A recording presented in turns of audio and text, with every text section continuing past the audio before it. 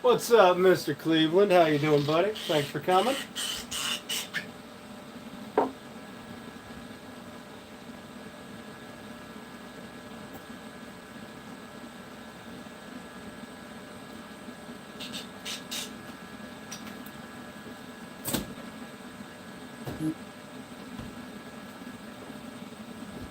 Boy, howdy, it's chilly in here.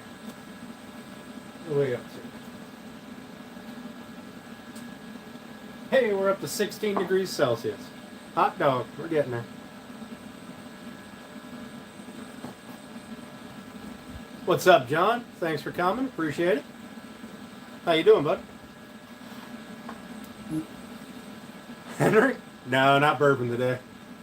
Although, I might. It might warm me up a little bit. Henry, crappy man, how you doing? Thanks for coming. This is just my peanut butter chocolate stuff.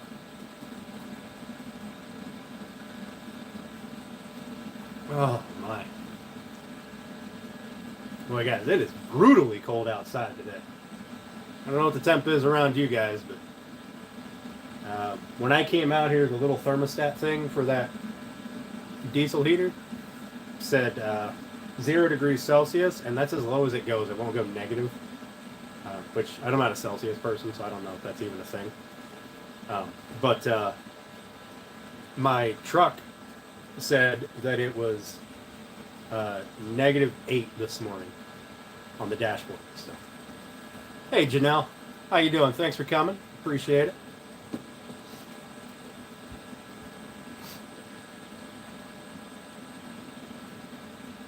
Runic Workshop, how you doing? Thank you for coming. I greatly appreciate it. How's everybody doing today? Everybody staying warm? Probably don't need to show you all the roof here. Don't need to show you all my gut either.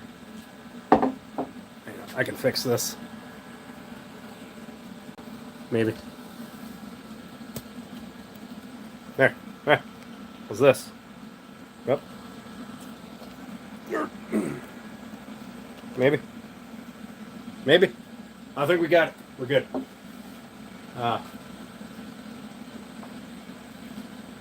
Is it not cheap where you are? These rolls of this are... Well, that side's all covered up. Rolls of that R13 insulation that I use back there. That pink... I don't even know the brand name. It's... No, this is my my typical pre-live drink. It's a weak whiskey. It's just flavor. It's chocolate peanut butter. Probably has about as much alcohol in it as a beer. Appreciate that. Well, you don't buy the big rolls. Yeah, Pink Panther. That's the one. Oh yeah, I guess it does say so right on it. Yeah, when I bought these, it was like $8 a roll. Now, I don't know what your studding is, so these are just 16-inch. $75? Was it a small roll? Like, a roll for my shop, right? I got 8-foot ceilings. Hey, Matthew, how you doing, buddy? Appreciate it. So I got 8-foot ceilings, and a roll in my shop does 4 stud bays. Or did 4 stud bays. And then I had some, leftovers. Little pieces that just got stuck in places, like above the door and above the window and stuff. It was as big as your table. Oh, yeah. I didn't buy anything that big. Nice, John. Nice.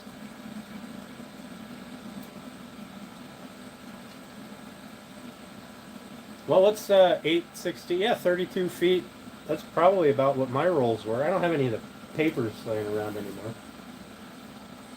But I bought them on sale. They were like 11 or $8 a roll, I think. Yeah, bless it. I may put my hoodie back on.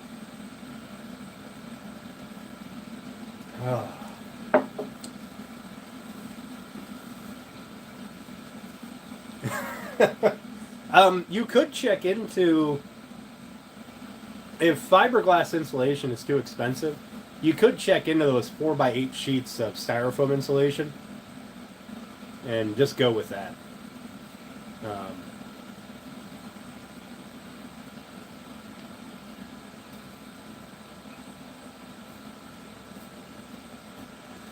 Matthew, you got 3 more knives other than the email? Nice. Oh, see, I bought mine at Lowe's. They had, so in my Lowe's, they had like the area between where they have like plywood and then like roofing material. There's this really wide like area for the center aisle. Like the two aisles are spaced back apart further. And in that area, they had skids of them stacked up. I don't know how much they had, but they had a big sign that said like $8 a roll. The website said it was like $11 a roll, and I went there and like, oh, all right, I'll take that. That's way better. Yeah, Matthew, those knives are really cool. Actually, guys, I did bring out the knife that Matthew sent me. The reason that I'm making this, I know it's backwards, can't read. It says Elk Ridge. Sorry, I wish I knew how to fix it. I don't. But I did remember to bring it out today, right? So I don't know what kind of wood it is. I think it's oak. You can see it was like rolling around in the box a little bit, so it got a little scuff, but I'm going to put a finish on it. All right, and then there's the other side. So these are the kind of knives like he gets. And there it is, open. That's a really cool knife. I like it. But I'm going to pop the clip off and put a $57 for one sheet. Good Lord. I could probably buy some and ship it to you for less of that, or less than that. So you guys know what kind of knives that he's getting. I mean, he's got a whole bunch of different kinds and different styles, but this one is one that he gifted to me. So I'm going to return that favor with this little display case. And I think I'm just going to put a shellac finish on the wood, so that way it's a little bit durable. But I'm never going to use it for anything. It's just going to be a display piece.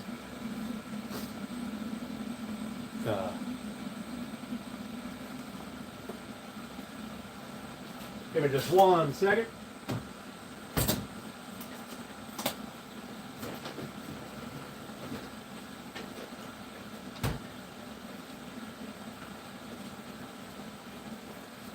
So I ordered those can koozies, like with my magnets on them, right? I ordered them from that website. Hated every single one of them, and like they felt cheap. They were absolute garbage. So I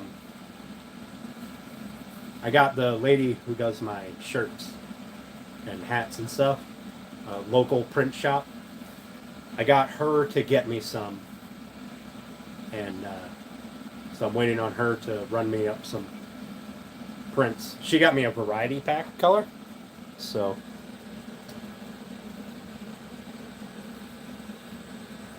Oh, nice, Runic. I didn't realize you did forging. That's cool. One of the things that I wanted to do when we bought this house was behind the garage. I wanted to build like a little forge, not like a gas-powered forge. I wanted to build a coal forge, you know, with a blower and like make it out of brick and stuff, and make it look kind of old school, just with some walls because cold. But over the years, that idea has kind of get pushed back further and further and further.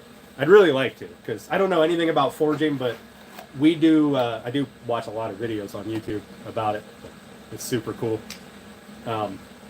But locally, we have this thing called Heritage Days, where the local town, they put on this like fair. Hey, Michael, how you doing? Thanks for popping in. I appreciate it, buddy. And what they do in that is like one side of the park is, like booths for small businesses. They sell stuff. They have a horse riding place. Like people come out, you can ride horses and stuff, and that's super cool.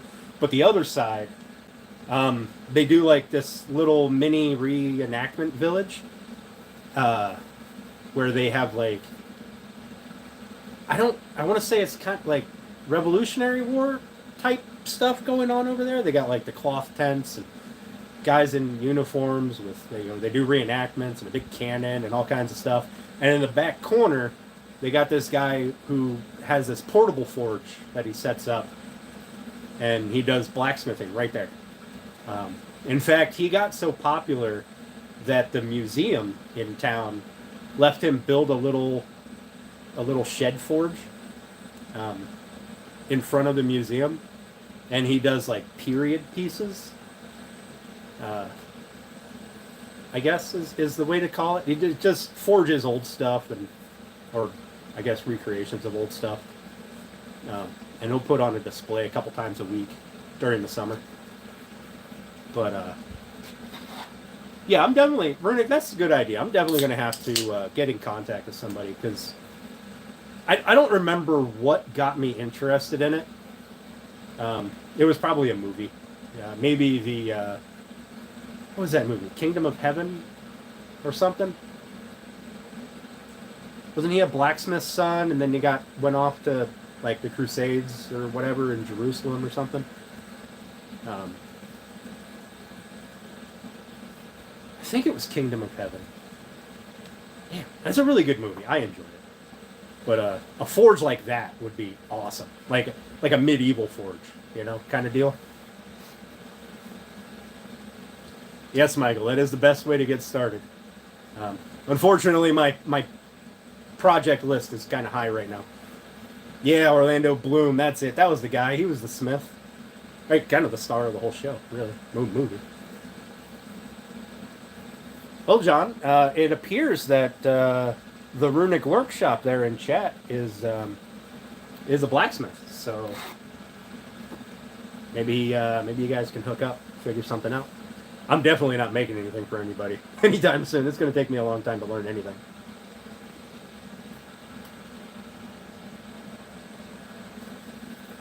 And it's going to take me even longer to actually build the thing that I want. So.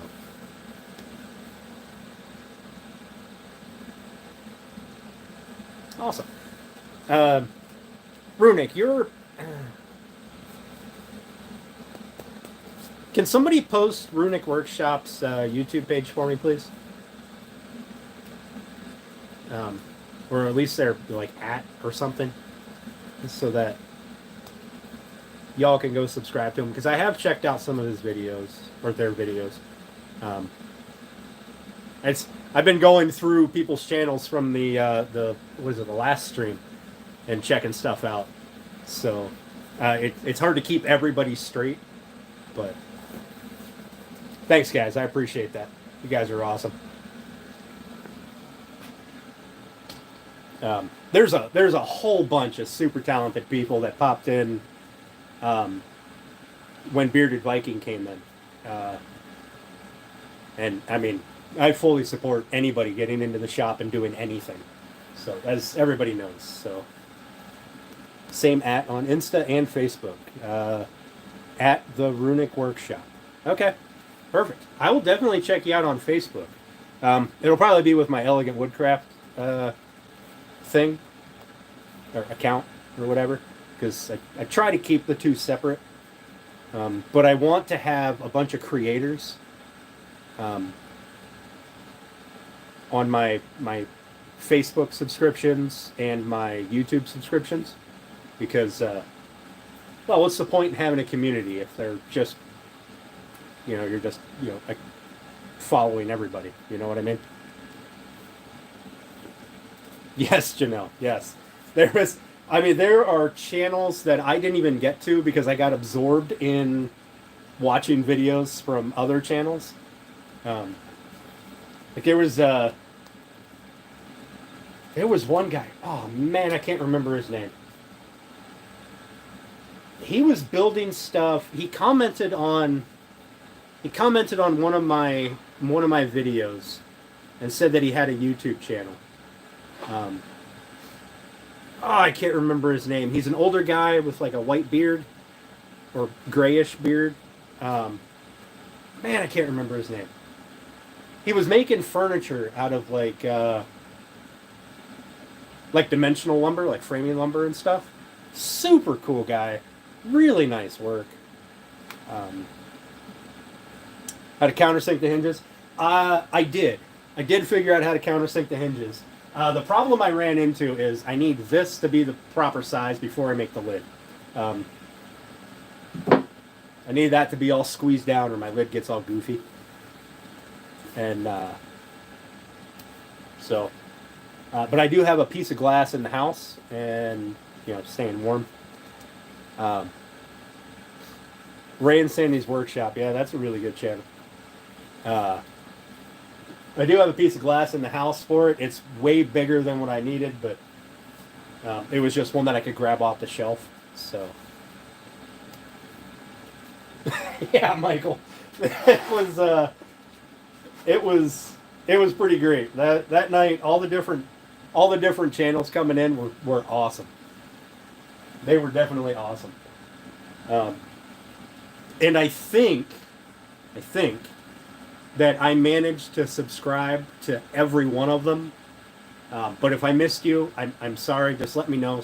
Send me put a comment on, this live or something, so that I can go back and get you, because I fully support people getting into the shop and just making stuff.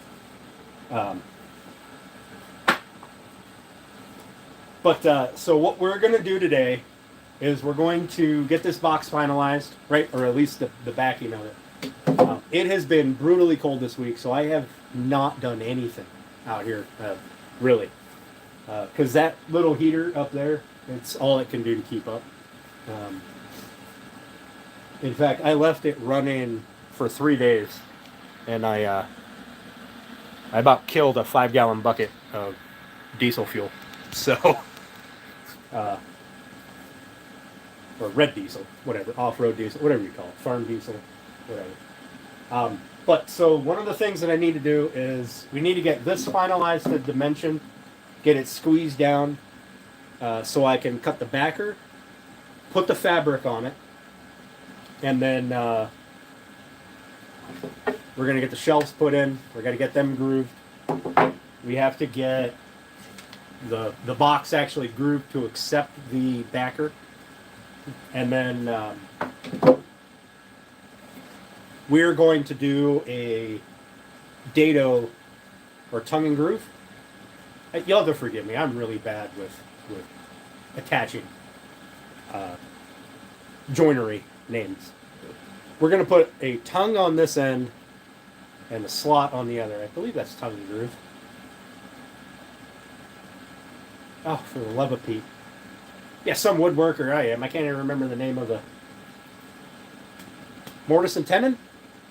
Maybe it's mortise and tenon. We're going to do it with the router, right? So we're going to route out a little nub on here that's going to fit into a slot we cut on the box side. So we're going to use minimal loud power tools and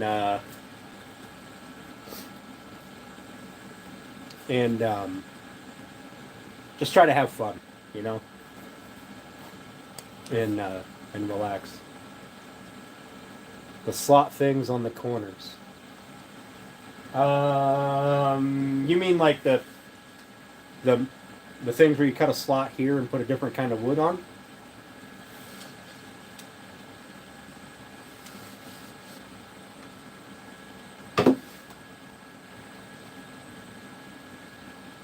Yeah. So I would if I was doing a miter.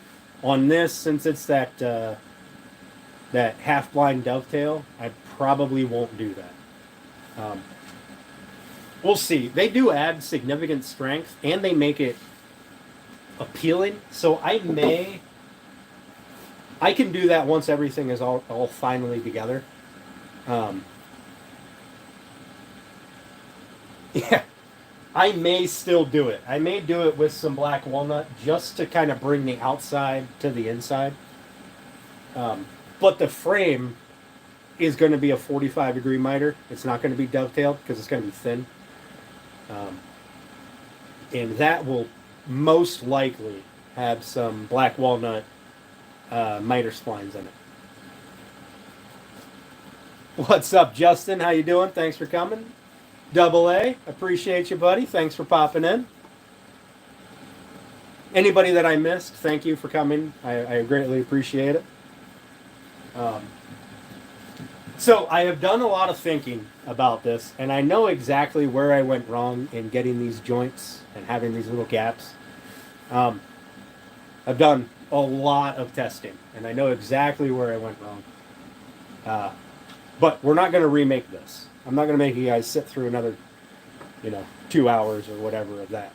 So these I will fix with wedges. I'm going to take some of my offcuts, and I'm going to cut little wedges and put them in there. So, Julie, hi. How you doing? Thanks for coming in. I appreciate you. So, like I said, what we need to do is we need to get this squeezed down because our shelves are going to go so that dovetail side is, out, right? So our shelves are going to go this way. So we're going to put a couple of clamps on this and squeeze this down as much as it'll go. So that way we make sure everything is tight. And then we're going to take our measurements to get our shelves cut. But we have to leave them a little bit long so that we have that bit that we can stick into the side, right? It's going to slot in there. And if we do it right, if we do it right, I'm going to have to build a jig for it because I don't have anything this small. But if we do it right, everything will go together flawlessly and it'll be perfect. Maybe. Maybe.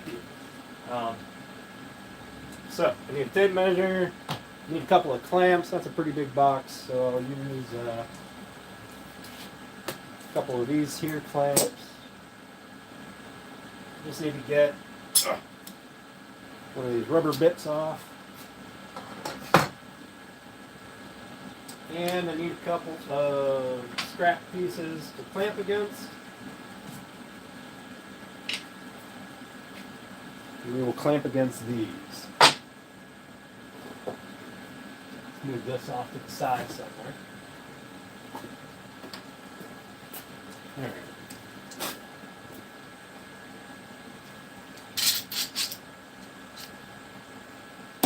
go. And I will get you guys. Mr. Krabs, how you doing? Thanks for popping in, bud. Appreciate that. Runic, you posted some pictures of your smithing? That's awesome. I'll definitely check that out. I lost one of these little rubber things somewhere. It's probably in one of my bags of sawdust. I just missed it when I was scooping it up. So I'm gonna have to get another set of those somewhere. But we want to put a blocker on each one so that we don't dent this wood. We don't want to squeeze together ridiculously tight. We just want it to snug up, right? To get nice and close. You want all of the little rubber bits? Yeah. They seem to be the first thing to go. They just like slide off and then they get lost. I am really bad at losing them. Although I did find that you can buy them. I guess they're like universal ones. I don't know if they work. I don't know if they fit on things. But Yeah, Michael, I've seen some of those. They do look really cool. Before I built the wood shop, I was hardcore into checking those kinds of channels out. Well, I didn't build the wood shop, but before I came out here, like before I started the wood working thing, the business, right? I was super hardcore into watching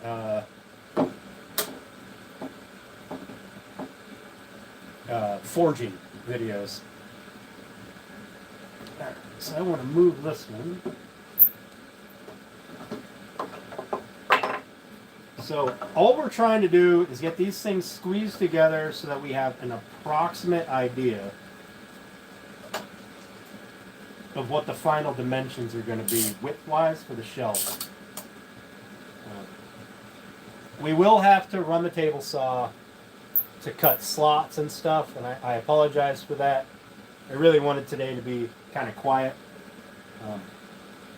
But that heater has been running since about 8 o'clock this morning. And I really should have set up my second one. Probably would have got it nice, or my torpedo heater, which I still might do.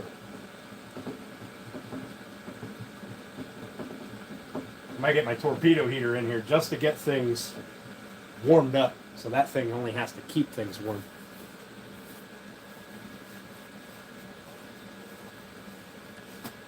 Man, you guys stink. I want to see his stuff. Hang on. I got my laptop right here. Hang on. Move stuff out of the way.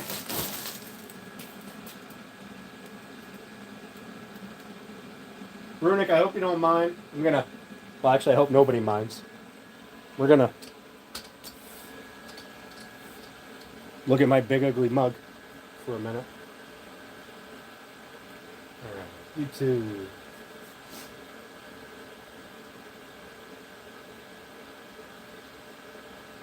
Where is Bruno? New subscriber, Austin. Thanks, bud. I appreciate that. Let's see. The Runic workshop in Fortnite. No. There he is. Hey, look at that. I am subscribed.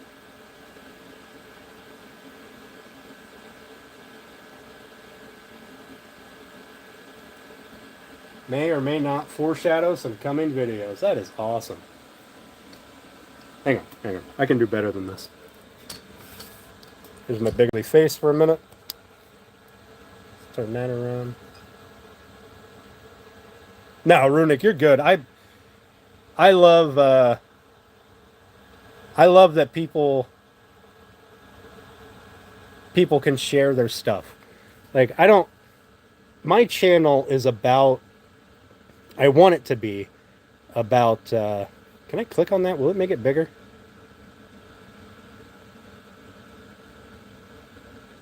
No, apparently not. I want my channel to be about creators creating. Like, oh man, how did you do that? Is that copper in with the steel?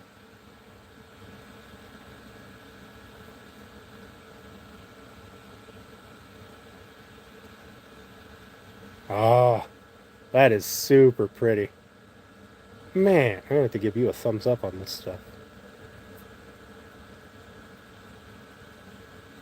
Oh, that's the last one.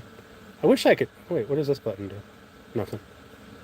I wish I could blow it up to full screen, but... Here, there we go.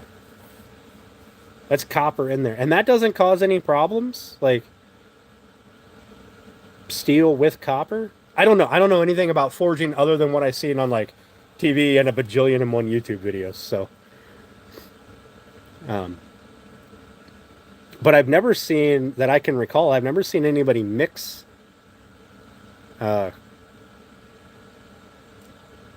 different metals together.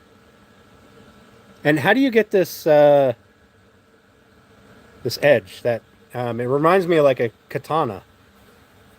Um, is that you got to put like a clay on it or something, or is that different layers of steel there that you ground through? Man, that is super cool. I like that handle too. All right, Runic. So what I'm going to need you to do is, I know it's going to be super inconvenient, but send me an email if you are willing to sell um, one of these. Uh, I'm not going to use it. It's going to go on my wall, but that is super cool. I like that. Um, my email is elegantwoodcraft2024 at gmail.com. Um, so, just saying, no pressure. I mean, if you don't sell any, you don't have to. I won't be mad at you. Or if you want me to email you, that's fine. I didn't pay attention to see if you had an email on your channel or not, so I'm not 100%. But thank you, Cleveland. I appreciate that. And for anybody who watches this later or is watching it now but not commenting, um, keep in mind you can send me pictures to my email. Just let me know if you want it shared or not, because I'll definitely share it and give you credit. But I just really like to see the things that other people can create. It can be a wood project. It could be a planter that you made. I don't care. A knife. Anything. It could be a painting. I don't care. Anything. I just like to see people creating stuff. If you don't want it shared, I won't share it. I just like to see it. But if you do want it shared, I'll definitely share it on my community tab and obviously give you credit for it. Some people's email names are different than their YouTube names, so you'll have to let me know who to credit. But yeah, they are super. It's super awesome to see stuff like that.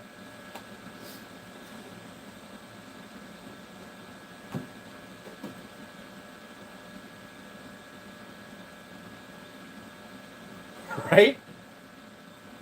I got the package that I got from Weston had a little thank you card in it, and I really kind of want to frame it, just because it was super cool and really thoughtful.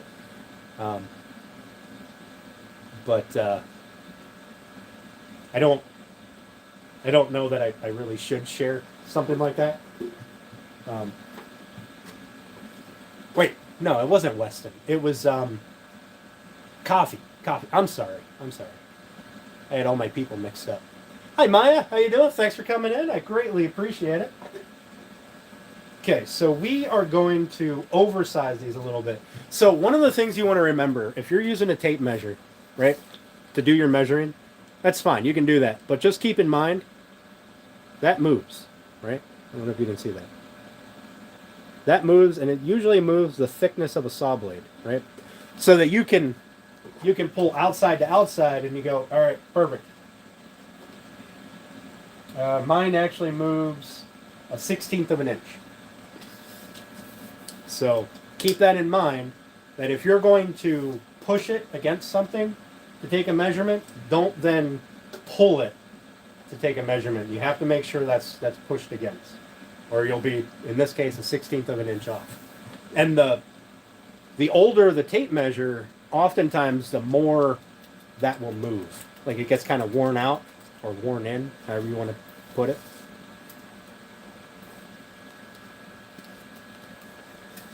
But so we're going to take some measurements here, make sure this is fairly square, or at least straight. I don't want anything to like curve in. So we'll take a measurement at the top and the bottom. And I'm at 16 and butt it up against. You know what? Let's go with 1.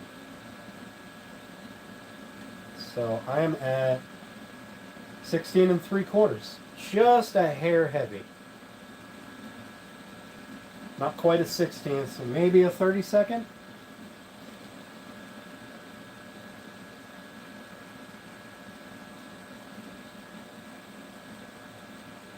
We'll go a 16th so that way I can have a little bit of room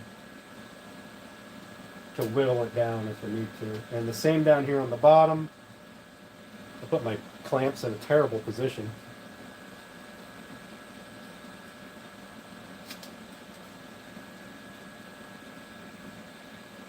Yeah, this whole thing bowed in. Just putting these clamps on, it bowed in. Like the sides curl in. By about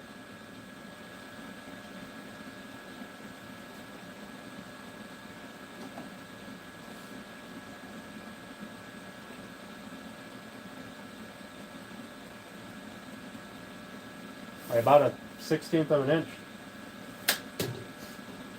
So that's significant. You want to keep that in mind when you're cutting things to fit. All right, so 16 and what was my measurement? I'm gonna write this down. You know what? Let's just eyeball this here.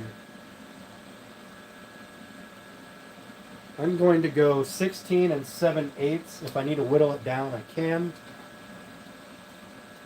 Gotta eyeball this one and get it close.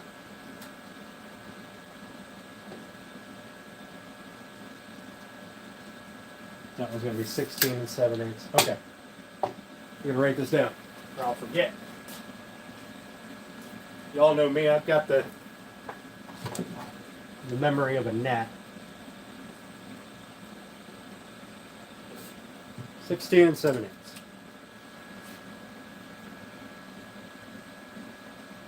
Yeah, the fold-in rulers are definitely nice.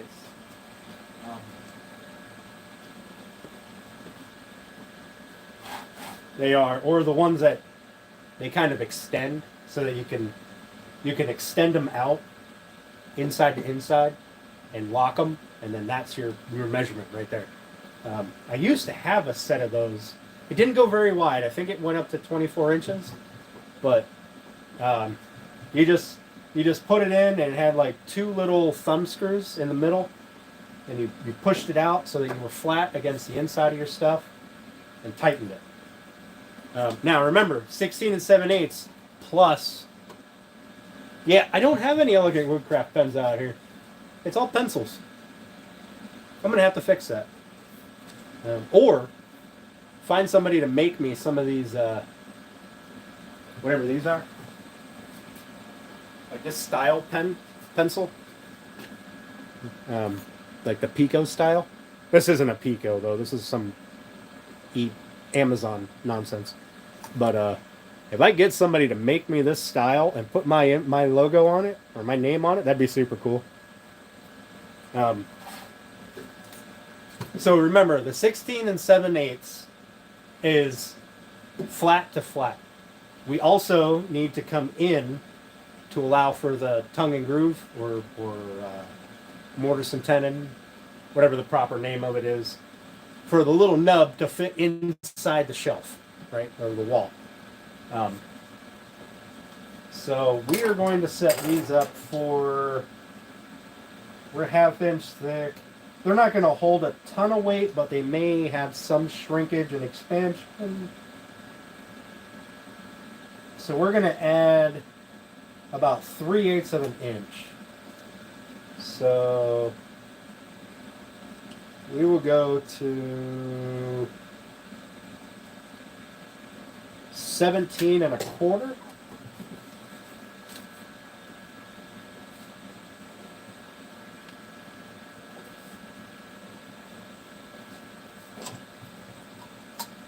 The quarter is 2/8. We're an eighth shy of 17, and then we can trim those to fit. Justin, the carpenter's pencils. I got some. These ones are like the Heart brand, but a carpenter pencil is a carpenter pencil. They're a 1/4 inch thick and a 1/2 inch wide, and they all have that super wide lead in them. I've got In that toolbox over there, I've got probably, I want to say 100 of these or so. I use them all the time. But when I'm trying to do close lines, I need a mechanical pencil, or at worst, one like this that I can then sharpen. Because the fatter that line gets, the less accurate you get. Unfortunately, my mechanical pencil I had out here was laying on my table saw sled and may or may not have yeeted across the shop when it hit the blade by mistake. And, I don't know where the rest of them are. I'm super unorganized. Every time I clean, I get super unorganized. So here we are. Yeah, that blade was spinning down, and it must have been sitting close enough to the blade that when I moved the sled, it caught the end of it on the downward stroke, flipped that thing up, and it went buzzing past my head. It went flying to the back of the shop there, like back there, right? And I don't know where it is. So there's that. I did used to, like a whole pack of them, like the big click ones or whatever. You could get them now in like packs of 10 or 20 or something. And you eat it on accident, yeah. Okay, so we got our measurement for our shelves.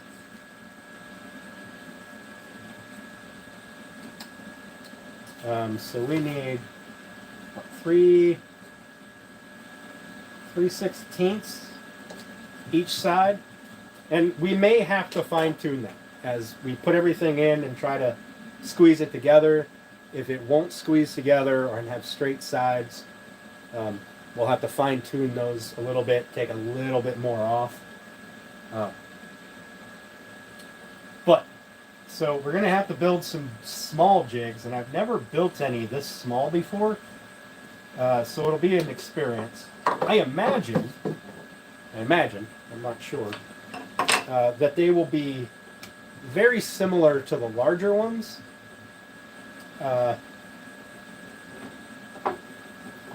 Just smaller. I could be mistaken. I could be 100% wrong. I'm not sure. But we're about to find out. We're not going to find out on this piece. We're going to find out on scrap wood that it's the same size. Yep. Just throw those across the shop. All right.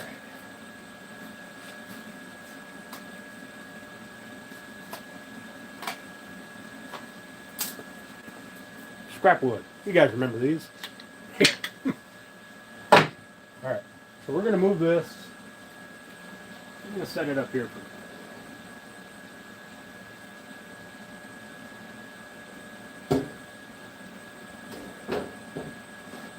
We're going to lay it down so it doesn't fall.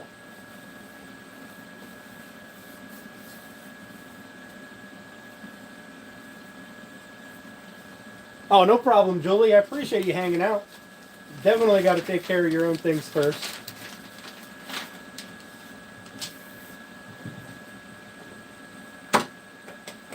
Okay, so I need to make up a quick little jig. And I know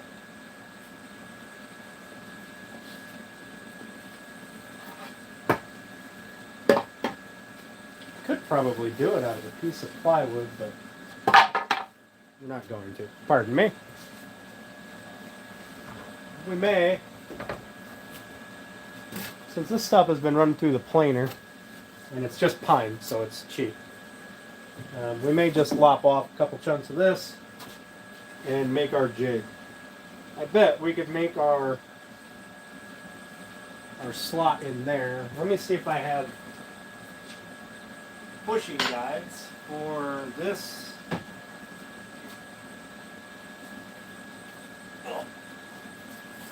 For my handheld router, or if I got to use the big router. It's that will change things. I'm still here, guys. I'm just over here playing with toys.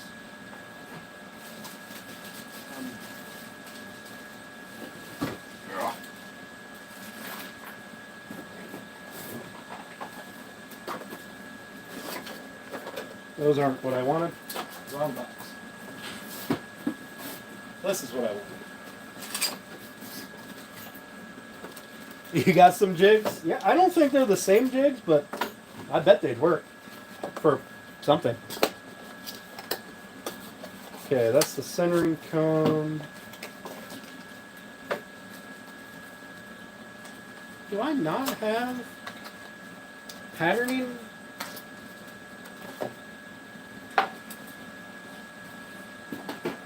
Did I lose them already?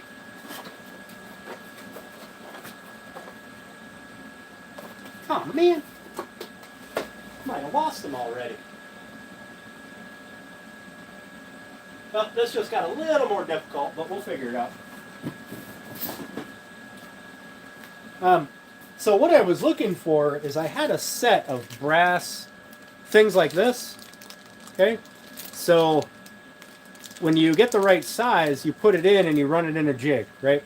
And it'll cut one side to that size, and then you take this off and you run it in the same jig, and it makes a tenon that fits into that same slot. But apparently, I also lost that. But on the bright side, I did find a really cheap set of chisels, which I may have already lost. Huh. They're not my good chisels. They are definitely El Cheapo, like Walmart chisels. I use them for just general hammering on stuff. Don't know where my good ones are. They're in a wooden box somewhere that I have yet to find.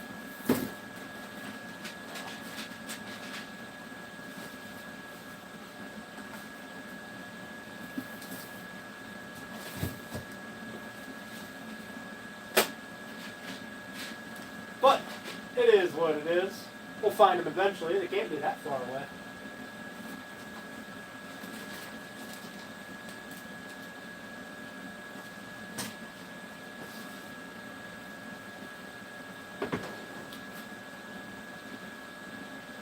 Boy, that's really a bummer.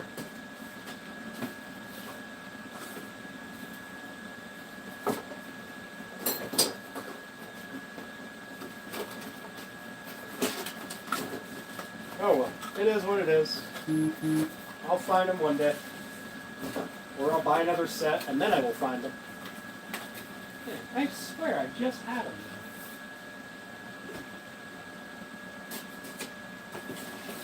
In this box? Nope. Oh, that's alright. We'll just do things more difficult. Nothing wrong with a little more difficulty.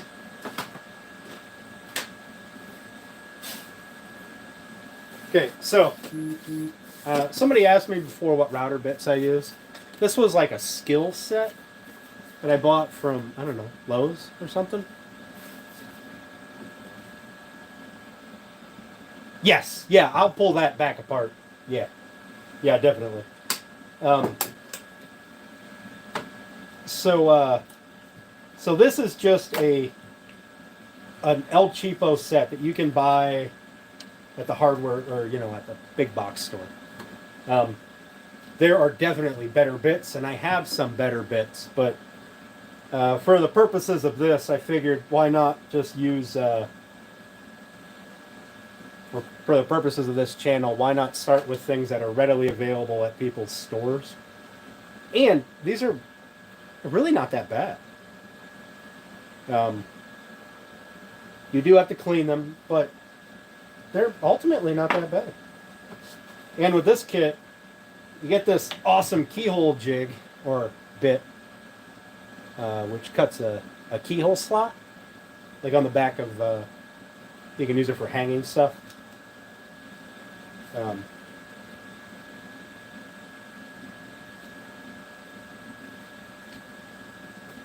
Man, I am kind of bummed out that I lost that. But we're going to use a 1/2 inch straight flute bit. My other ones have a bearing on the bottom, which will be problematic for this. Apparently I didn't bring the other router bits from storage that have a bearing on the top. So by bottom I mean this end, and top I mean this end, like towards the router. So yeah, they were pretty tight. That may have been a mistake, but we'll figure it out.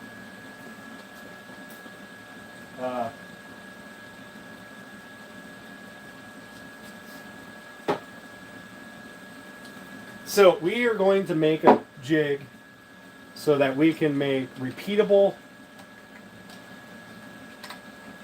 mortise and tenons. And to do that,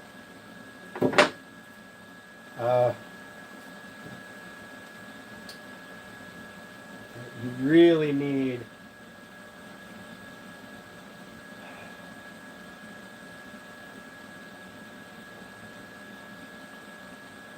a bit with a bearing. Or things get super complicated super quickly. But we'll make do. And if you don't have a bearing, then that little ring will act as a bearing and prevent you from going all hinky.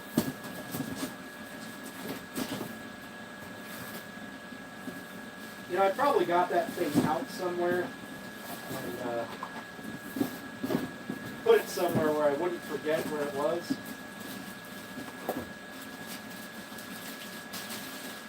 And then immediately lost it.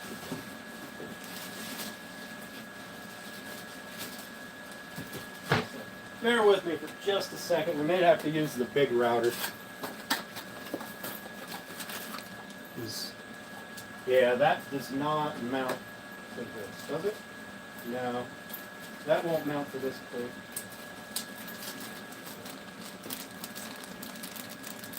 plate. Wood mallet would be handy. Michael, that's on my videos. One of my very next videos is going to be making a wooden mallet.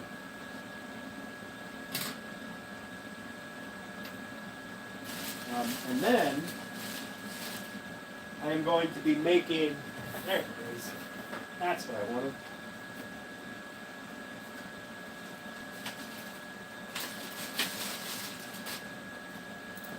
All right. We have to use the big one, because we are going to use this patterning bit.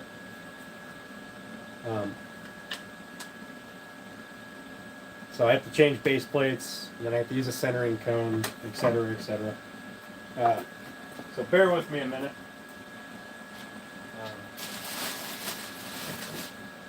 Sorry guys, I usually try to be much more organized, but in my quest for organizing things, I seem to have screwed up everything. So, alright, I need those. These are star head bits. Of course, everything's in my way.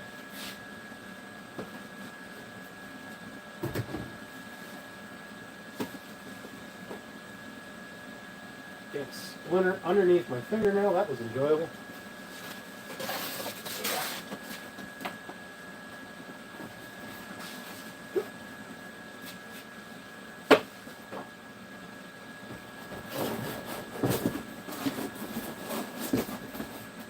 Might as well put that down.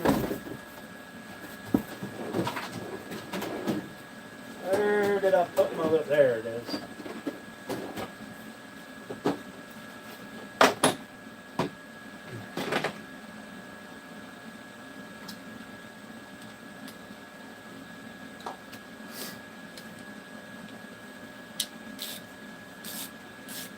Yeah. Yeah, the prep and cleanup is ridiculous.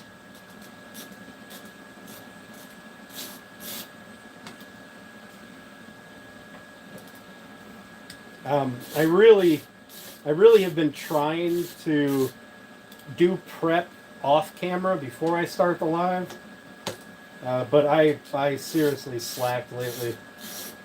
Um, I'm going to blame the cold weather, not my lack of organization. So, as long as it's not my fault, that's all that matters, I think. And we may end up changing out our bit size. So I need to take this thing off real quick. I need to get my cone and my collet.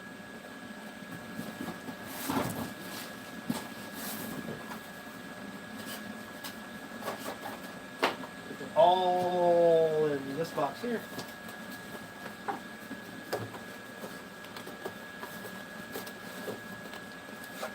Yeah.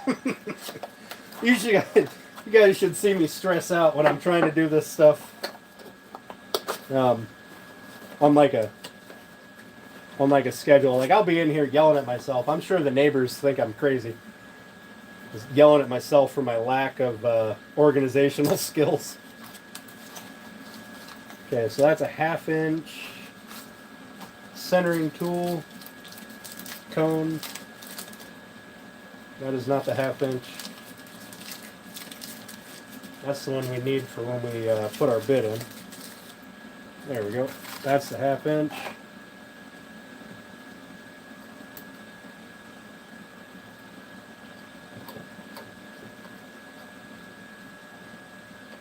So what this cone is going to do is it's going to lock into the router and then pull down, right, and center this plate with the center of the router. Okay, at least that's its intention. So that will make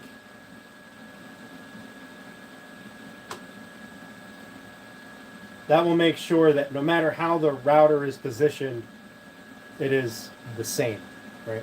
I mean, except for the flat side, obviously. That would be different. But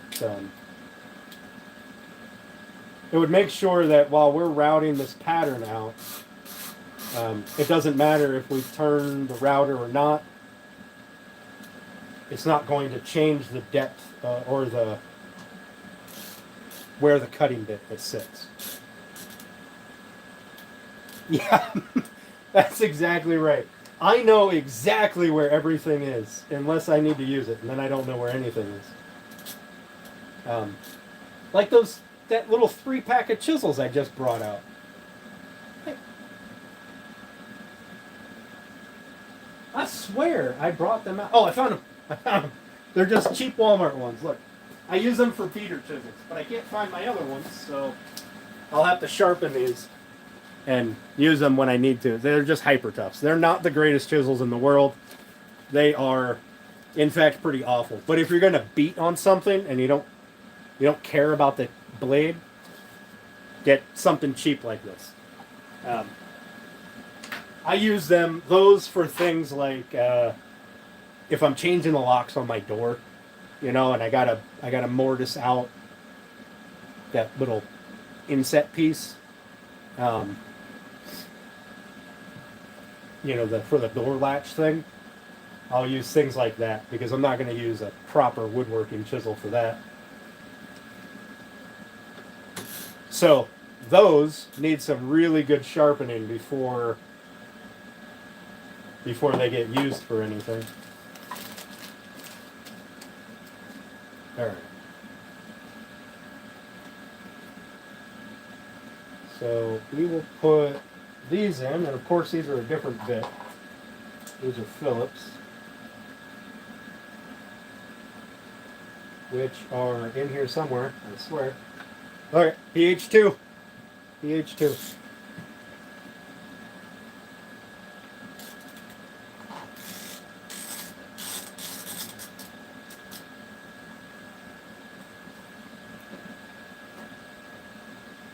And that's facing the wrong way. Son of a biscuit.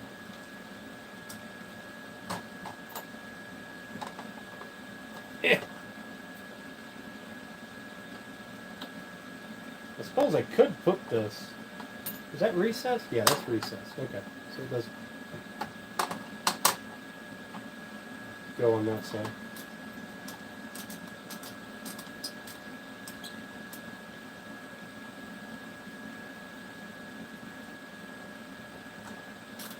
So I'm leaving all of these screws just a little bit loose so that the cone can pull everything into where it needs to be. Okay, so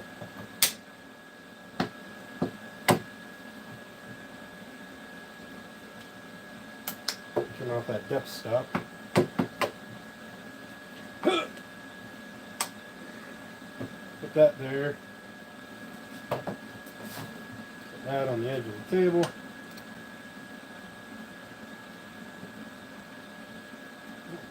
Goodness. Half inch my ass.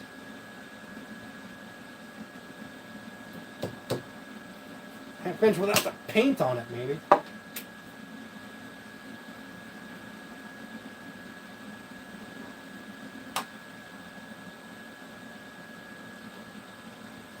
There we go.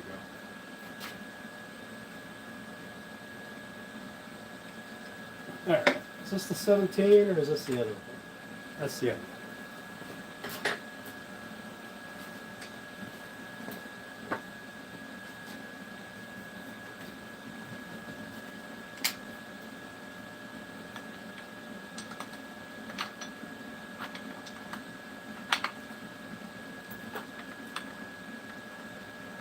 Antics, thanks for coming in. I appreciate you.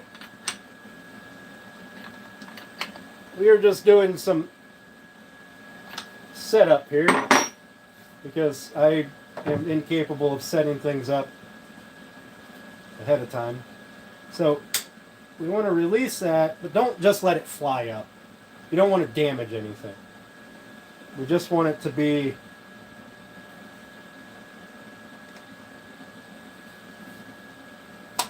we want it to move everything into place, right? So this is what that cone does. It centers everything. Stop, so now I can tighten all those screws, right? So we'll start here.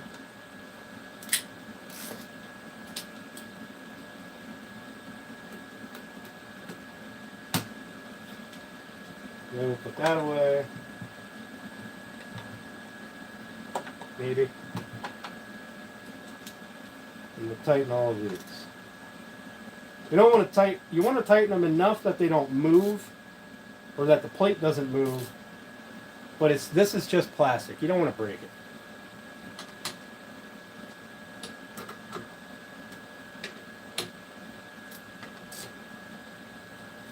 it. Alright, so that should be centered. Put this down, lock it again. I'm sorry.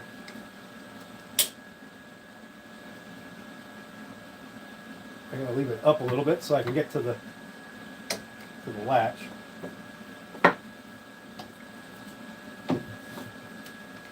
Push our little button. Go the right way. Loosen this.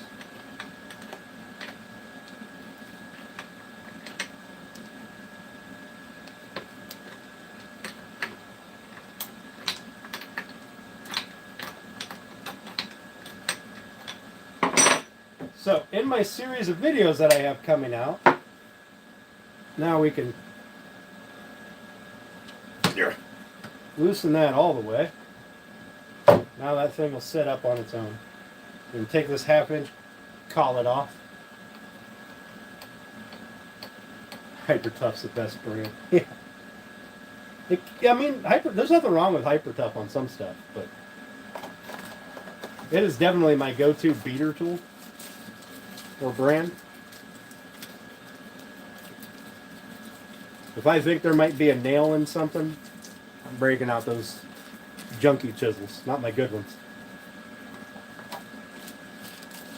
Really wish I knew where those good ones were. That's going to bother me for the rest of time.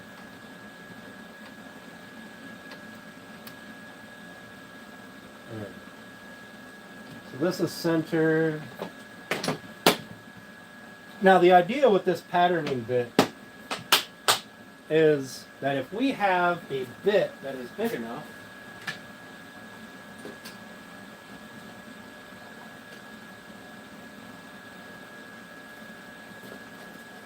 we can either use that, right, and it'll cut a slot this side, or I'm sorry, it will ride against this to cut a slot that width, right? And if we take it out, you would use something with a bearing, and it would ride against that bearing, and then in theory, the two would be the right size, and they would just mesh together.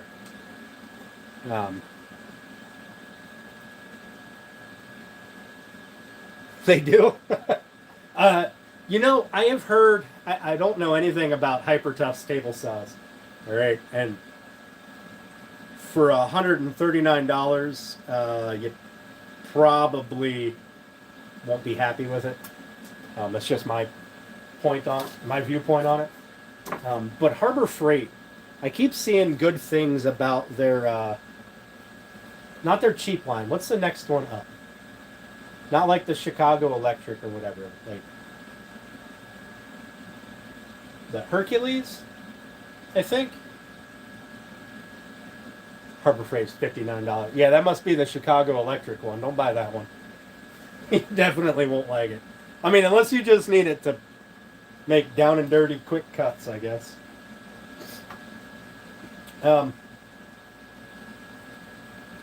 So, what we're going to do is we're going to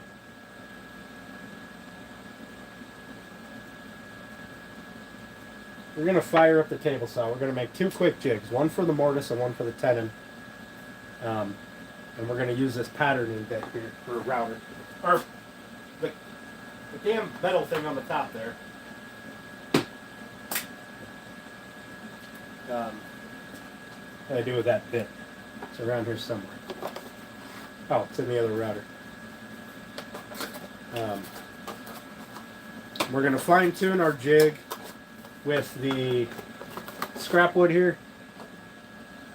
And we'll cut a piece off of, or a couple pieces off of this black walnut over there. Craftsman isn't bad. I mean, it wasn't bad. I don't know about its quality now that Lowe's owns it, but it could be absolute garbage. But what I do know is, if you're looking for tools, you definitely want to try to stay away from. If you're looking for tools that last, you want to try to stay away from Harbor Freight, bottom of the line stuff.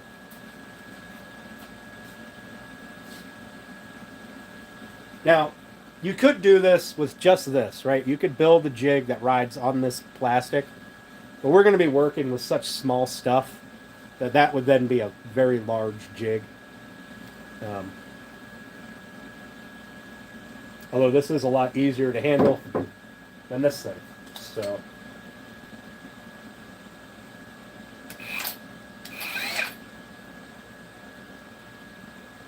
I don't know.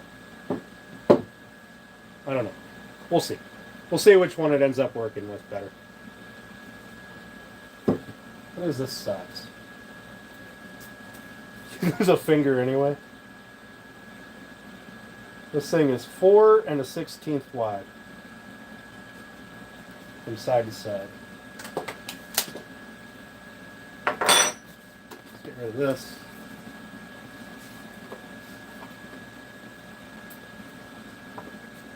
Let's move this.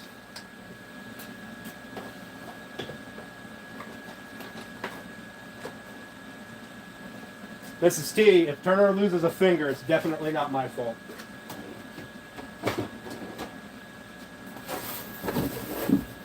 Move this over here. That's just a box that I use to block sawdust from shooting into my toolbox, because that gets kind of annoying really quick.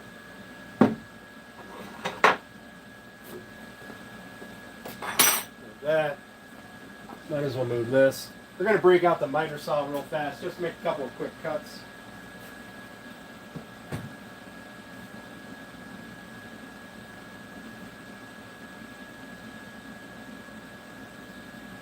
Okay. Every bearing I have, or every bit that I have, has a bearing on the bottom. I really need to go back to the storage unit and grab the other ones so I can lose those.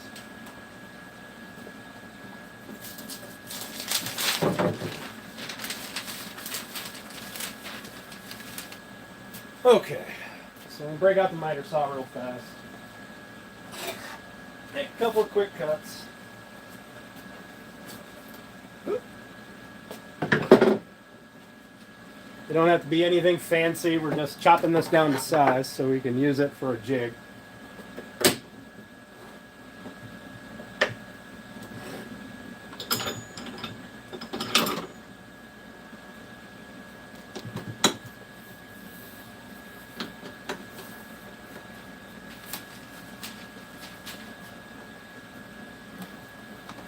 Plug around here somewhere. There it is.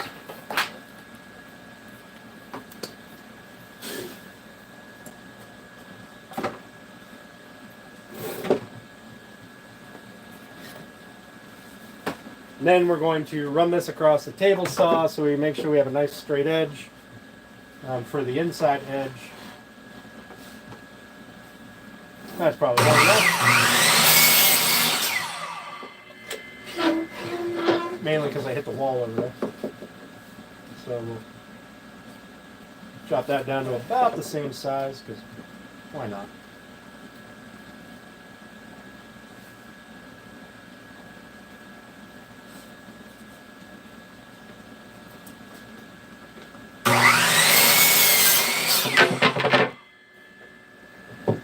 And then we will make a couple of smaller pieces for the other end of it.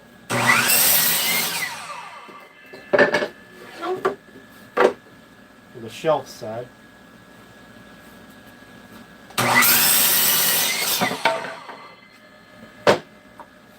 There we go. And we will cut a couple of little pieces to fasten them together. Go with that. So just making a jig, you don't have to be very precise on, you know, the material that you're using all the time.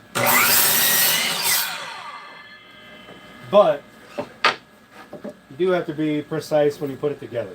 Okay.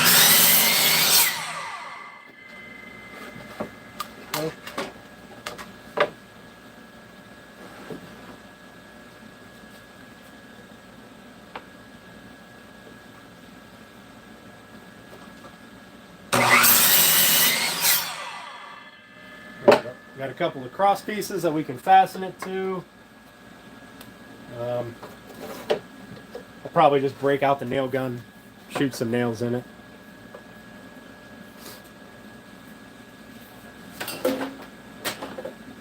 Yeah, the barrier to entry to woodworking is not that high.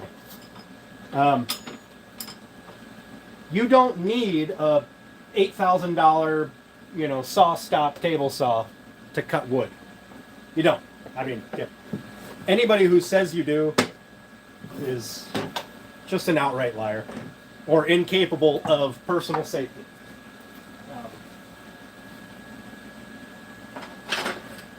Now, that being said, that $8,000 table saw is probably way more precise than the $200 table saw.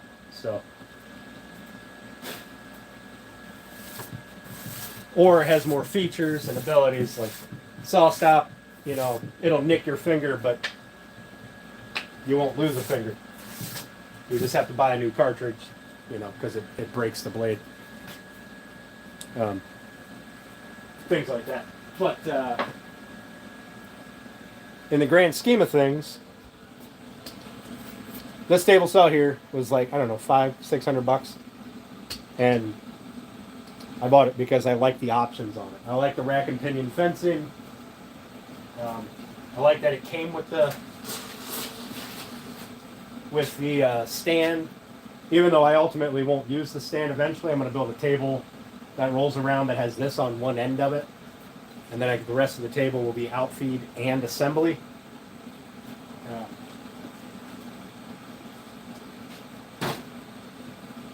But small workshop, you need movable tools, right? I don't have the room for a great big cabinet saw. nor do I have the desire to spend the money on another great big cabinet set. Unless I absolutely need to.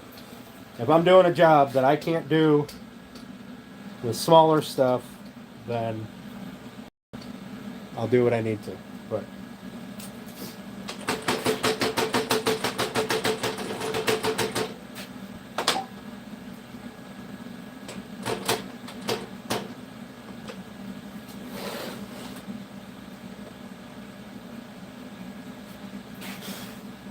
now, what I mean by rack and pinion steering, good morning. Hey Alex, how you doing, bud? Thanks for coming in. So, there's a knob on the other end that turns this gear and the same gear on the other end in it. This is what moves the fence, right? So my fence is attached to this rail, right here, and it's movable. I can change positions on it. There's another thing there. And these two rails will move the same distance, right? Here's my little knob. And that is accurate between the outside of my blade, the outside of my carbide teeth, and the inside of my fencing.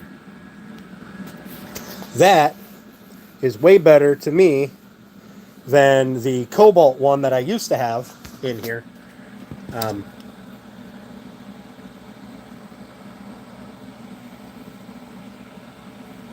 Nice, Trudge. Thank you. I appreciate that, bud. Hold on, my thing was unspinning. I must have been moving it around too much. The Cobalt one that I used to have didn't have that. It had two clips, one on each side of the guard fence. Sorry, and then you could move it, but then you had to measure to make sure that this end wasn't further away or closer than this end, so that you'd have everything square. And it was a huge pain. But I ended up getting rid of that one. A guy up the street, he burned up the table saw. He just does real quick derby cuts. And Billigrins, what's up? Right now we're building a jig so that we can do some tongue and groove or mortise and tenon routing for the knife box. But like I said, he just does some down and dirty cuts with wet wood. So he didn't much care that the thing wasn't that accurate because it didn't affect his job at all or what he does. So, all right, I'm going to run these all through one time, and then I'm going to move the fence in a little bit and flip the pieces so that I can make sure both edges are straight relatively, and we'll go from there. So bear with me a minute. I'm going to make a bunch of noise. I apologize. I wasn't thinking ahead, or I would have done all this off camera. Very unorganized today, and I'm sorry. So, I'm going to make a bunch of noise here for a minute.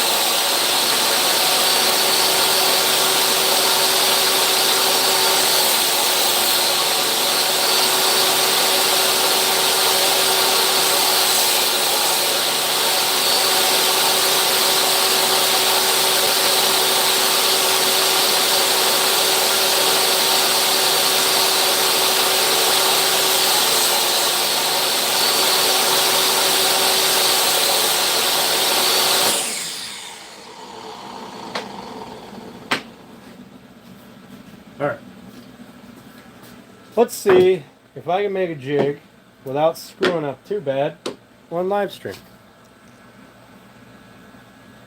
Yeah, when it comes to things like table saws and stuff, you generally get what you pay for, I think. But there are some things that you don't have to pay for. Like, you can get a sliding table saw where the table itself slides across the blade. Do you need that to make a box? Absolutely not. Is it nice? Absolutely it is. You can anchor your piece there and go, all right, this is the angle that I want, whatever this angle is, and the whole table slides with it. It's super cool. Will I ever own one? No. Because I don't need it. It's not worth the money for me. I shouldn't say never. I don't like dealing in absolutes, but am I going to go out of my way to get one? No. If I see one on like a good deal somewhere and I'm like, man, I really need a new table saw and that one looks really nice, I might do it. But I don't need it. It's not super important.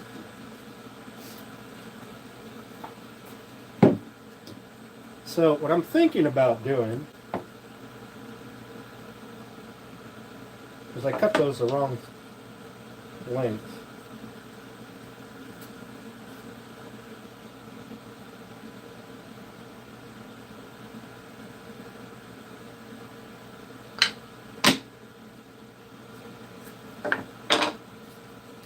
So what I'm thinking about doing is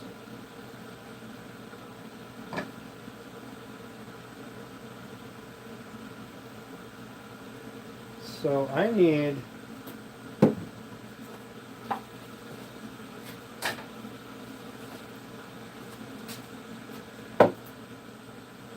that to be my space, right? So I may fire up the air compressor, get the nail gun out.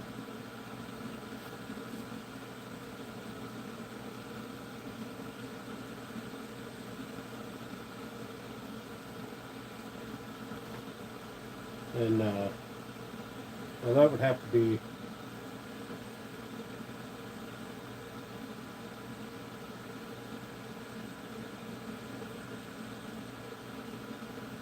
no, we can work with this. This will be fun. And then, all right, so one side I need to make wider so that the router bit can go around the tenon, right? Which will be the bit that sticks up, okay? I needed to make that bit the same width as the hole, okay? Which I should probably double check that my bit is not bigger than my hole, bigger than my board, and it definitely is. So I need to switch to a smaller bit. Awesome.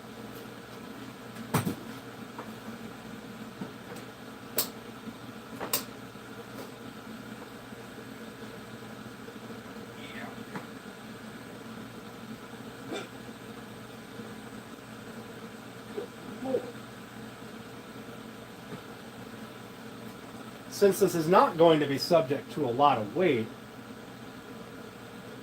oh, you know what?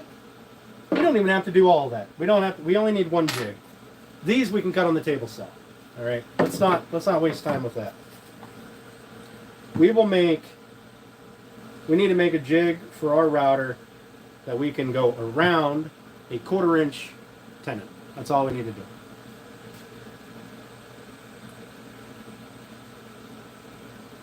You're yelling at the screen. Yeah, I don't know what I was thinking. We just want to make a jig to cut the hole, the mortise. The tenon we'll do on the table saw. And we'll just make the mortise, it'll be squared, we won't round off the edges, but we'll make it small enough that the edge of the shelf covers the rounded over edges. I apologize. I don't know what the hell what I was thinking there. That was pretty goofy of me. All right. So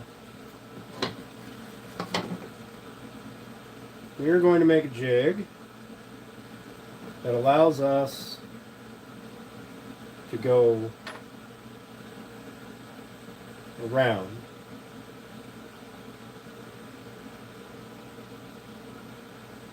No, not around. We're making a jig that allows us to just cut straight through. Which, in that case, we don't need the big one. We just need the little one. So we can get rid of this monstrosity. And we use this. And we can probably just put clamp stops in and be done with it.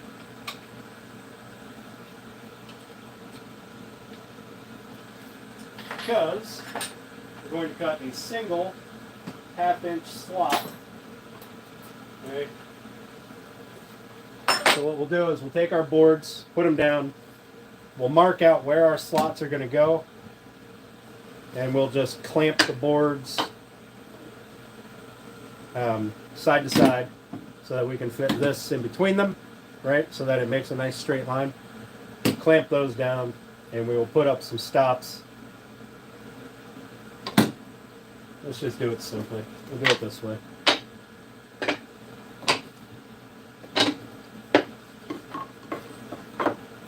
So, our board, this is our board, right? This is our board. This will be our jig. This thing will go this way. Right? We're going to set that so it's that far apart. Okay? And then we're going to put a stop on each end so that that can't go past on either side. Right? That's what we're going to do. Crappy Kid, what's going on? Appreciate you, buddy. We're going to do half inch, or quarter inch, I'm sorry. We're going to do quarter inch. And then we'll work those down on the...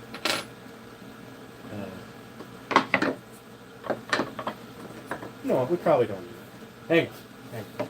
Sorry, setting up jigs takes me a hot second because, well, I like to be precise. So let's do this. Let's get this all put over here. Let's separate this. No, we're not going to separate that. We're going to take a piece of this.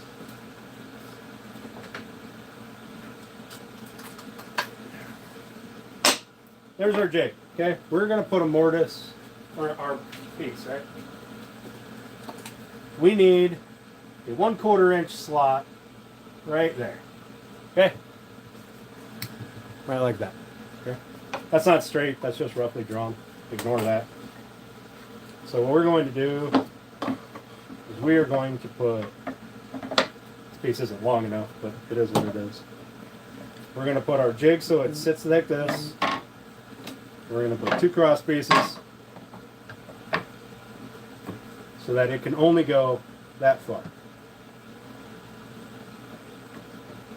And we're just going to clamp this to the table with this board underneath it. Alright, I hope that makes sense, and I hope it works out the way that I think it's going to work out, because, I mean, it's basically just, you're just stopping this from going anywhere but where you want to cut a dado, right, or a slot. So we're going to put this in here real quick. We will have to set up the depth of this. We do want it to be a little deeper than our mortise, or tenon. We want it to be a little deeper than the male side, so we want the female side to be deeper, but not crazy deep. We definitely don't want it to go through our material. We want it to maybe go halfway, maybe at the most. That way it allows for some wood movement. And yeah, Michael, I overthink everything, Dan. Crappy Kid, it's 1/4 inch bit. It's a 1/4 inch double fluted straight bit.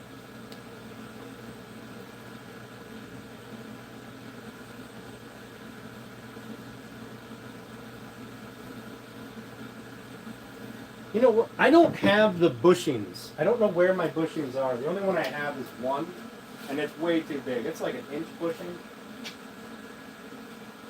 So that's why we have to make things. Yeah, it's 1 1/8 inches.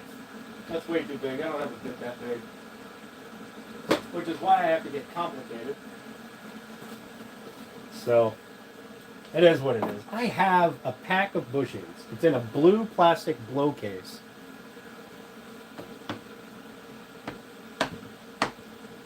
And I have a pack of them that came with this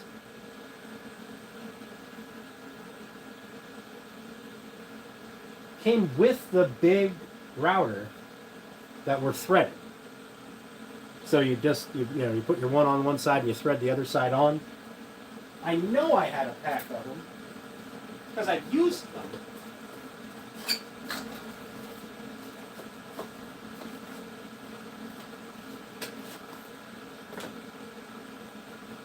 Just don't know what I did with them.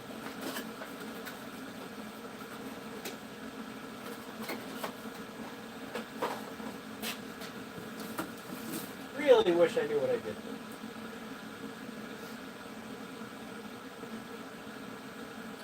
But it's okay. We'll make do. It'll be fine.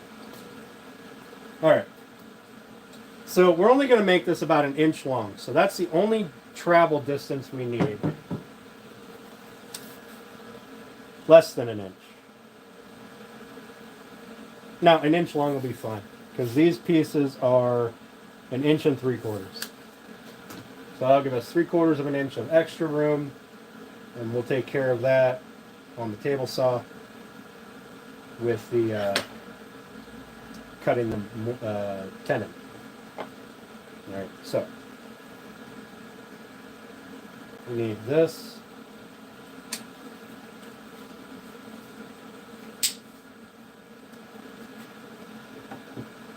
To be that far apart, I need 1 inch of movement between here and here. So what we're going to do is we're just going to... I'm not going to break out the nail gun. We're just going to throw a screw in it. Call it a death. 2 screws so it doesn't walk.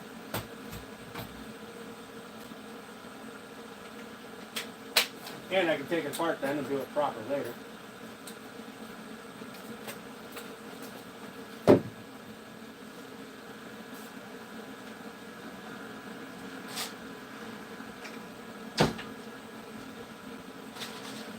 Those ones are too short.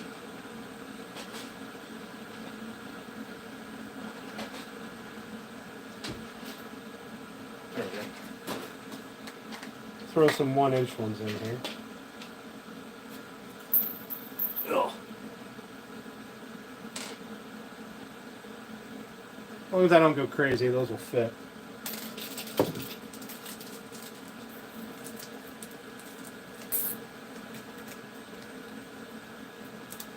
Which case? This wooden one here? That's another diesel heater. This doesn't have anything in it. That's just a fishing tackle. And all that stuff is just miscellaneous screws and bolts and things that were in the house when I bought it. Yeah, the big one, so the big one had a set of bushings. It was like a 3-piece set with a lock ring. Came with it, with the plunge router. I just can't remember what I did with them. I know I used them. Just can't remember what I did with them. But it is what it is. Super unorganized seems to be the name of the channel. Alright, so we're just going to throw this together arbitrarily. This one just needs to be the width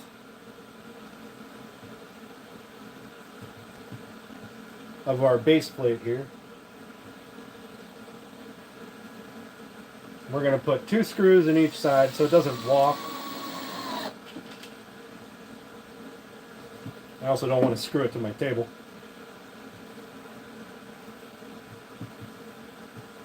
I do want it to be able to move a little bit though.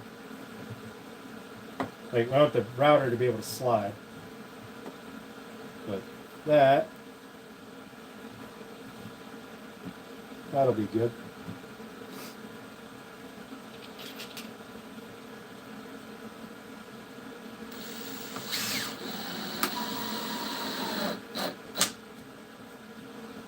That's also the importance of pre-drilling, because I just split those two. But for this, it doesn't matter.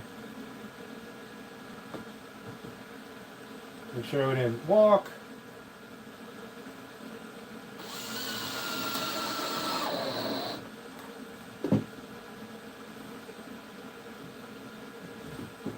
And we do have a little bit of leeway because we're only going to make a 1/4 inch cased by the diesel in the toolbox.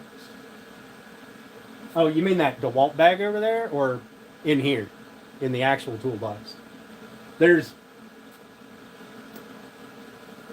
I swear to God, if it's in here, I'm going to be furious.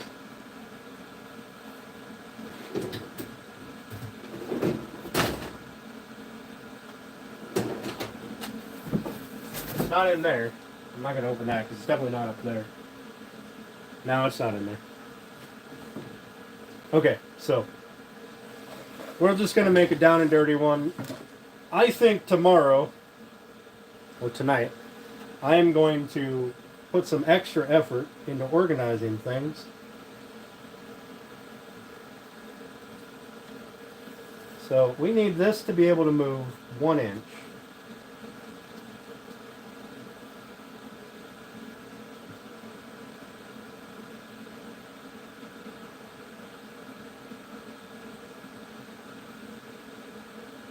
Just slide under there just a little bit.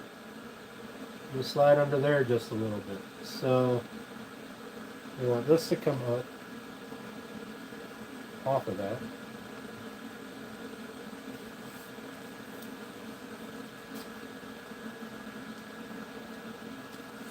Actually, that may be pretty good.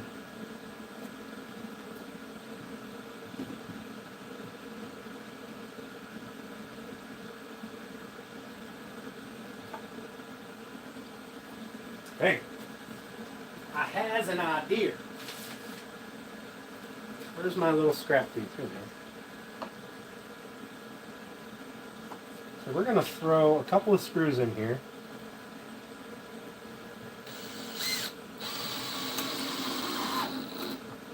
We're going to do a test cut on a test piece.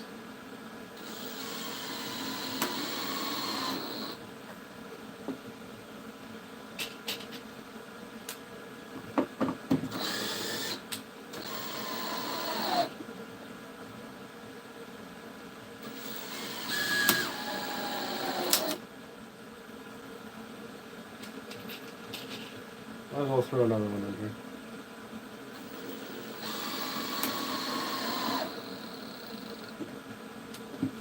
Make sure that still moves. Alright, we're going to do a test cut real quick.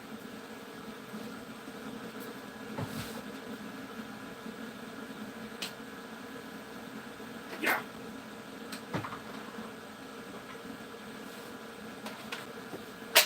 Yeah, I think tonight I may have to... Oh, that piece isn't big enough to do a test cut. Hang on, I have a scrap piece here somewhere. There we go.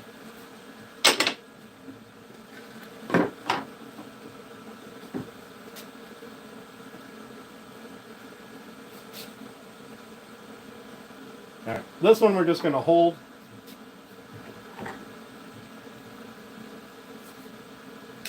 And since we're only going in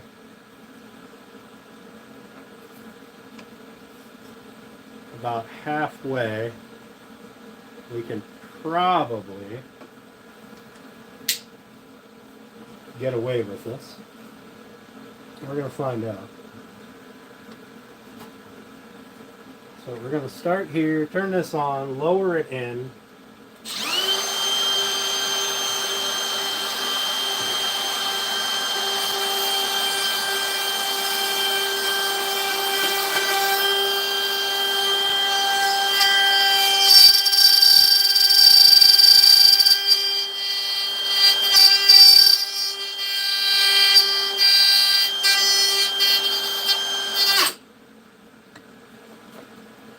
We're going to drill a hole in the next ones.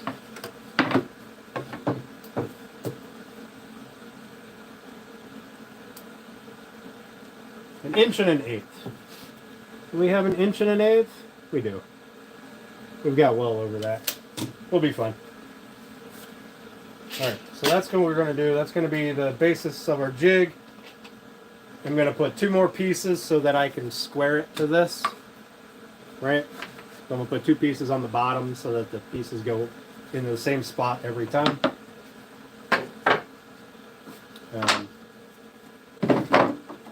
So that's the width of our piece.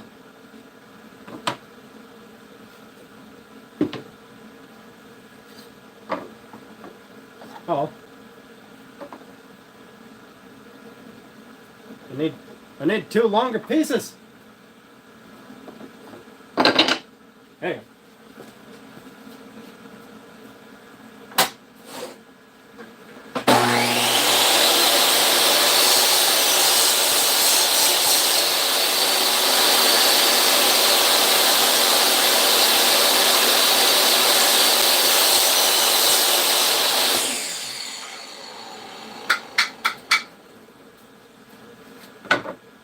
Nailed it.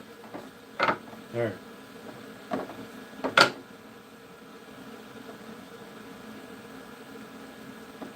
We will have to square this up.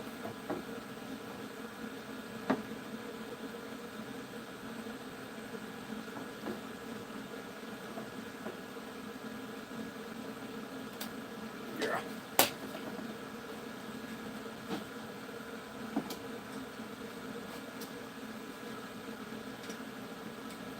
Since I cut straight edge here, we're going to assume that it is actually straight.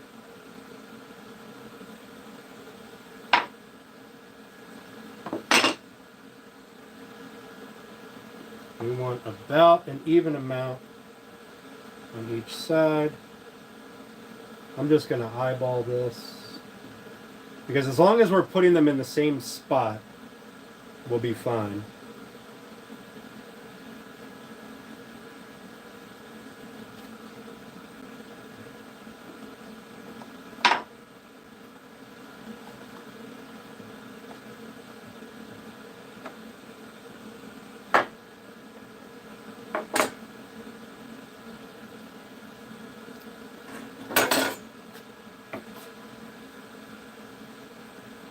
So we got 24, 30 seconds there.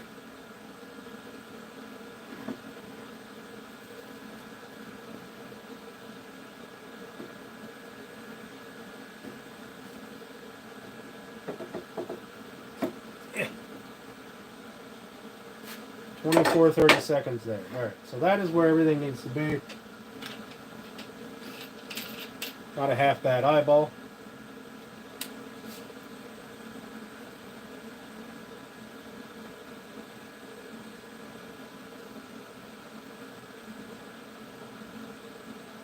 Yeah. I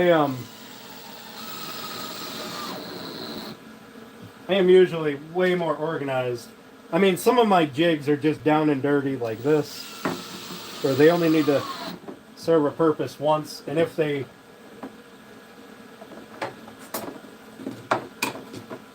probably should have made sure that was square. Damn, I got lucky. Alright. If they need to serve a purpose more than once, then I'll usually make a much better jig.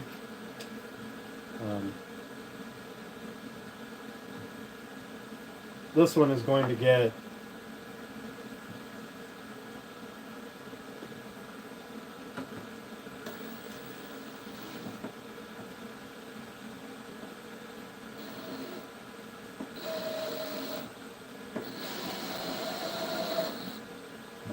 I may have to reorganize these. So we're square there. Move that one.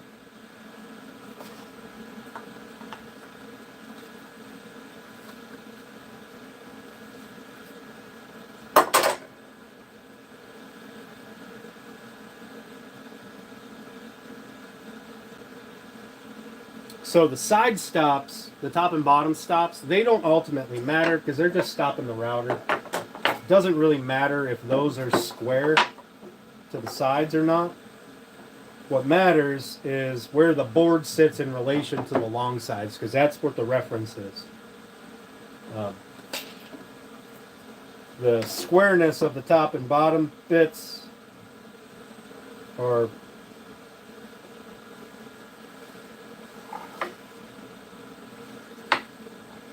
negligible. I mean, I could have made life easier and just put 2 pieces in here, but hindsight's 20/20. All right, we're gonna cut a test run on that piece there.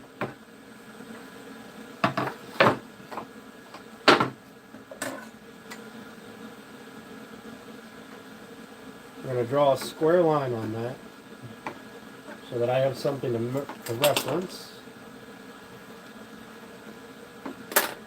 See where it fits inside of here. I'm not going to have anything to stop this one from moving around, but this is a small piece, so...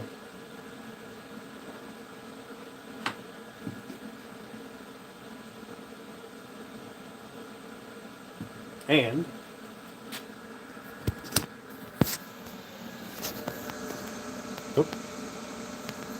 there's that line that I just drew. This is the reference mark, right? So that's what the router is going to be riding on.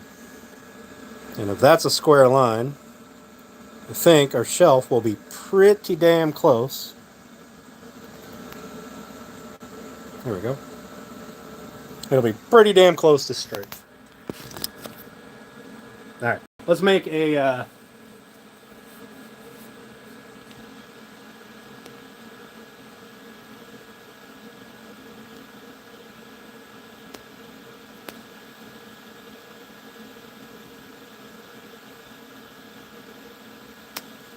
let's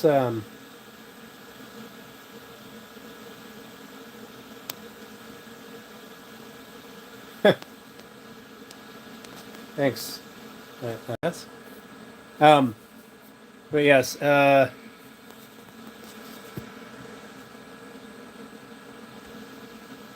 mean, I'm not a hand tool woodworker, so if that's what you want, then make your own channel, Andy, or go watch one of the 432,000 hand tool woodworkers that are on YouTube. There's plenty of them. So what we're going to do is we're going to make a little mark here. So I can see where that's going to sit. I'm going to get a 1/4 inch drill bit.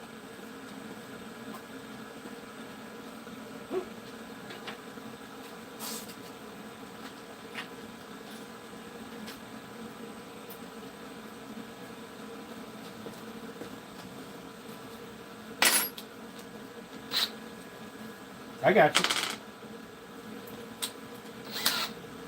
So I just want to put a relief spot here.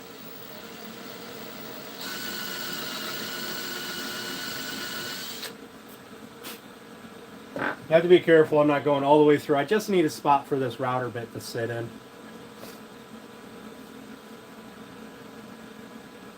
Oh, no, John, you're fine. I was referring to the only amateurs need power tools bit. Like I said, I'm not a hand tool woodworker, so.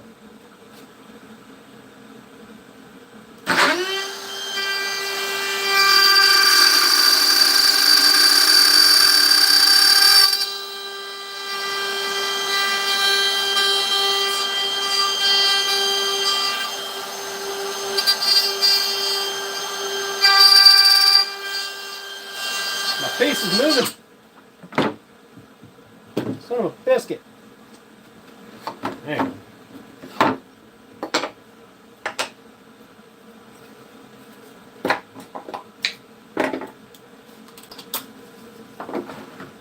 Let's do this. I'll cut on that. And I'm just going to shove 2 screws through here so that I can hold that piece in place. The bigger pieces will be clamped in.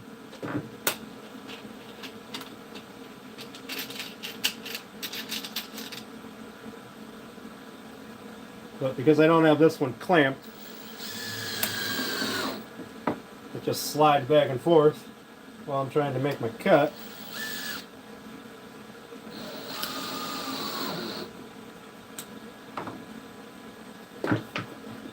There.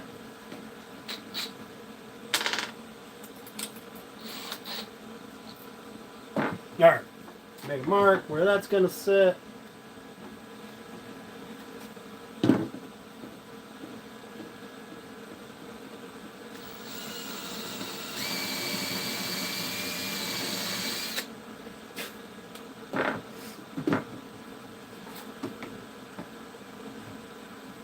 Turn this on.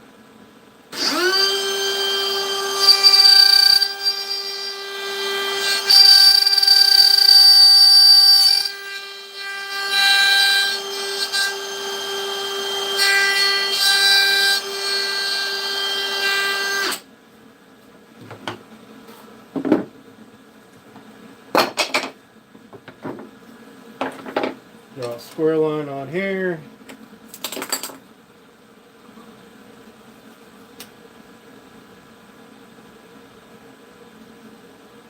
It's actually not half bad. It is a little bit off, but not enough to really matter.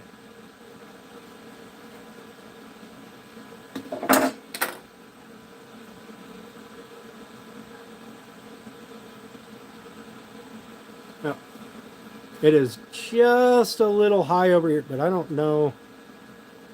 Maybe it's not. No, it's just a little high over here. Something happened here where it like jumped up. And I don't know why.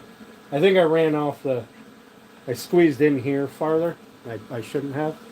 Might have to put a block in here to stop it from...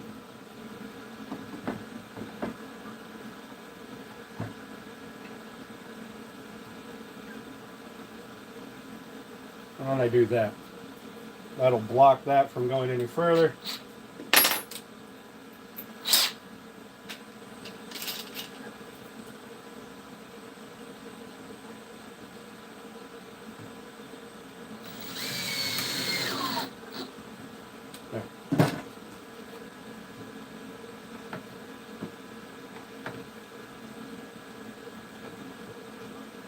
That, take care of that. Let's do one more test cut.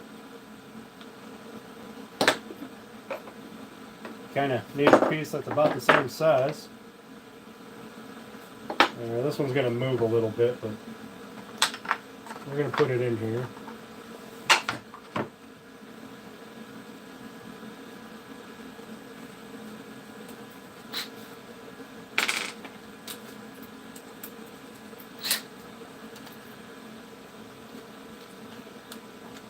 The jig is, I'm just making a down and dirty jig so I can do a mortise and tenon on a shelf that's over here. That started that thing right up there.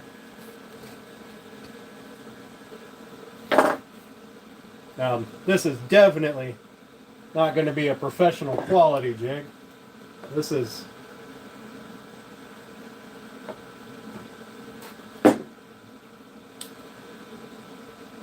just to make sure that I can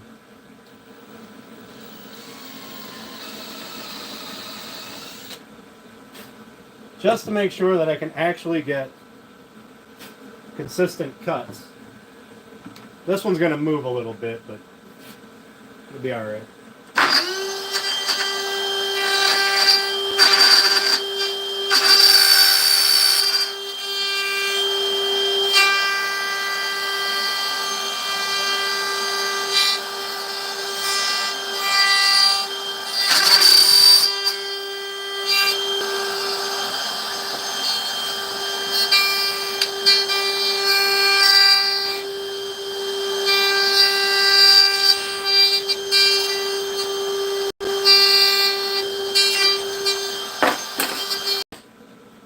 That one moved a little bit, but it was just to see if the cut would climb or not.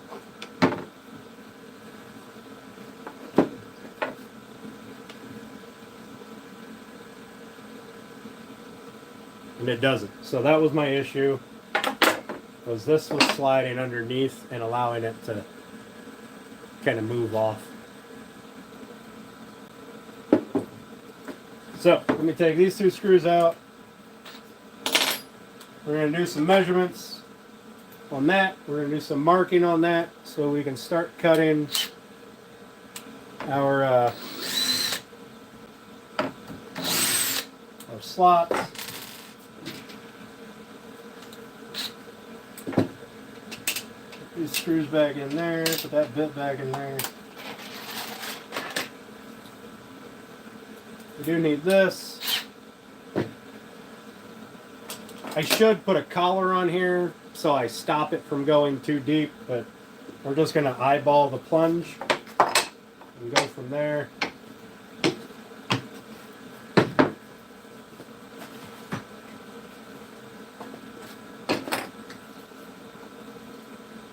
It doesn't seem that I am even remotely close with how deep I'm going, so it's all good. Get this up here, get this out of the way, this out of the way.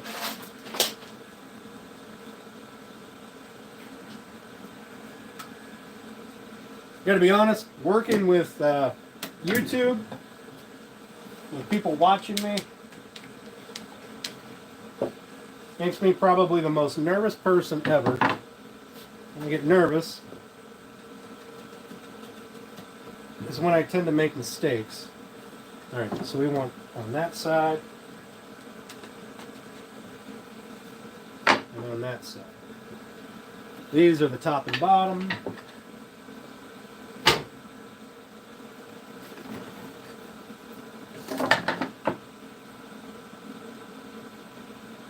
Okay, we're going to clamp these together. Alright, so our overall length is going to be 17 1/4. So thought we'll make a couple that are taller. What if we go 4 inches?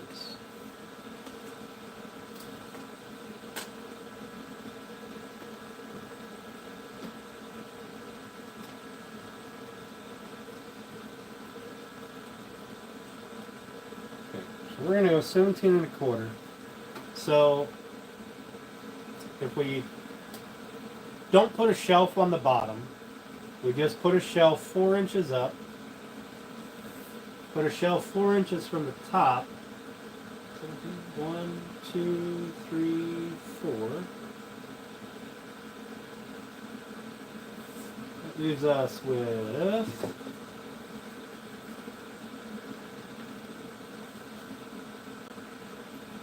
9 1/4.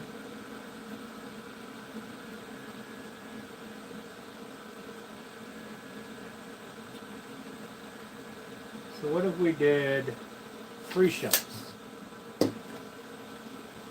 We'll have the bottom, which you can rest things on. We'll have a shelf here, a shelf here in the middle, and a shelf up here. What do you think? I don't know if you guys can see those tiny little marks that I put on there. There's one. There's one, and there's one. What's up, Hinton? How you doing?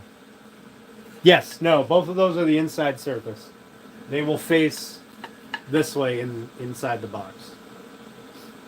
So the 2 edges touching are the backs. So when I put them in the jig, I need to put them in the jig the same way.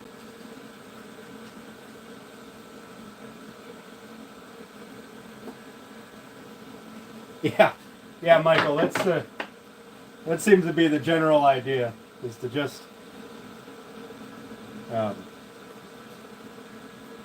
ignore that there's a camera.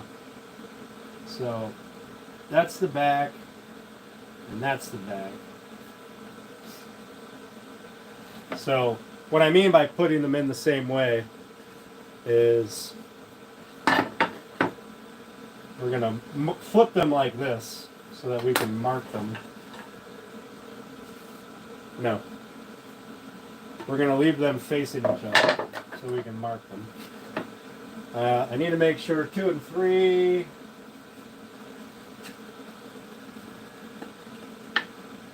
There's 4 and 2. Okay, so they'll be on the right end, 3 and 1.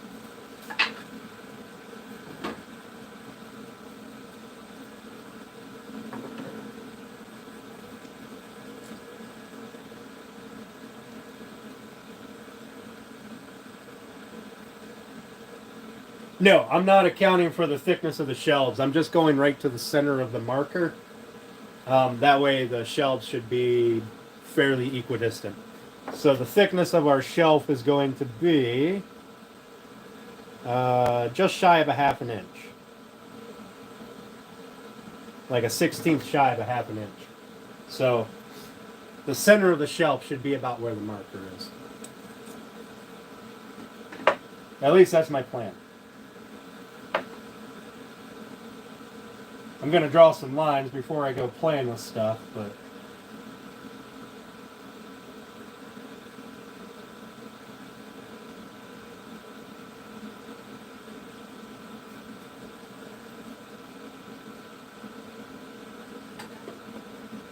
make sure those are straight.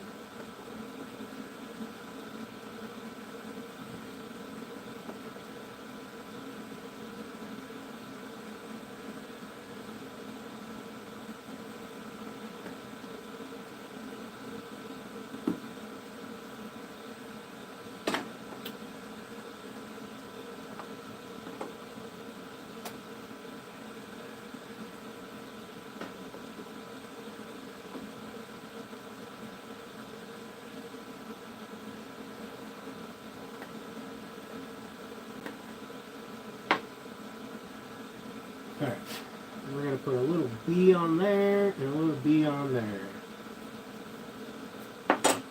Now, if I have done this correctly, our shelf should be right about here, which will give me room to run a groove up the back side to put the back groove and have a little bit of a gap so that there's not like stuff built up on the back of it.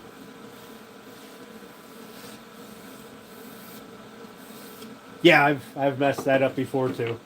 Measuring up to, you know, not accounting for the thickness of your material. I've made that mistake more times than I can count, to be honest.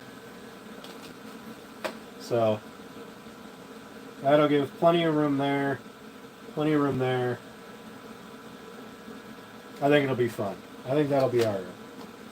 If it's not, it's only wood. I've got a bunch more. I can redo it.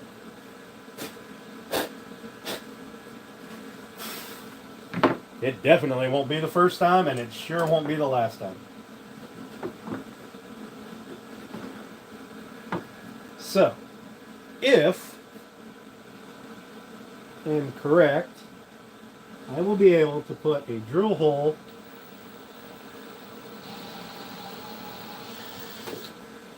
right in the center.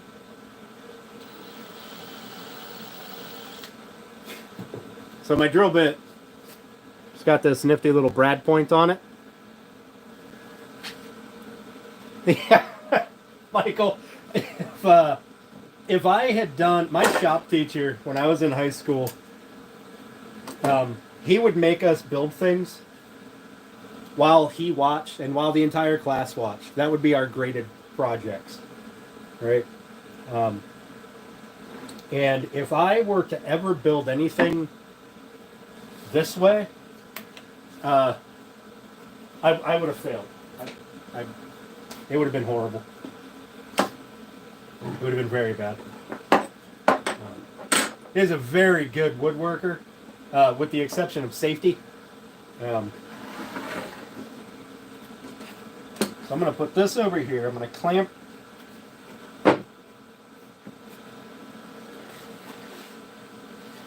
Can't do that. I have to do it this way. I'm going to clamp this down to the table, and I'm going to clamp this down to the table, so that way these don't move. Okay, I just need to get this put in here, into my hole. Hole isn't quite deep enough.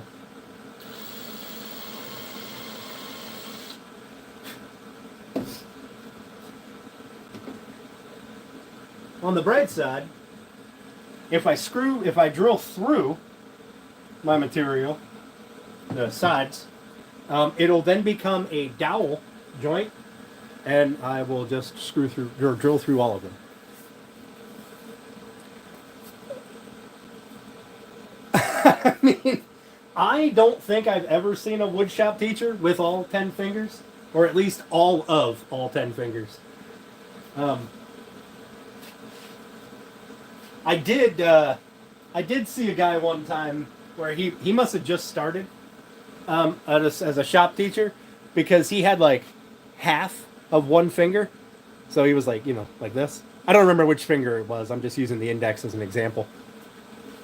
Yeah, a couple of brass dowels would be awesome. I don't think I have any small enough. But I do like brass with black walnut. And copper. I like copper with black walnut too. And yeah, anyway, so that guy, he had like half of one finger. So he messed up one time. And that was either all it took, or that was the last time he touched the tool. I'm not quite sure, but...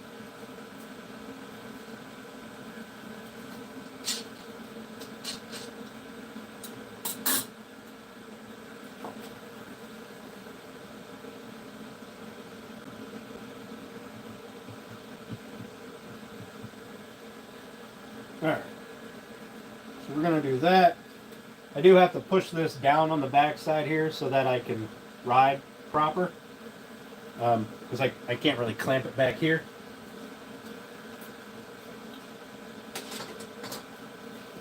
And then for this one, we're just going to use one of these big soft clamps. Little squeeze clamps, rather. And we're just going to squeeze that down with a sacrificial block on it. Alright, well, it's only wood, so let's see what happens.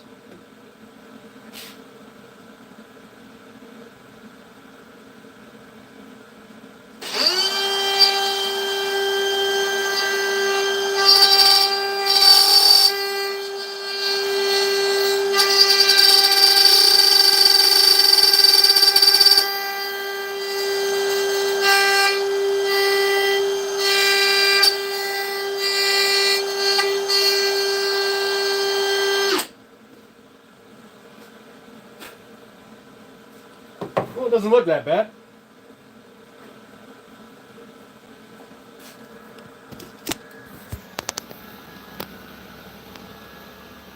Sergeant Grass, how you doing? I do have some fuzzy stuff I got to clean up, but doesn't look bad. It did jump a little bit right there, which I think was my fault because I allowed it to come over here too far. But as long as this side is straight, which it looks like it is, I can work with anything. We're going to see if we can do 5 more. Sergeant Grass, I'm trying to cut the mortise and tenon slots for the shelves on this. On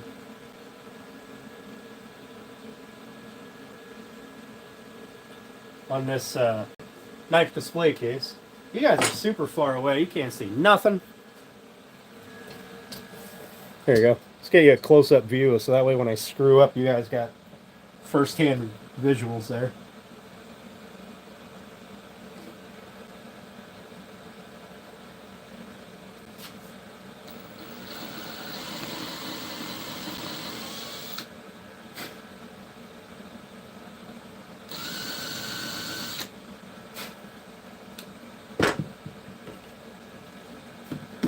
Oh no! We'll move this one over a little bit.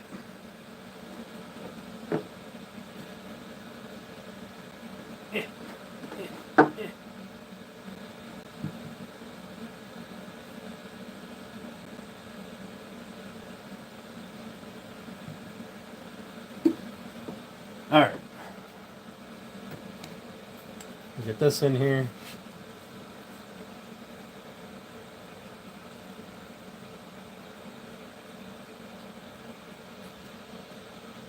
Nice, Michael. Nice. That's always a good day. I mean, I wouldn't know nothing about that, but... Sorry, Turner, I just had to. I couldn't resist. Almost forgot my block of wood in here.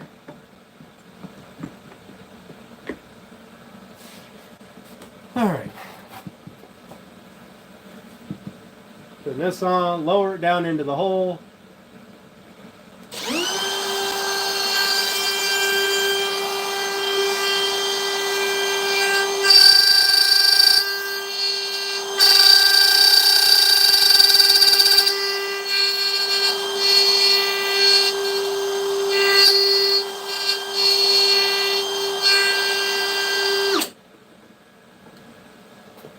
Okay, there's that one.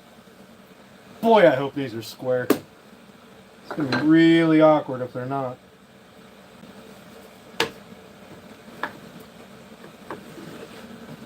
Alright, so I'm going to have to move the whole jig over to do the last side, because I need to clamp it to the other side of the table. But, so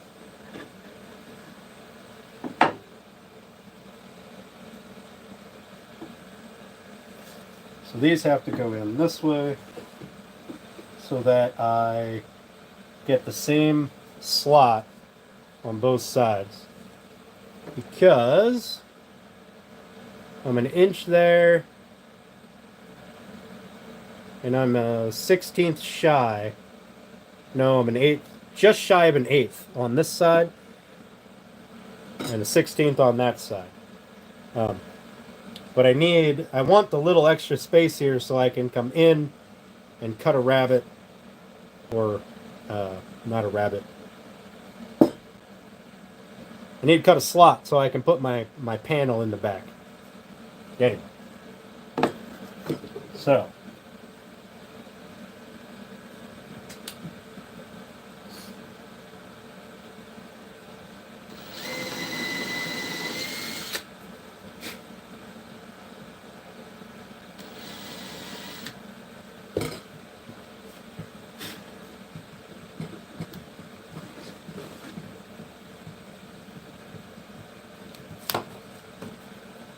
This on there. Just get this stuck on loosely. And get our router a bit in the hole, get that centered.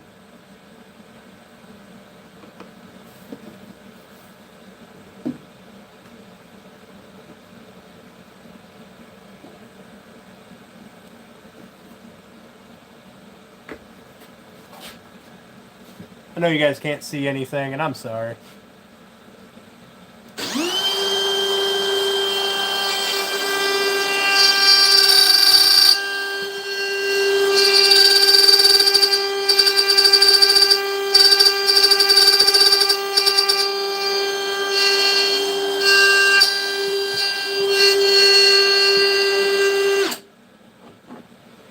Now, with this style, the shoulder is going to be able to hide a lot of mistakes.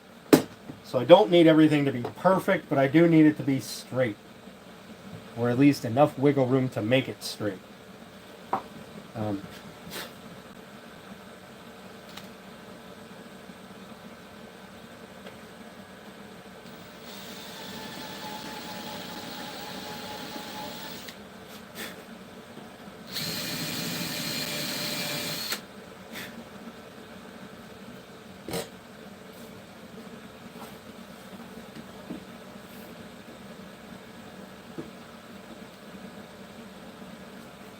As you can see, I'm a little proud with my hole, so the bit will do the cutting, but that's fine because that way I know I'm not going through.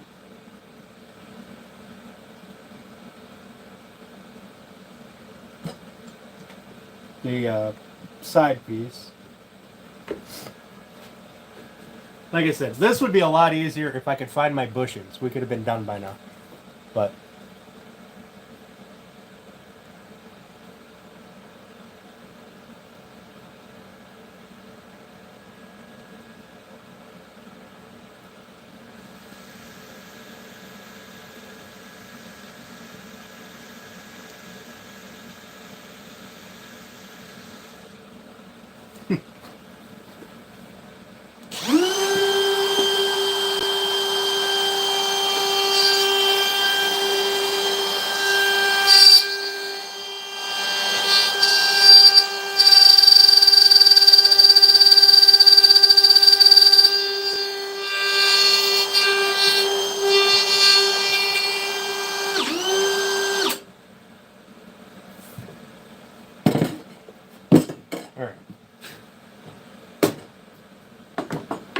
Now, we got to shimmy the whole thing over to the other side of the table.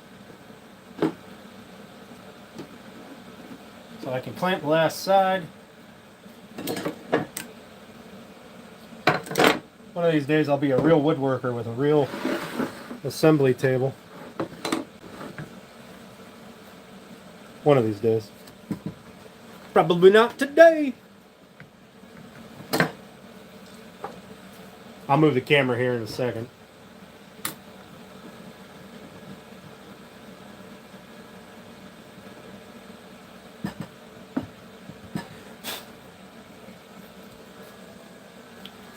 I wonder if you guys can see better on this side. No, Michael, no, that's fine. You be excited, bud. I love when I get some Turner jigs. I'm gonna be like a kid on Christmas when I get my box. I mean, I'll probably be really sad because it is super cold and I don't do cold fishing. So there's that.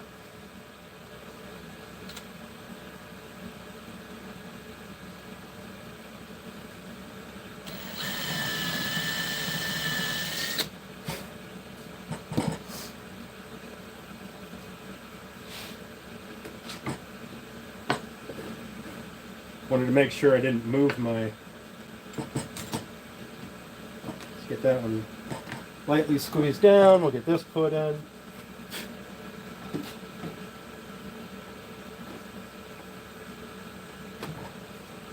There we go.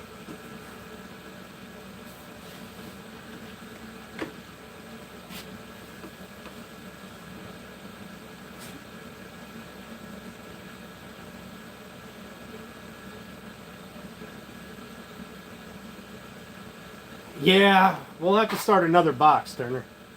That's the only way I can see to deal with the meme.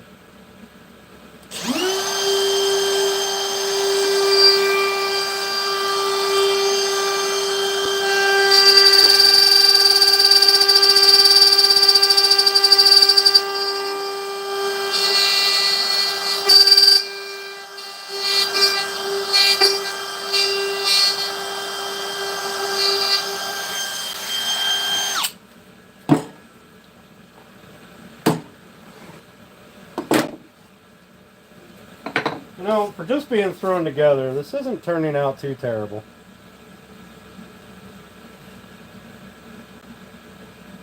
I just hope they're flat or at least leaned back a little bit when I put the shelves in. The shelves we're going to run on the table saw, we'll get those cut because they don't have to be rounded on the ends.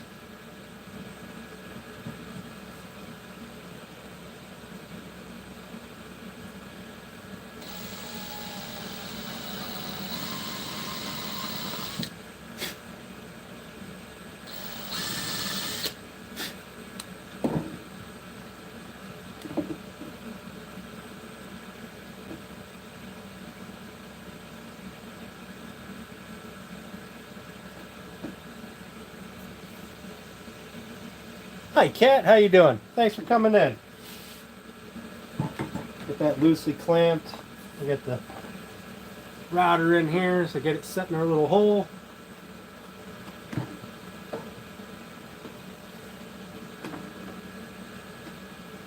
There we go. All right.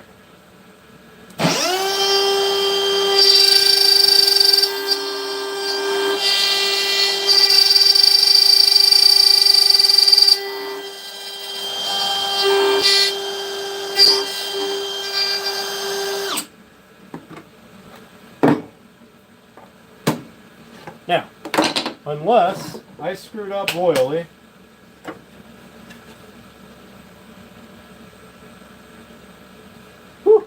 almost thought I screwed up royally. Unless I screwed up royally, those should be at exactly the same place. So let's find out. We'll just pick this middle one here. Set a gauge.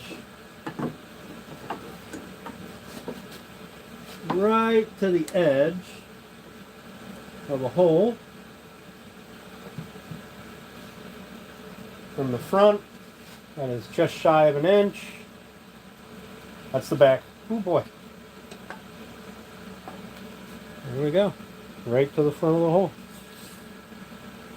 Right to the front of the hole. Front of the hole. Unless I mark them wrong, and then in which case one will be a little bit bigger. Because from the back it's a little closer.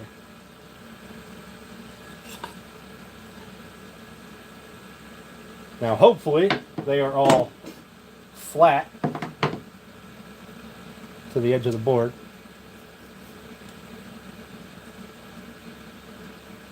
With opposing slants.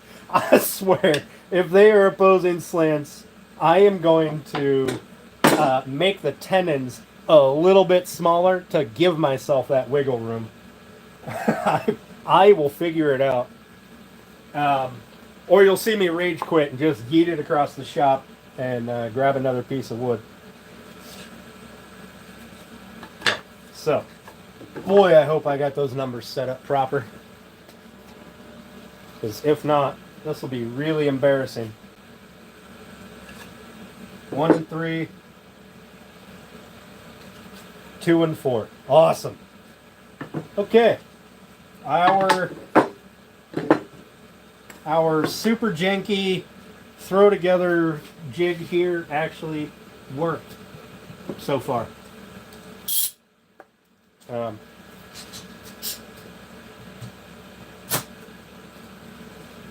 Let me get you guys back up to a height that I can see chat.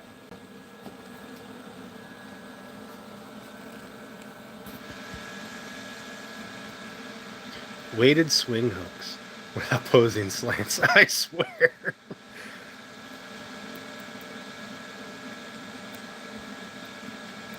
Yeah, Michael, it is definitely not... I mean, for a one-time use, it's a fine jig. But I'll never work with wood that exact thickness again, or width. So, this will get torn apart and repurposed for probably making other jigs. Or I will build a proper mortise and tenon jig that I can use the router on and use varying sizes. So,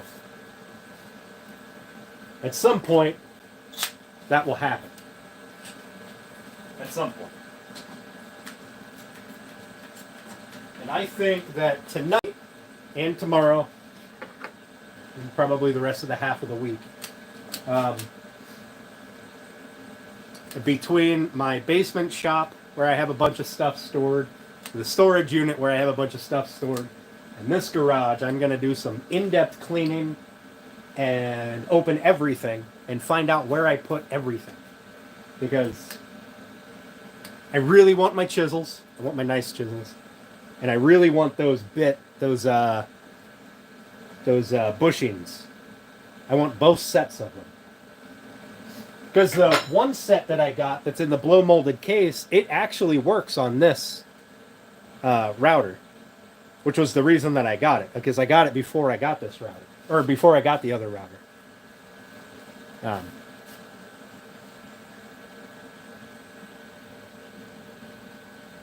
Yeah, it did its job. That's all it needed to do. So I'm super happy with it. If they are on a slant, we'll find out when we go to assemble, and then that's just another pass on the table saw. We can get that taken care of. Woodworking, in my opinion, is not making things with no mistakes. It's what can you do to fix those mistakes.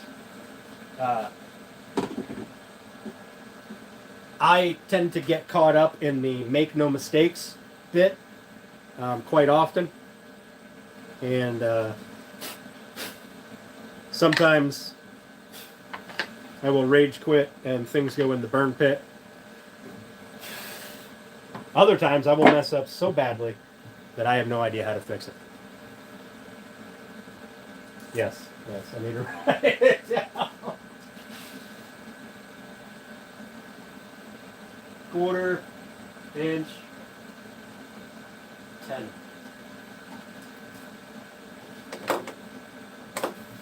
By 1 inch. Oh, no, less than 1 inch. Where's my measure? I don't need the rounded bit. I'm doing my tape measure. Oh, son of a biscuit.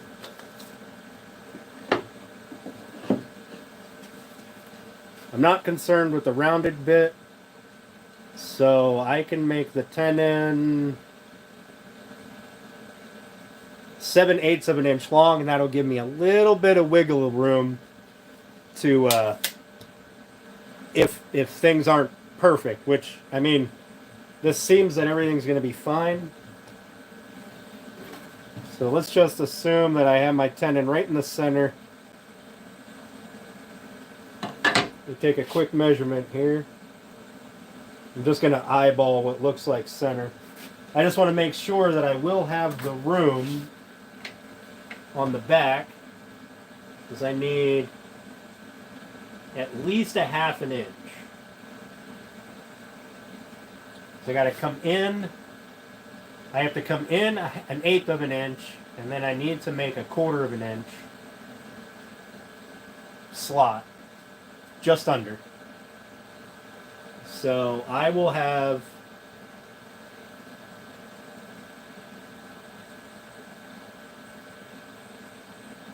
with a rough eyeball here, I'll have 5/8. So that gives me an 1/8 of an inch more than I think that I need. So we should be excellent with that. So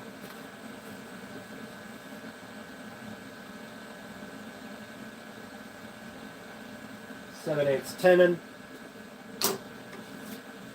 And then we got to do a quick sand over everything, because I got pencil marks all over this stuff, and you know, marks from it being ran across with different stuff, and you know, once this came out of the jointer, I didn't do anything to it, so it definitely needs to be cleaned up. Ray and Sandy, how you doing? Thank you for popping in. I appreciate that.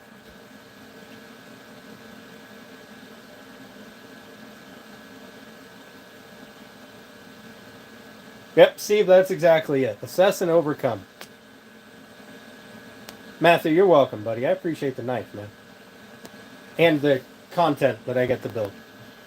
I think next week, once this is done, probably not next week, but once this is done, we're going to do a simple, easy quilt rack and have a quiet day with no tools. Well, hand tools, like drills and stuff.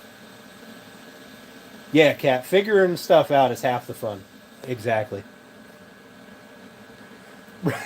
Runic, I have, when I first started making things like cutting boards and stuff, and in fact, my first coffee table that I made, I messed up royally. Oh, it was so horrible. And I decided, excuse me, I decided that coffee table was going to stay in my living room so I can look at it every day until I figure out how to fix everything that I messed up. And so what I did, my process for it was something like, okay, these two boards, they're not jointed properly. There's a gap on my top. All right. So instead of building a whole new table, I worked on that. I took a couple of pieces of scrap wood. Well, it wasn't scrap at the time. I didn't have any scrap wood. I went and bought wood, just pine, you know, cheap wood. And I worked on that. Once I got that down, I moved on to the next thing, you know, and did small bits to eventually figure out what every mistake was, or at least be able to hide it.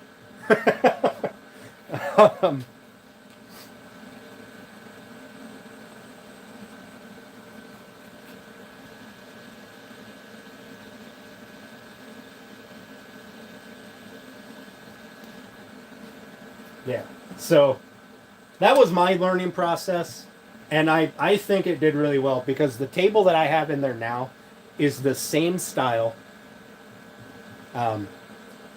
but but better. So, I don't know. I don't know if that makes sense. It's the same but different.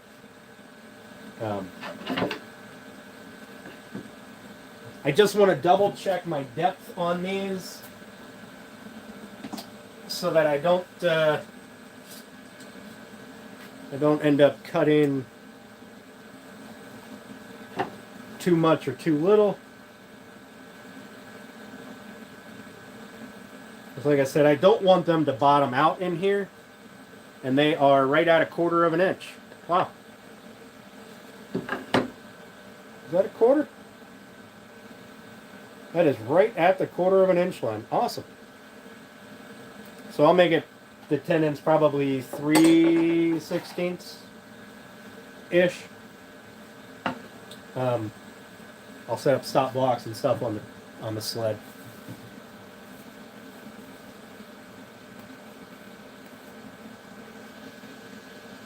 Yes, right, Sandy, yes.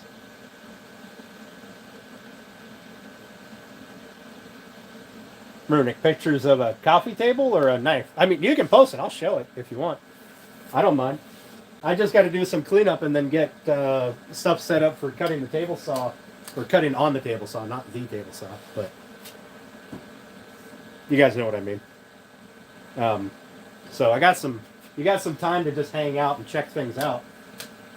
Look at other people's pages for a minute. You know, whatever it is that you need to do. Like I said, I definitely like that there's so many creators here. It's awesome. And I get inspiration for things that I make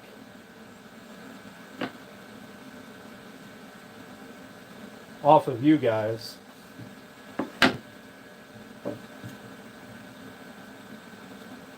Okay. Whew. I was having a panic attack there for a minute. Oh, a failure?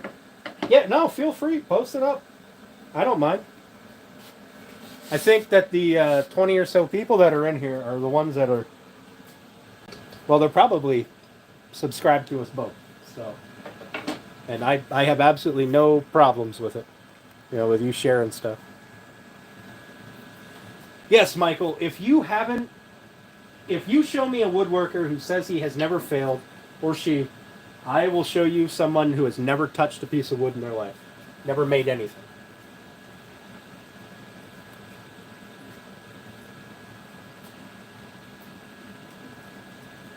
All right, so I need to get this cleaned off so that I can start cutting these down to length.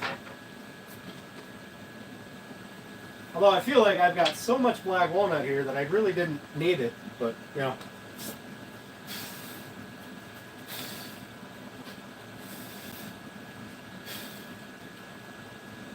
Tis what it is.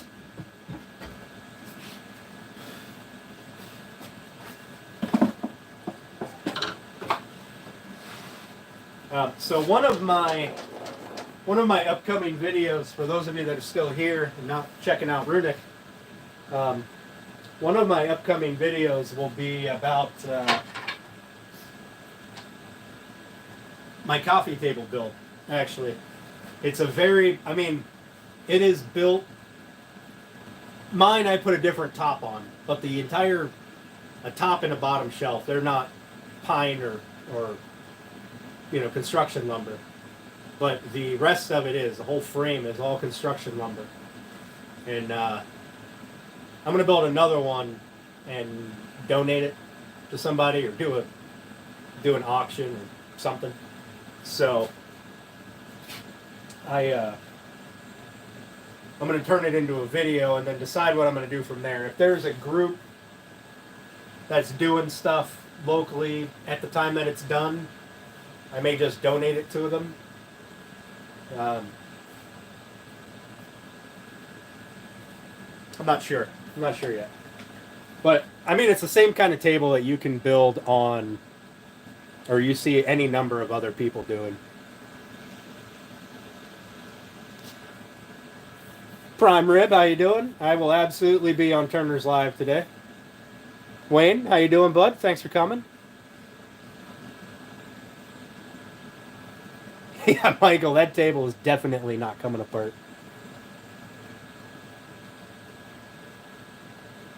Exactly, Kat. There's been a lot of times where I've posted things like a gap in something where I don't understand how it got there, and I can't fix it no matter what I do. Um, and it'll be something simple. Just somebody's outside perspective will go, "Hey, have you tried this?" And it'll be usually something so stupid and simple that I can't believe I didn't think about it. Or having a hard time, assembling something, making something fit proper. Yeah, it's other woodworkers are amazing with help. Um, usually, there are some who are kind of tool bags, but that's neither here nor there.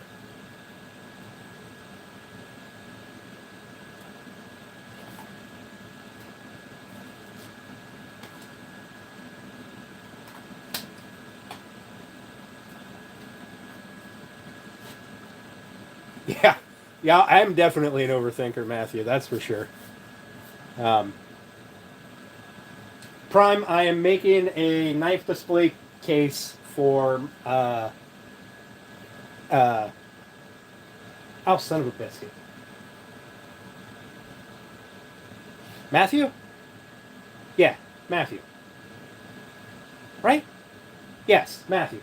Yeah, good lord. I'm going to end up shipping it off to the wrong person.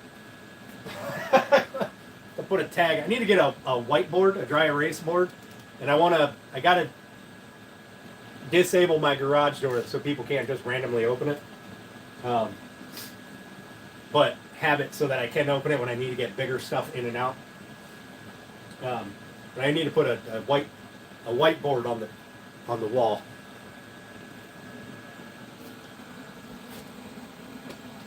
Yeah, Matthew, a chalkboard, a dry erase board, something. Nice, Prime. You got a flag business going on? That's super cool, bud. Okay, so I'm gonna I don't want to use that end there because it's got some snipe.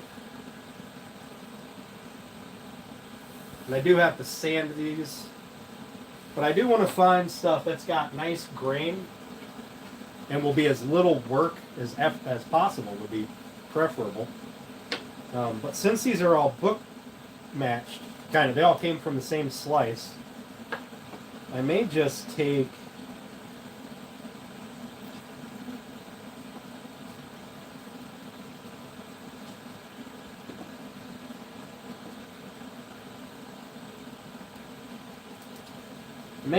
them right out of the center.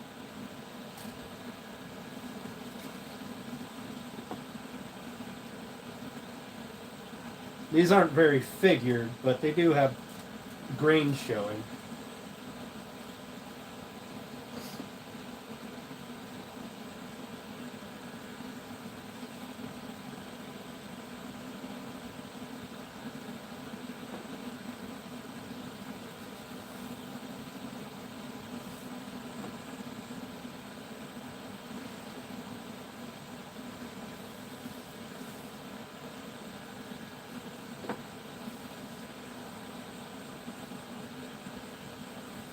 That's interesting. It's like the opposite of snipe right here in the center. It bubbles up a little bit and then down on both sides. That's weird. I wonder if that was where I had to stop and reposition on the jointer. I mean, that'll go away on the final sand, but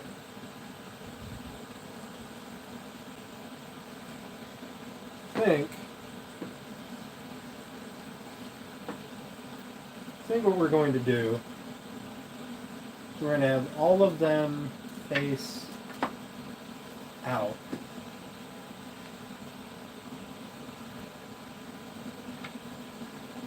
So each piece is the same. or close to the same.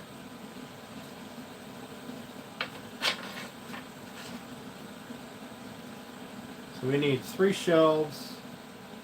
I got 3 pieces here.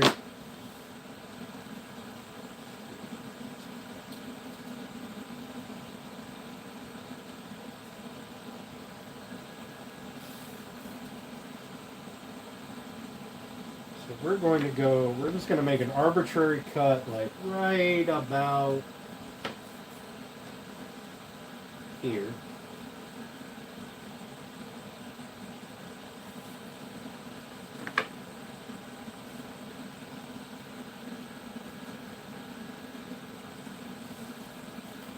Let's make sure these are relatively straight. We're going to put a stop block in when we do the other cut, but I just need to whittle these down a little bit.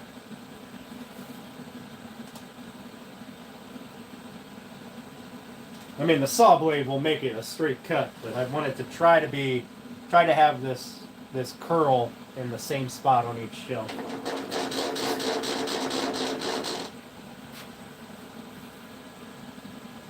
That is way too high, but too high is better than not. All right, I'm gonna make some noise real quick. I apologize, guys.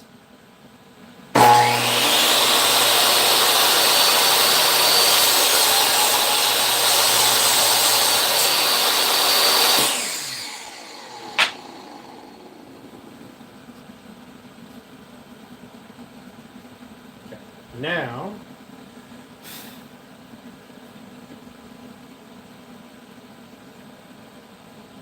where's my piece of paper?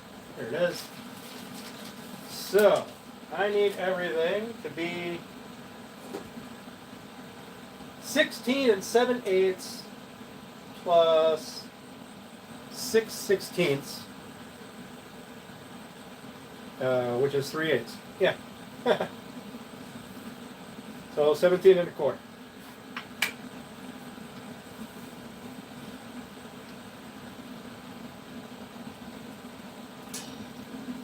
So we're going to go from here. I'm going to make them just a little bit long. Actually,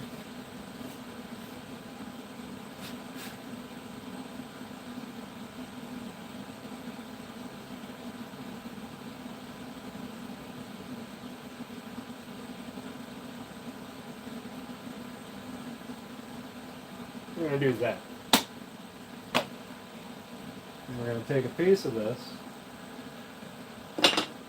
turn this around,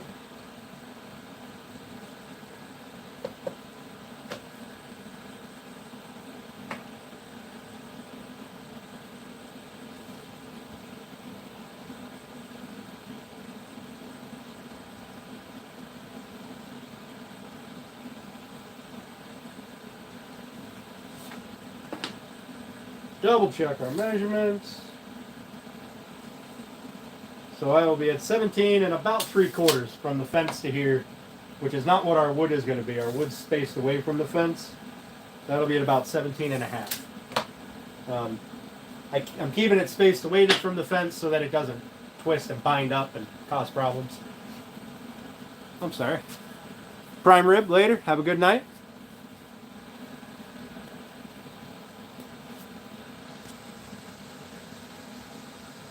Oh, I'm sorry, Prime. I didn't see that. I didn't see that. I started my actual business in April of last year. Before that, I was selling things as a hobby for years. I was doing it as a hobby because I didn't think that I was good enough for people to pay for it. And then people decided that it was good enough for them to pay for it. So I decided to turn it into a business, and hopefully, if everything is on track and keeps the plan, by the end of this year, 2025, I will be able to quit my day job and focus solely on elegant woodcraft. That is my goal. And so far we're doing all right. The shop is self-sufficient. Meaning brings in enough to cover materials and equipment and things like that. Um, like I can't go buy a $20,000 piece of equipment without saving up for it, but I can go buy a blade if I need a blade. I can buy, consumables, things like that, and I can buy lumber. So that is far and above where I was when I first started. So doing good so far, I think.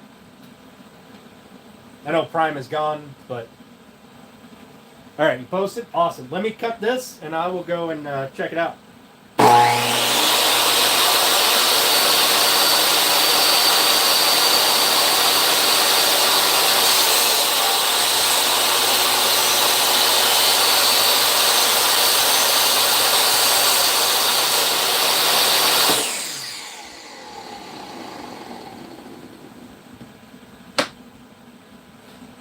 So this will be our shelf.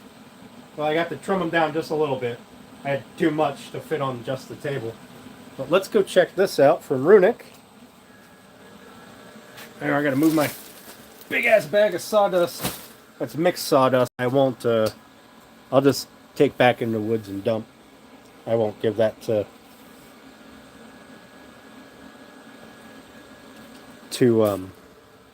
the guy who uses it for his horses and stuff.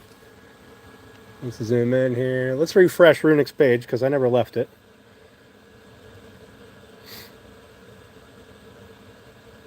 You can see all my woodworking sites, SVG sites, Pal World stuff.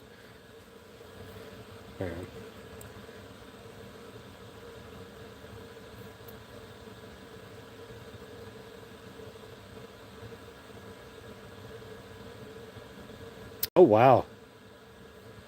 I really wish I could click on it and make it... I guess it does make it a little bigger, doesn't it?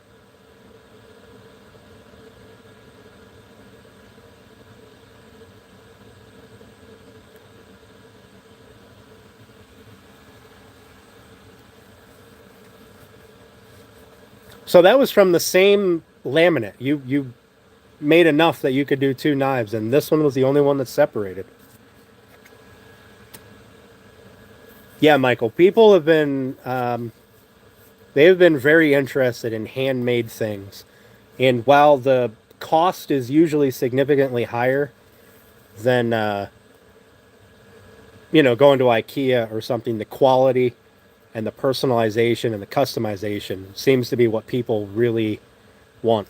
It's one thing to go to, someplace like IKEA and get a flat packed, I don't know, coffee table, for example, and it weighs 20 pounds or whatever they weigh, and then you got to come home and build it, versus calling somebody like me, picking exactly the kind of woods that you want, and the exact design that you want, and having it custom made for you, your size, your shape, everything.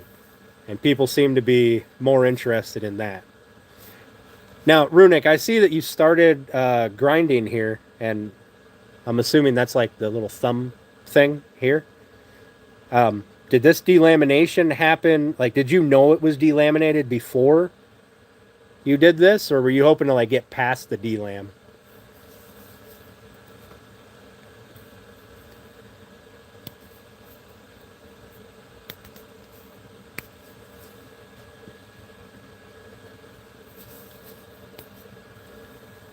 Oh, were you doing like a second, like a heat treatment or something to it? And is there any way? I don't know anything about smithing, so is there any way to fix that?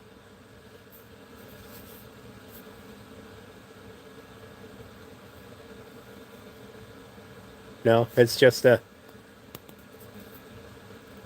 mistake then, huh? Bummer. Yeah, that's rough. Especially that you got to this point where it looks like it was almost a finished blade. Man, that's rough. I could see, on that Forged in Fire TV show or whatever. I can see like when they're doing them and they're like, working them with the power hammers and stuff, and then you know, doing all their stuff before they even get to this point, and they'll have like nervous breakdowns when things are delaminated there. I could only imagine. I mean, they're doing it in a time limit for money and stuff, so you know it's kind of different. But yeah, that's rough, man. That's rough. Now, is the melting point of the? I'm assuming this is copper. That's what it looks like. Is the melting point of that that's different than the steel, right? It's much lower. So does that flow better and allow it to forge weld better, or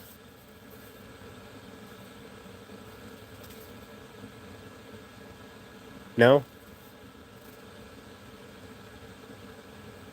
So this harder than just typical like Damascus, where you're just folding the stuff over multiple times?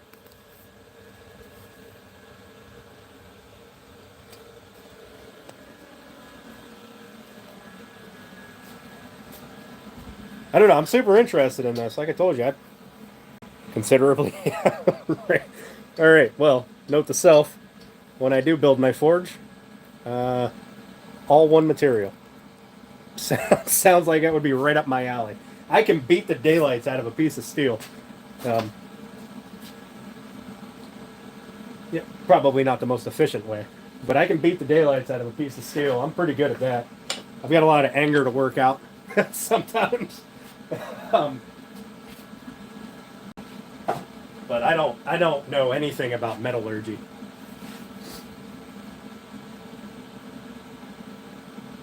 Heat, beat, repeat. Yep. That seems to be the general theme behind all of the blacksmith videos that I've watched. Is um, if you're having to beat it too hard, the metal cooled down too much. It should, I guess, kind of flow when it's the right temperature. I guess there's a happy medium there that I know nothing about. I might be entirely wrong. I'm just based off of the things that I've seen. I have no idea.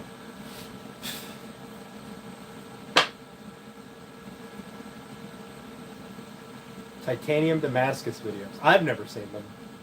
I'll be honest, there's only like 2 blacksmithers that I still watch. On occasion, they'll pop up. Everybody else seems to have just stopped.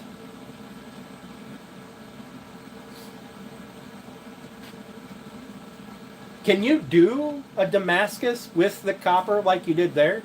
With folding it over? You know, like the other blade that you posted a picture of? Or is that introducing more risks of failure?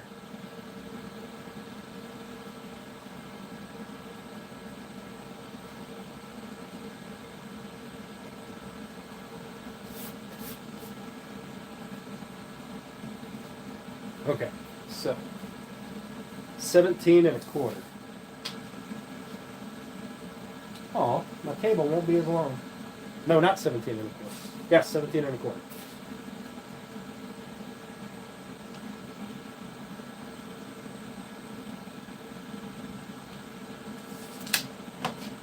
Why don't I do this?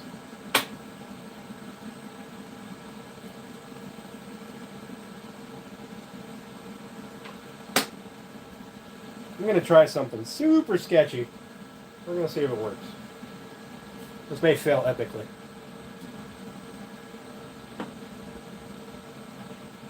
Make the Damascus first. And so you couldn't use it as the,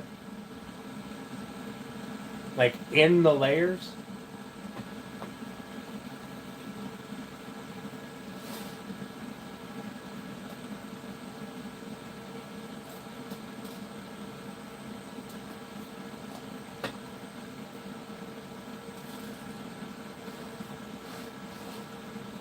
The only reason I think I can get away with this pushing against my fence is my fence angles out a little bit on the other end.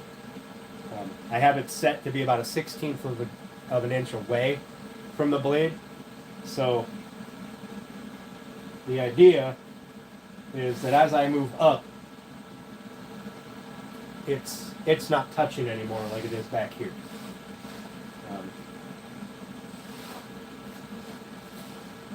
And when I get up there, it's touching even less.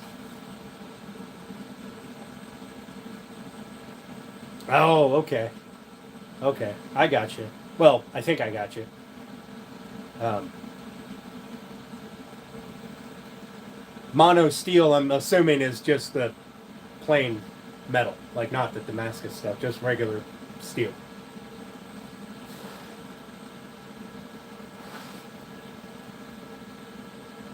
All right, I'm gonna make some noise real quick, and then we can get set up for cutting our tongues, or not tongues. The bit that goes into those slots.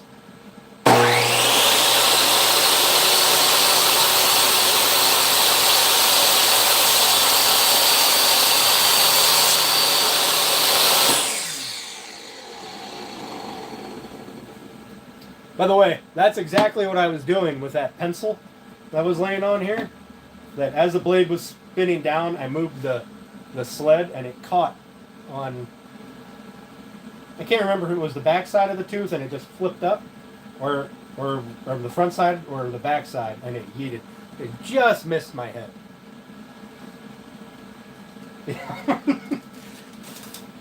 Don't do that. That's a bad time. In fact, we did put, I don't know if you guys could see it, right there. That was where the pencil hit the insulation. Yeah, you guys should definitely, if you're interested in the blacksmithing thing, you guys should definitely follow Runic. Actually, who's the other one in here? Ray and Sandy? They do really good woodworking too. I don't know if they're still here. But they have a really good channel. Is that Ray and Sandy? That the two younger kids? God bless America. There's so many good woodworkers out there. I have no idea who's who. It's really hard to keep everything straight.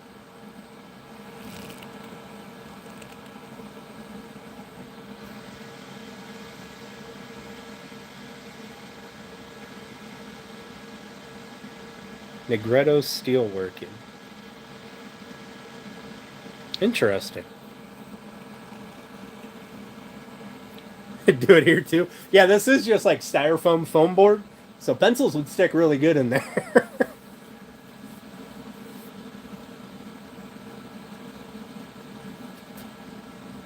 Okay, so now we need to get our blade down so that we can have a 1/4 of an inch gap. Let's find a high spot. Should be right there.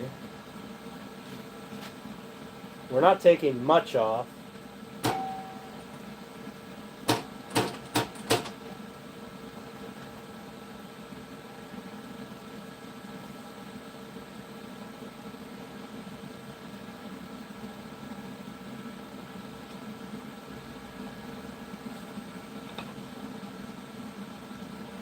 In fact, these are about a 1/2 inch, just shy. So we're taking off less than a 1/4 of an inch. So we're going to go with that first. And then I need 3/8 of an inch for a stop block. I'm sorry, I need less than 3/8 because of the thickness of my blade. So let's draw a line instead of making things complicated. So that is the thickness that I need.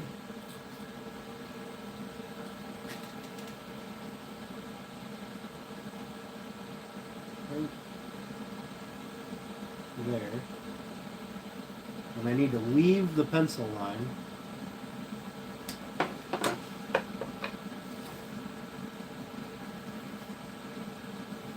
So I'm going to sneak up on that pencil line, and then when I get one that's set proper, I'm going to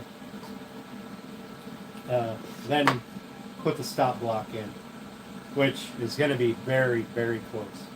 Okay, so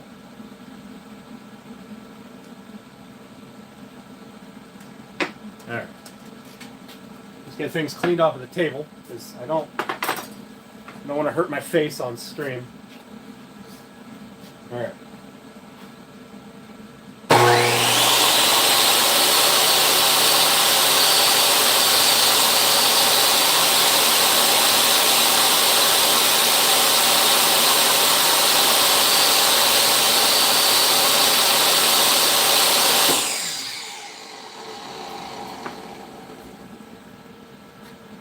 Just need to see. The blade has to come up just a wee bit. So, what I'm going to do actually is we're going to forget that piece first. We're going to play with a sample piece so we can get the blade height.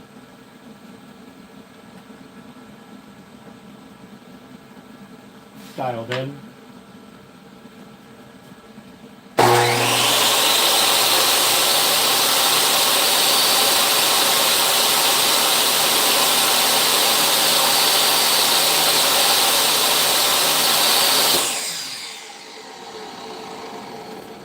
Now, I don't have my flat tooth blade in here. I have my every third tooth is flat blade in here.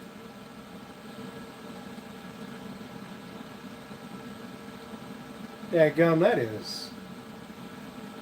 Man.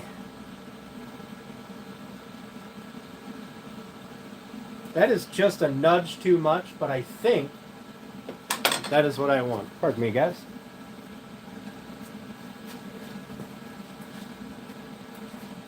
So that might be too much movement. You can see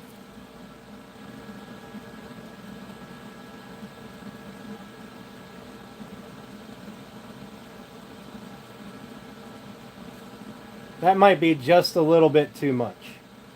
It would give me the ability to twist the shelf a bit. Now that's also in there at an angle. It's only just the tip of it. But you know what? I think I'm gonna run with it. I'm gonna run with it. Yeah, I think I'm gonna run with that because then if these aren't exactly flat, I can roll them a little bit and make them flat. They're not going to be subject to a whole lot of stress, I don't think, so I don't think that will really be a big deal. And I do have some little foam balls that I can put in to the end when I do the final glue up. Getting a melt off, 39 degrees. Man.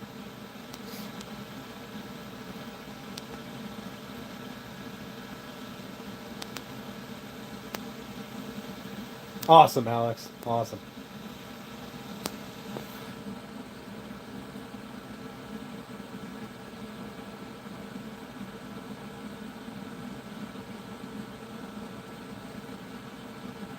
Alex, I'll send you a set of really nice chisels if you want to sharpen them for me.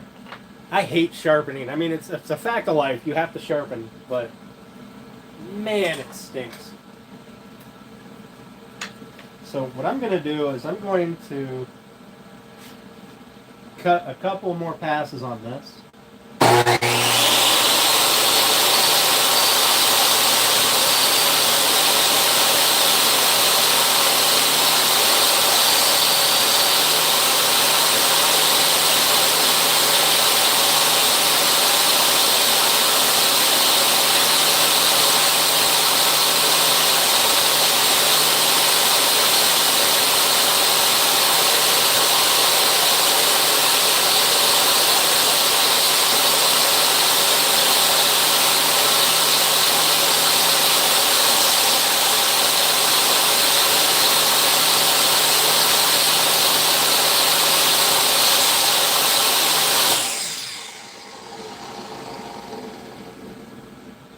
Wow, that is pretty perfect. Okay.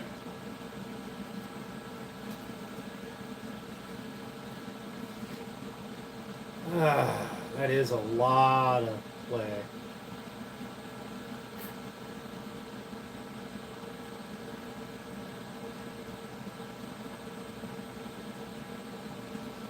I don't know if I like that. Alright, let's lower this. There.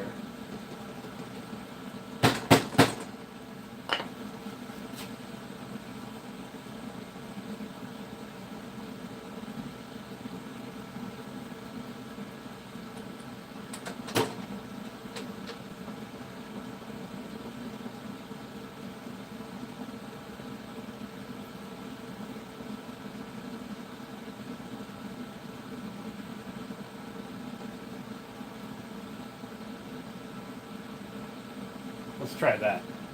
See how that one works.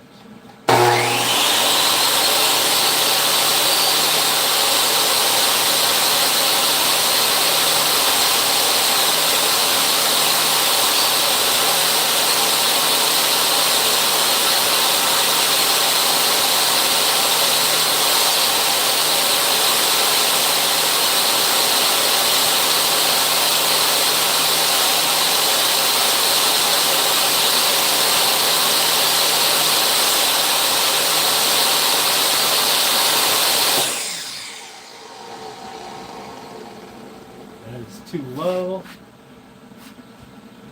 Go flat tooth back up here.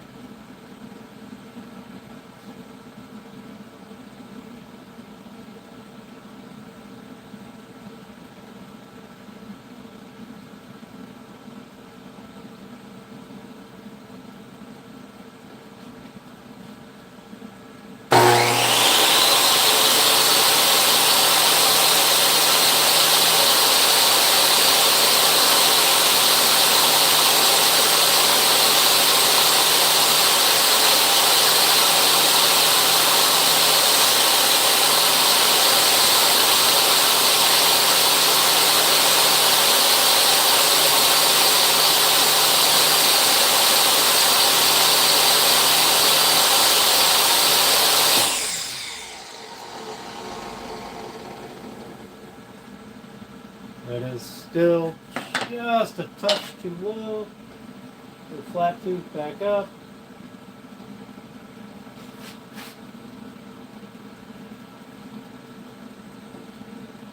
Let's try that.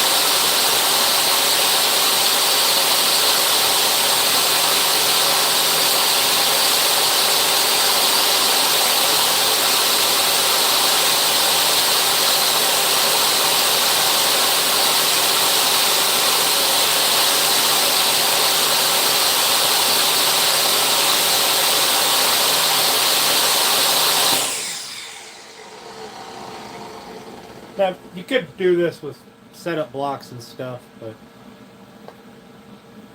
Well, I don't have a set of setup blocks. Flat these up.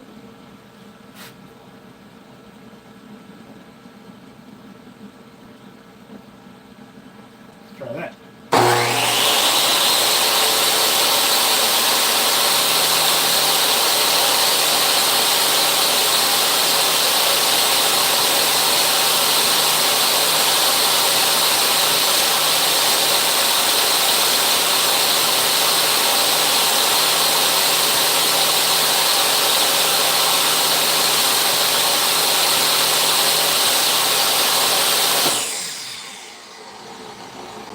Oh, so close.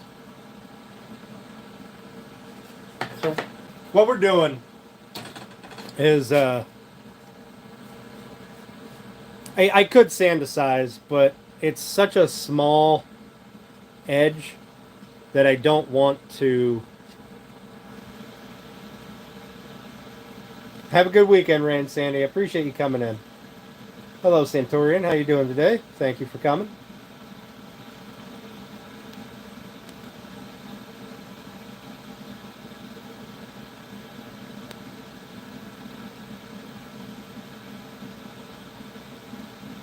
That's good. That's good, Runic. I appreciate that info.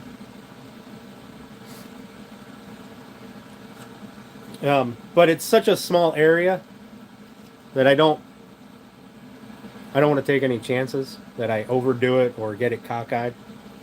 Um, so once I get this dialed in, which looks like one more adjustment, then I'm going to do all of the uh, long cuts, and then we'll dial it in for the width, which will be much easier because I can just mark 7/8 of an inch. You know, come in from the end, blah blah blah.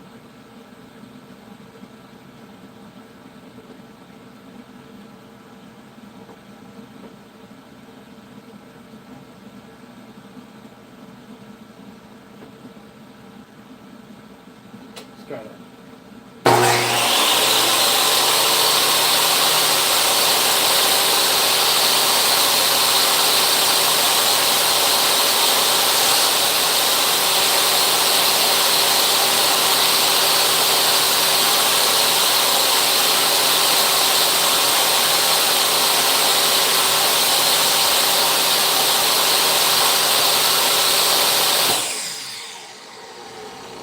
There we go. All right, that'll give me the perfect fit vertically with still having just a little wiggle room, not near.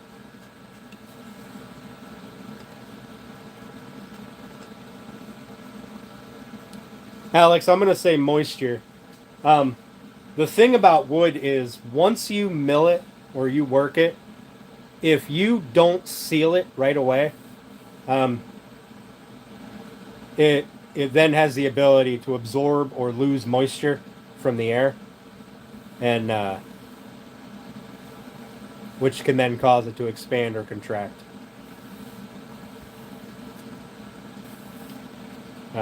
So we no longer have this massive amount of movement. We've got a fairly tight fit with a little bit of play. Like you can hear it maybe. You can hear it slide in. So that's right where we want to be. So depth-wise, those ones are too deep, but I believe these ones were perfect. So I'm going to set this up against my blade.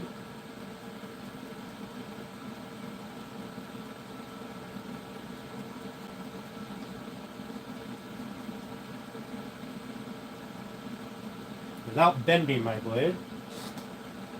Put my little stop block in here.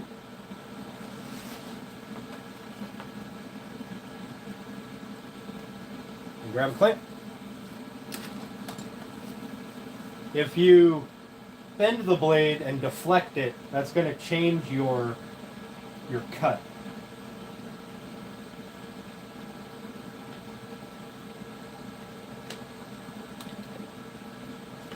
Obviously, I didn't build this with the little sliding rail and the T-track and stuff. All right.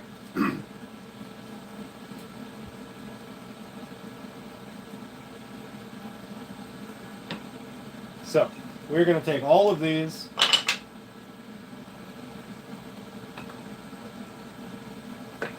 run our cut on them, on both sides, on both ends, and then we'll flip them and we'll cut the tenon out. If they were bigger, we could just cut a square out of each side, but because they're so small and we're losing so little material, we're just nibbling away at it.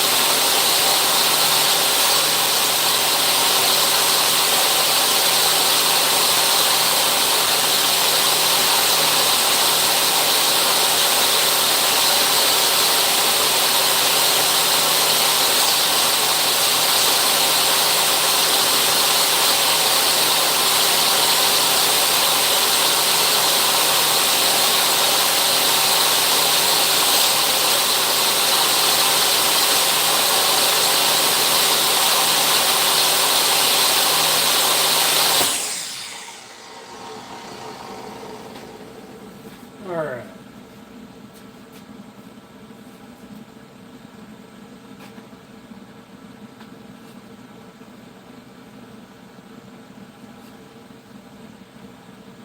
Oh, my depth must have walked down on me.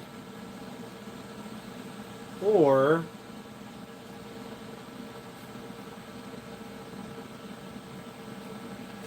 I wasn't pushing down quite hard enough. But some of them fit fairly tight. But it's okay. We can make it work. Not a problem. So this blade height doesn't have a lock on it. It's just a knob here. I can probably tighten things up and make it better. But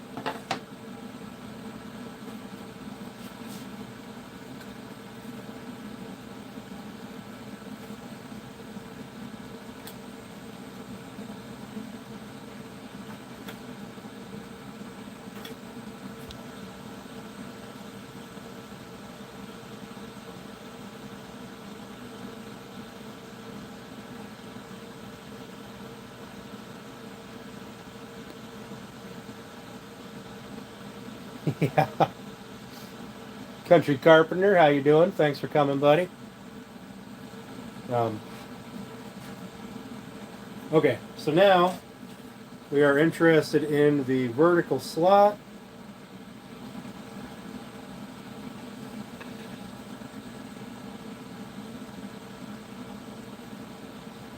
So like I said, I need at least a ½ inch from the back. We were at, I believe, 5/8, which gave me just a little bit of clearance.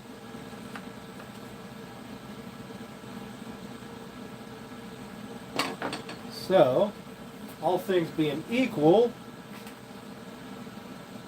we should be able to draw a couple lines on here to start my setup. Let's do it on a offcut piece, shall we?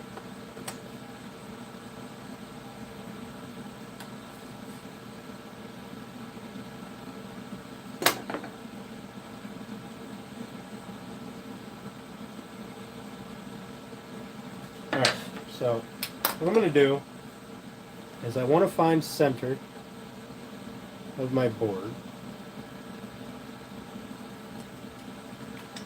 Right, and this thing is 1 3/4 inches wide. So the center of that should be right there.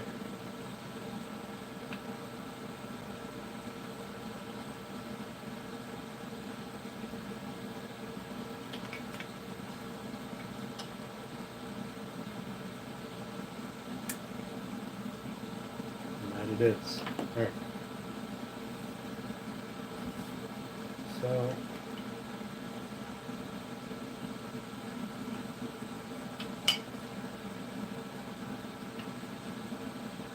pencil line is center. So I believe we needed 7/8.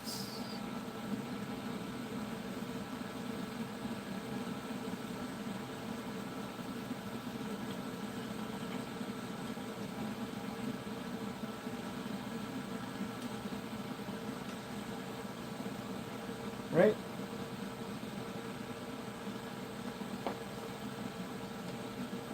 Yeah. 7/8. So that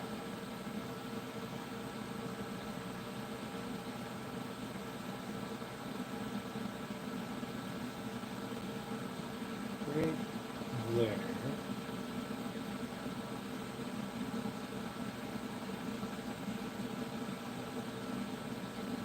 Sorry guys, I'm just eyeballing stuff with the markings on here, getting everything lined up. Hi STL, how you doing, bud? R&P Coffee, how you doing, buddy? Thanks for coming. STL, it's not going bad. I'm just here trying to bore everybody to death. Um,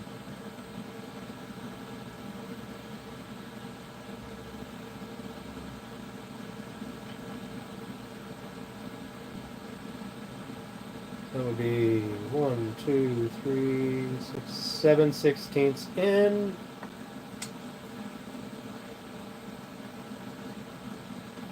One, 2, 3, 7/16 in. So in theory, I should be able to raise my blade to 7/16 of an inch.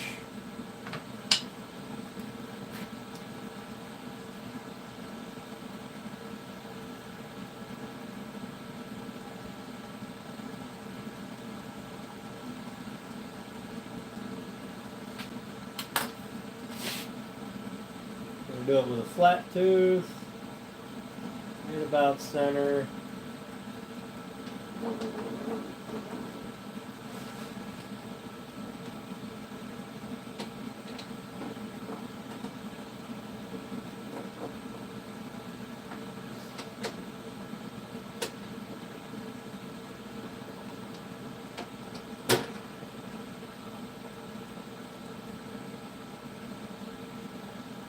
Okay, we're going to try that.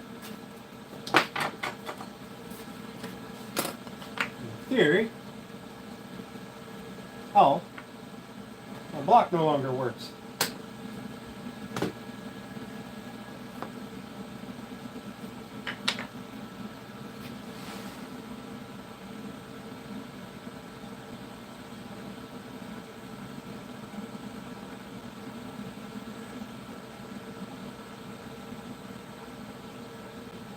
Sorry guys, my stop block had a piece stuck in. I think it had a notch in it where this would sit. So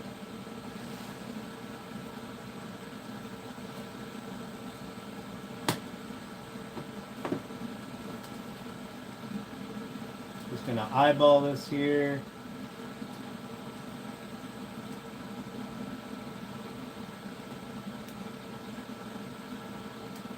Like that. Move my pencil. Move that. Let's see if this gives me the size that I want.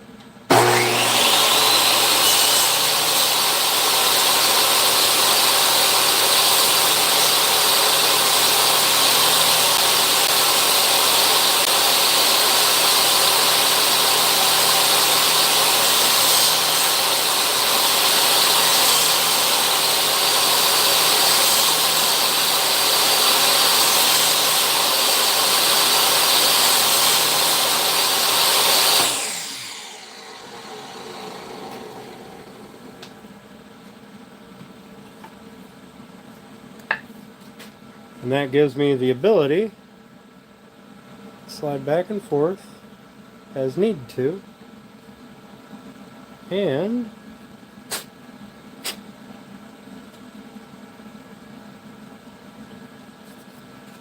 got to clean up these little fuzzies off here so this sits flat.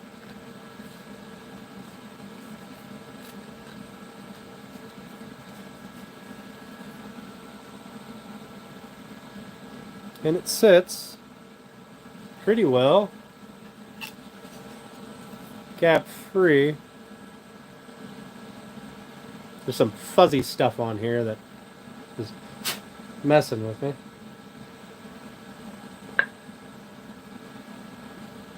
So you can see there's just a little gap on each end, but that's because when I had to reset my thing, I got it over just a little bit. Now that it's set, I won't have to move it again because I got this set now, so that little notch isn't going to be in the way. So, and I still have, well, this is the one that's super loose. So I'll have a little bit of wiggle room, not this much. This is the loose side. I should have done that side that fits tighter. And we'll put just a little bit of glue in there to hold it, but not lock it. We want it to be able to expand and contract. So wood will expand and contract across the grain in both directions. right? So if you're looking at the end of the end grain here, it will go this way and this way, right? It will also expand this way, but much, much less. So the wood won't get longer, really, any noticeably longer. Um, but it may get wider or thicker, right? By a little bit. The same with this one. This one might get wider, which will then push onto the joint even more, or it could shrink if the humidity drops and it loses moisture. It may open that gap up. All right, and I want to avoid opening that gap up. So as soon as this is done, it will get sealed. So hopefully any moisture that's in it will stay there for the rest of eternity. Yeah, I do take great pride in my work. And I hope that it shows in everything that I do. But as you can see, I have this little bit, that's maybe a 1/16 of an inch of wiggle room that if I need to gain a little bit more space back here, I can shove every one of the shelves forward and get that extra little bit of room. All right, so I'm going to get all of these cut. I'm going to get all of the tendons cut on the 3 shelves, and then we're going to make sure everything fits. We're going to do a quick dry fit, and then we'll tear it apart, and I'll do sanding. And it's 5:30. I don't want to keep you guys terribly long, but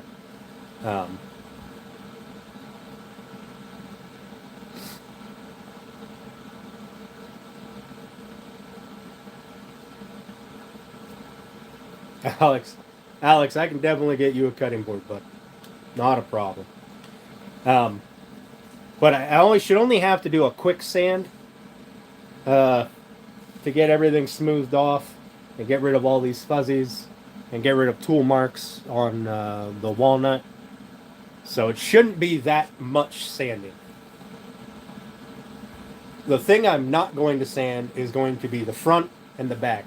But I also have to put my groove in the backside of all 4 of these pieces, which is probably going to mean that I'm just going to run it all the way through.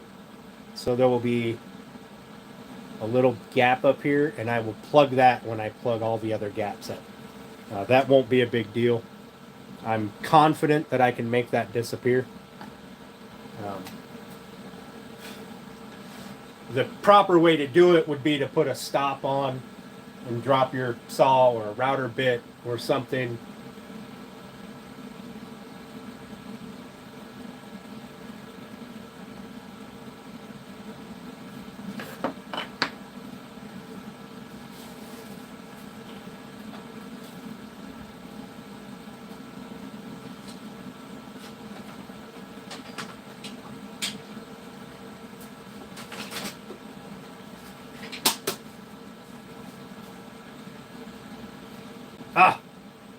It's just shy of a 1/4 inch. Oh, that's a 1/4 inch. Bummer. Well, so this is all I'm going to use for the backer. This is like 3-ply with thin veneer on each side, right? That's going to be the backer. With the fabric will get attached to that. So this won't expand and contract near as much because the fibers are going 2 different directions. So.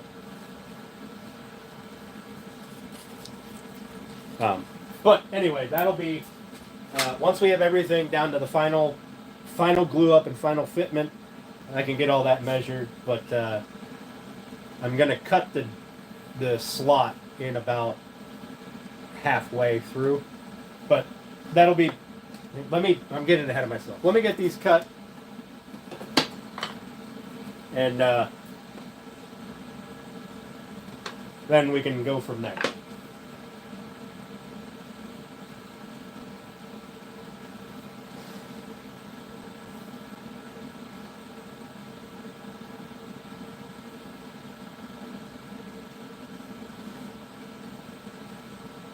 So because my width was a little less than a business card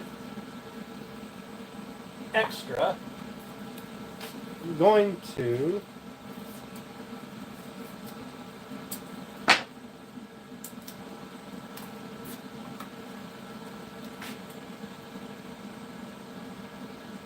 son of a bitch. I think that might actually work. I'm going to put a piece of blue tape on here.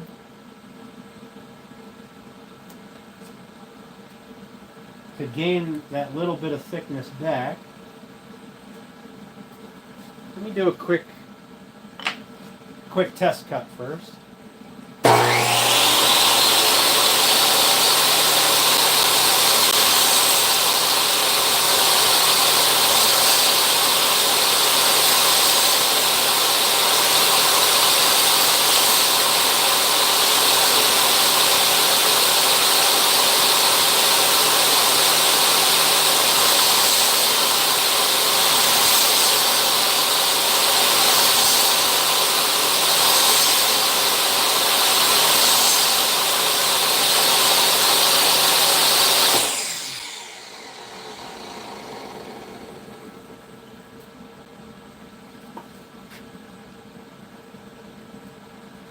Ugh. Made one of my better test pieces.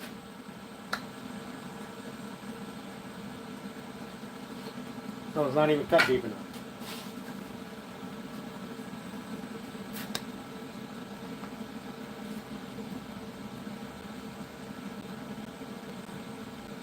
Okay, so you have to ignore the long cuts here. I'm looking at the shoulder right there, because this one wasn't cut to the proper depth, but I'm looking at that shoulder right there, because that, yeah, you can see 6 down. That was the proper depth. So that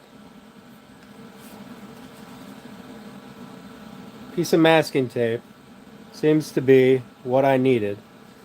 So we're going to run with that. We're going to get these cut.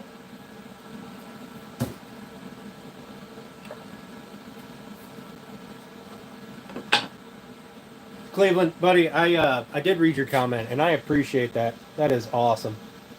Even though I didn't really do much on that.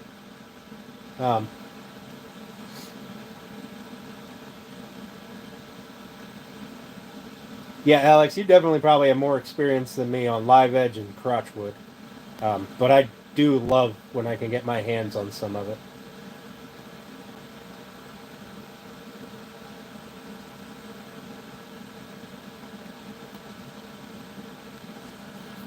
Michael, I have to look at my list. I'm not even sure what you ordered offhand.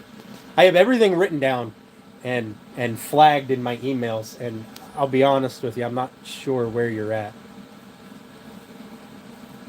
Rounded bevel to what? The little test piece here? This piece? No. That was when I was cutting my slots down. I went too far.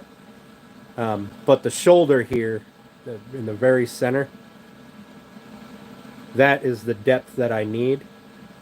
And so as long as that piece lined up or matched up, everything else will match up.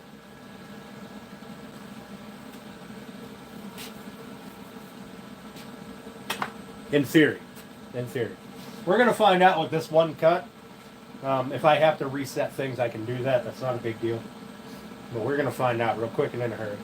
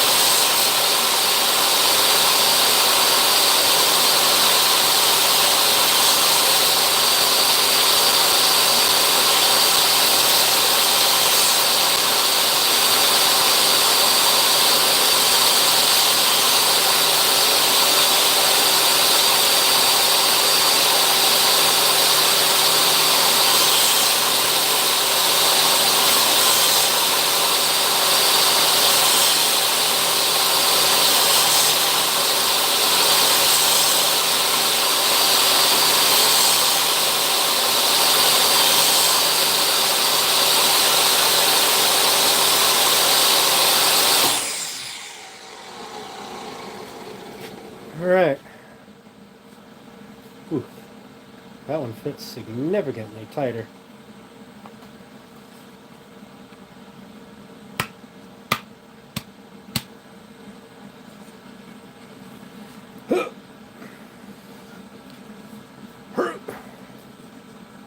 There we are.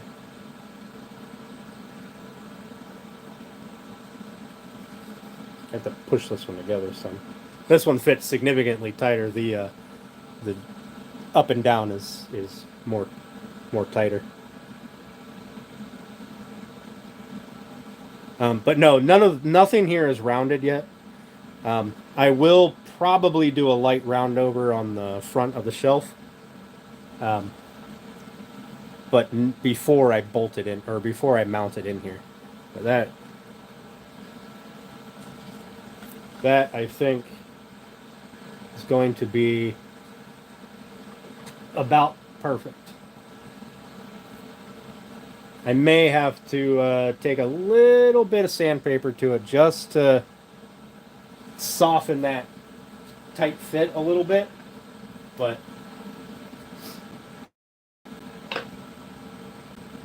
all right, I'm gonna get these other 5 cut real quick, and then we'll move on to the well, I have to cut grooves and stuff, but I want to make sure everything dry fits nicely first. Not to hell with it. We'll cut the grooves. If it doesn't dry fit, then I can make it fit. So, all right, here we go.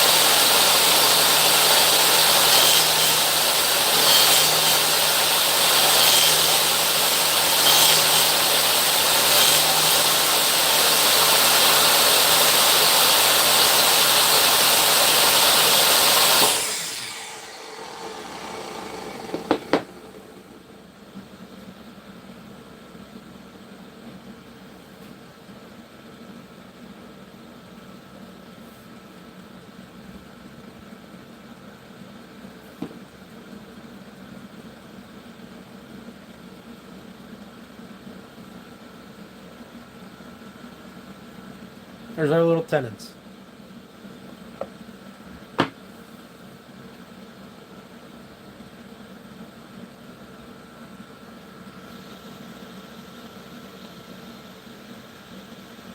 Tighter than a frog's butt. Snugger than a bug in a rug.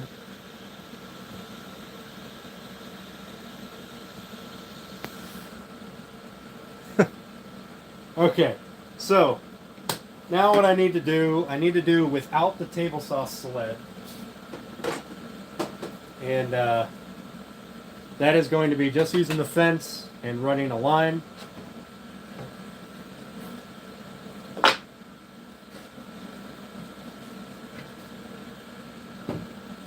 So what I think we're going to do is we're not going to run a line down the center. We're going to move it out just a little bit.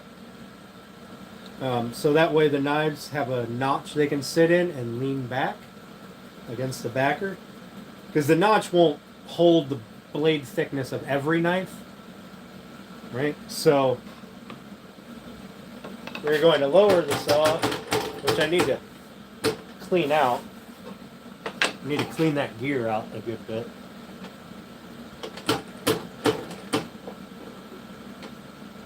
So I think we're going to come up to there. Oh, you know what? I'm going to come up to there. We're going to run a double wide notch, okay? But we're going to kick it off to one side.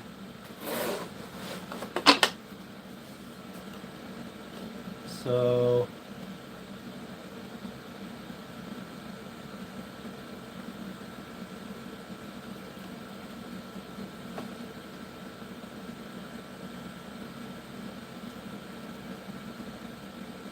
about there.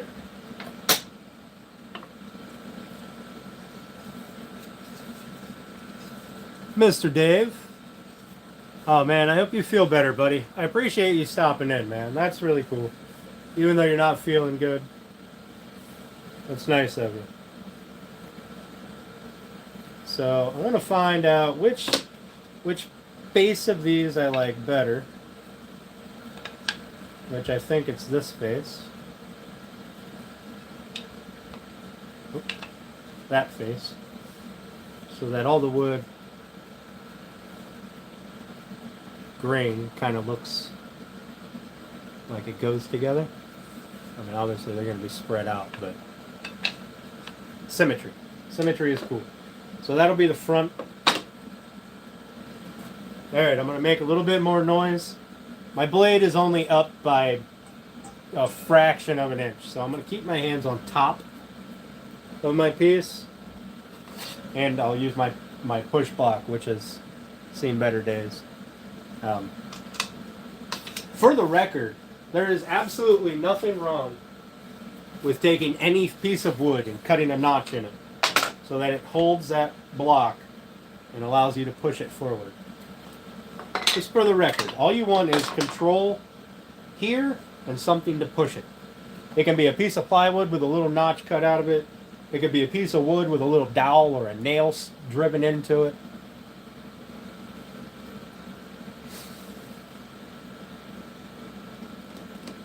Alright, I'm going to get these cut.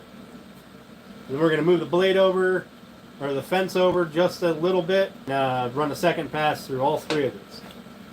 Make sure I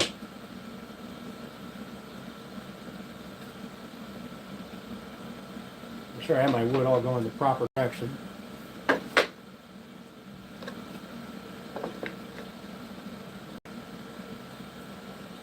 we go.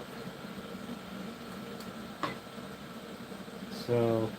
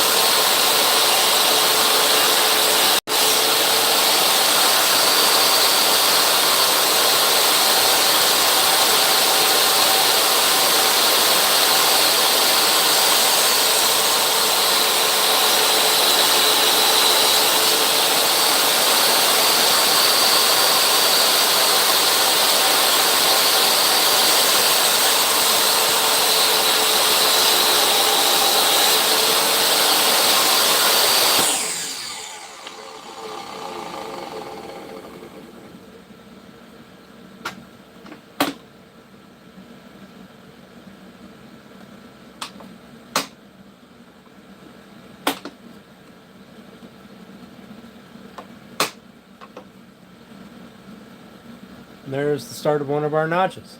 Ignore these little saw marks over here. That'll get sanded off. So we're going to do 2 more passes at a half a blade width each, just because I only have that every 3rd tooth as a flat tooth, and it kind of makes like a scallop cut. Yeah, I'll definitely test with mine.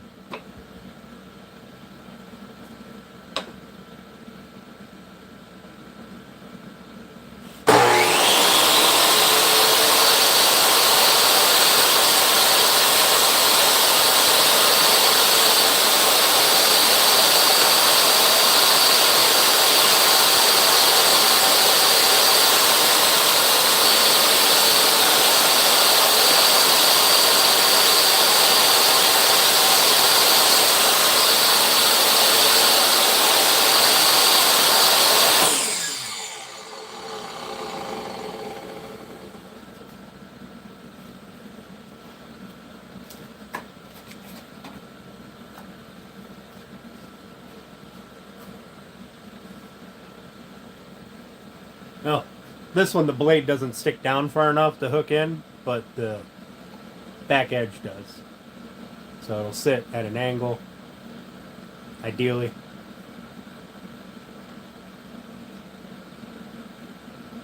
Or with that little thumb thing on there, that actually fits quite nicely. I don't know if I really want to go another half blade width.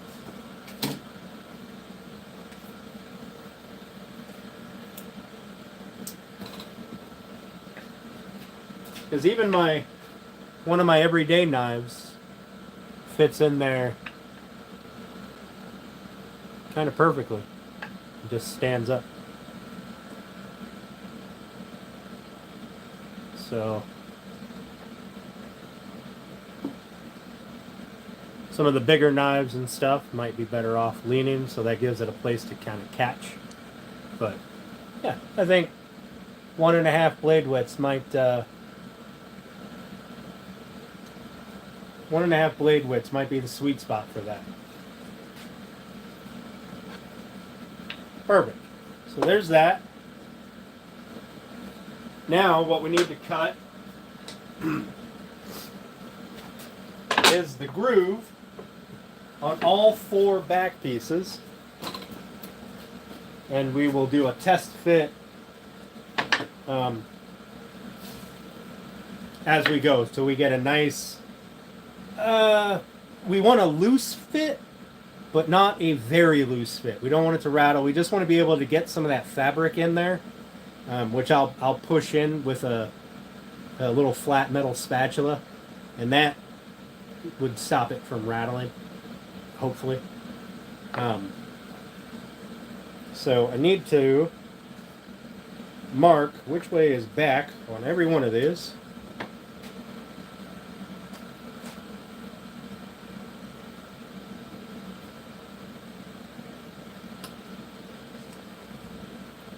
So that's back. And this is back. So that side goes against the fence. That side goes against the fence. Goodness. That side and this side. Now, like I said, what I'm going to end up doing is there is going to be a slot that comes out the end. You'll probably only see it on these pieces, and I will plug that. I'm willing to bet, and I'm fairly confident in my ability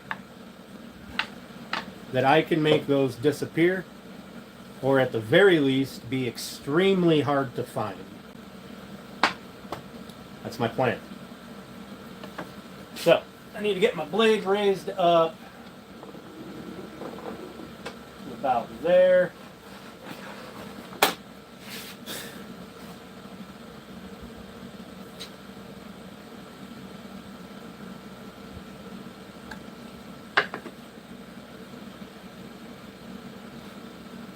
Really hoping that I don't blow off any chunks. In fact, what we might do this.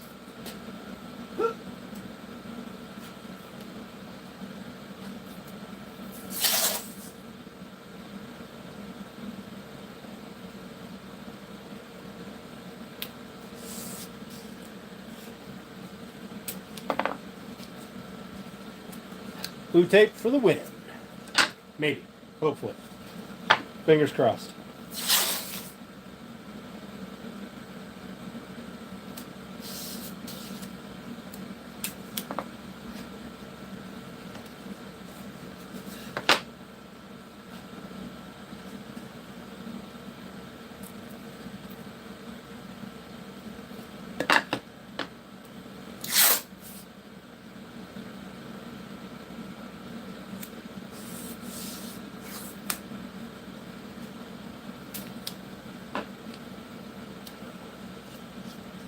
Yep. I'm hoping that I don't clip the end of the dovetail and break that off, because that'll be a lot harder to fix, but I can fix it. I'm hoping that the tape gives it enough help that it holds that together.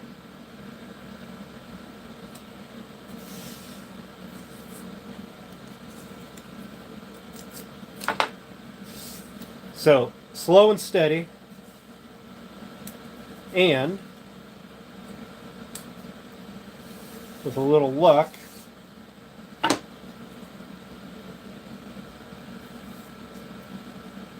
we might just have this.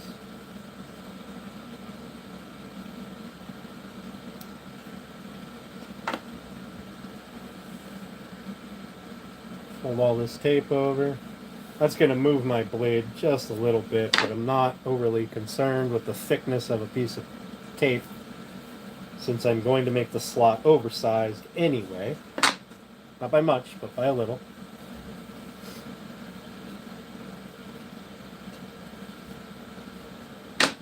Alright. So these all go through this way.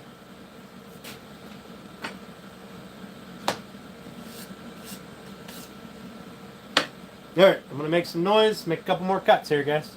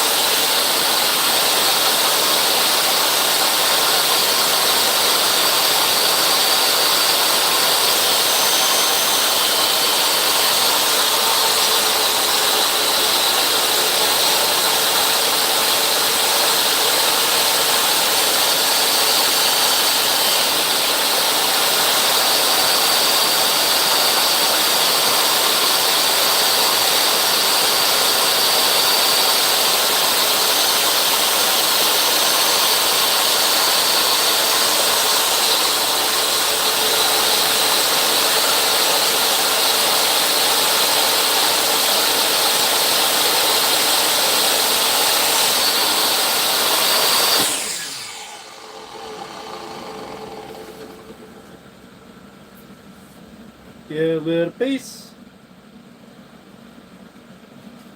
Alright, one more pass should give me the amount of room that I'm looking for.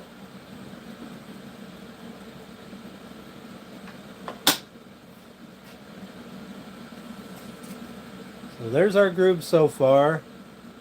There's the thickness of our material. I think one more pass should give me the thickness for that and my fabric. So, wish me luck.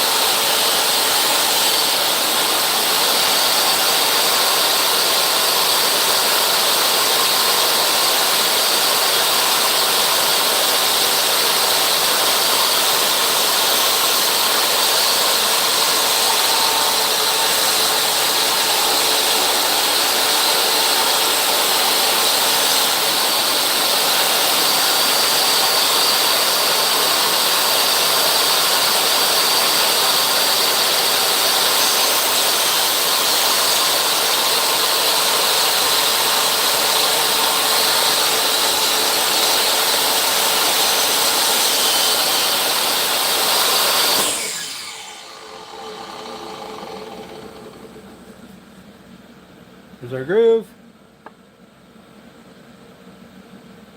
I got a little bit of wiggle room, which is what I wanted, so that I can tuck that fabric in to the gap. And I think that, I mean, it's less than a 16th. I don't know if you guys can see that little gap there. That's what I'm looking for. Alex, my walnut came from my local lumberyard.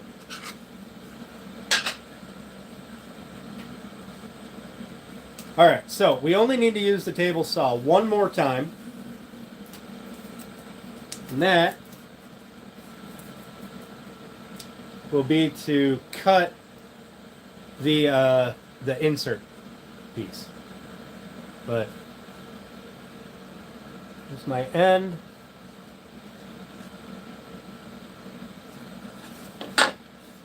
We're going to find out if I have a lot of stuff to fix.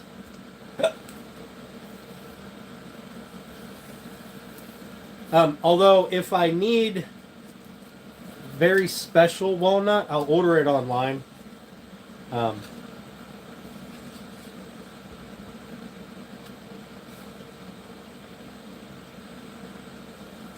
So that's it. That's the gap that I was telling you about that I'll have to fix. And that won't be any problem at all, this big gap here. Obviously, these little gaps will get repaired too. Those will be done with wedges. And they do kind of go away as it pulls together because the backside of the tail is wedge shaped. So it pulls them down, pulls them together. I noticed that when I had them clamped up.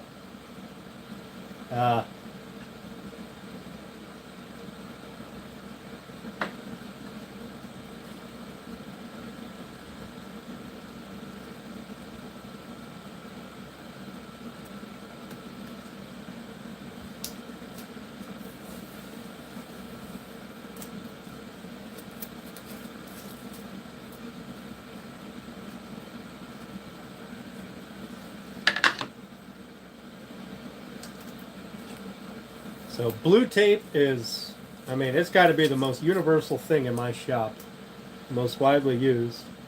I use it on the laser when I don't want to have burn marks or I'm doing like a color fill. You know, the laser will burn through it and then I can fill that and then peel the tape off, weed the tape off, whatever needs to be done.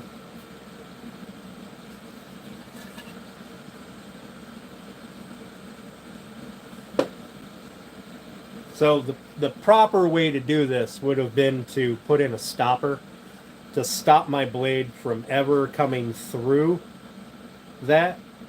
But I'm confident in my ability to fill that, so I'm not overly concerned about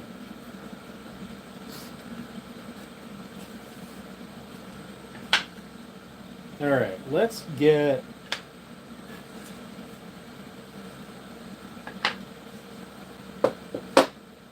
this. Oh, well, you know what? If I needed 16 7/8 for my shelf, that means my box back should be 16 7/8 plus whatever I want to overhang into my my slot.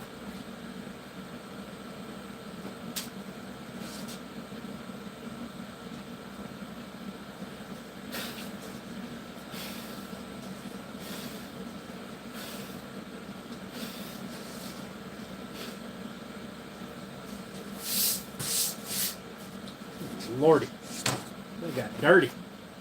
So, logic says if I make it the same size,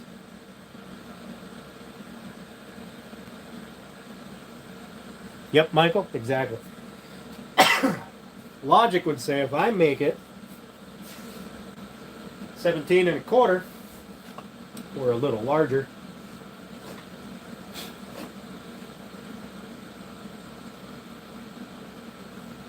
well, let's see, 16 3/8, I'm cut halfway through there. Those depths should be about 1/4 of an inch. Let's see what my depths are on these cuts. They are just shy of 1/4 inch. So, if I go 3/8, that will give me room for expansion and contraction. So let's make it exactly 17 1/4.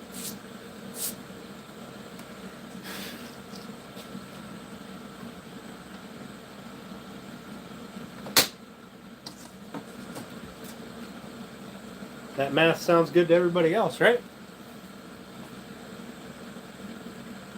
I mean, if my shelves fit, the backer should fit. Logic would say. So,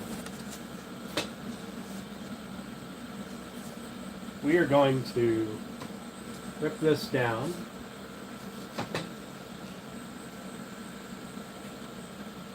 Give me 1 second. Should be 2 more cuts and then we're done.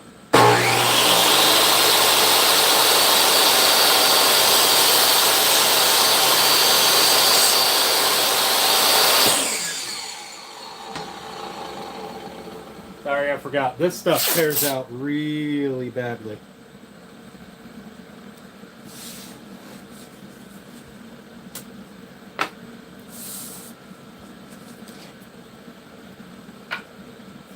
My apologies.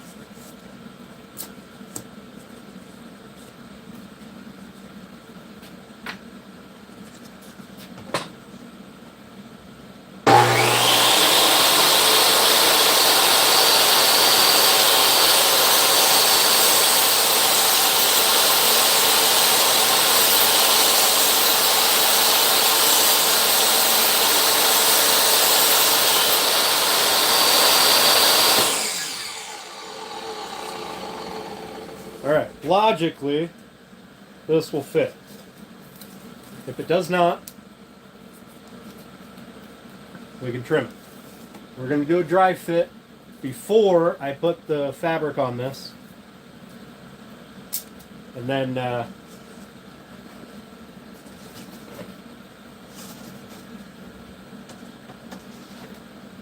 so we're gonna move you guys back over here. Hey-ya! Oops, too high.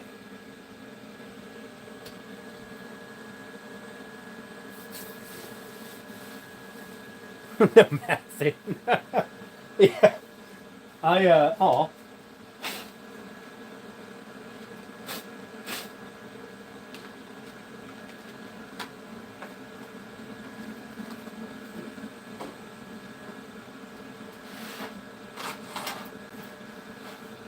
Okay. Dry fit. Let's see. This is a bottom, maybe. This is a side. There. This would be a side here. Which means this would be a top. Which means these are all going to go in here. I may need to do some fine tuning with some sandpaper on these, but that will not be a big deal.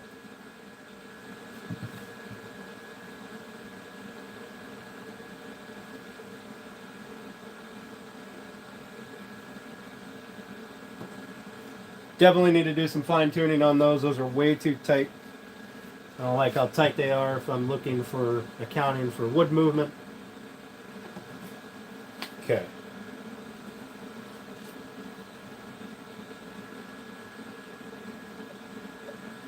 So slot that in. Should be able to slot this one in.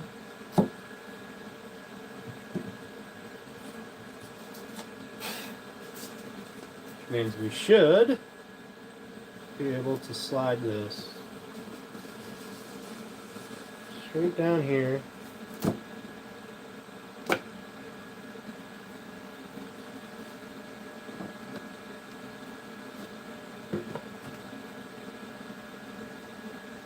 What is going on here? What is going on? Was my piece out of square?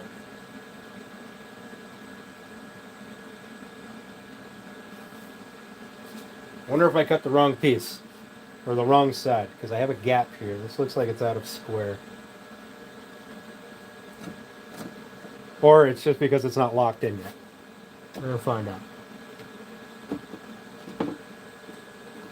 Oh, nuts. I don't know if I can get this side.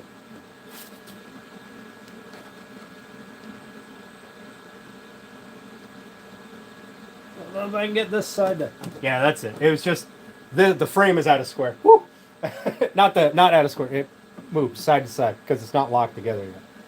But I can't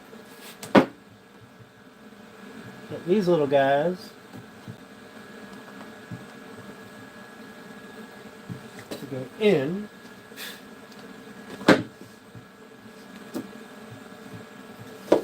Almost had a heart attack there, guys. Wood mallet, yeah. Well, I don't want to split out my walnut. And I don't want to crack the frame.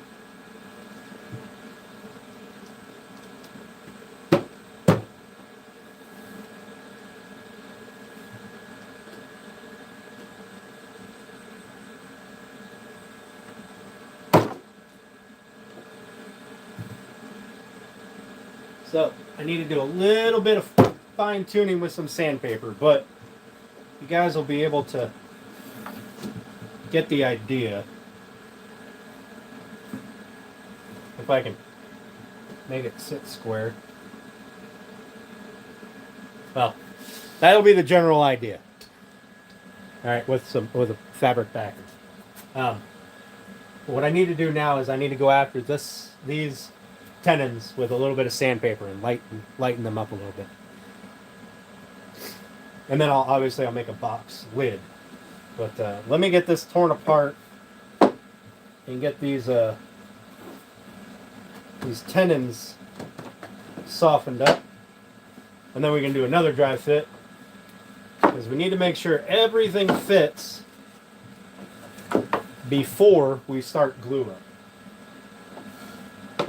I've made a lot of mistakes over the years of starting glue up.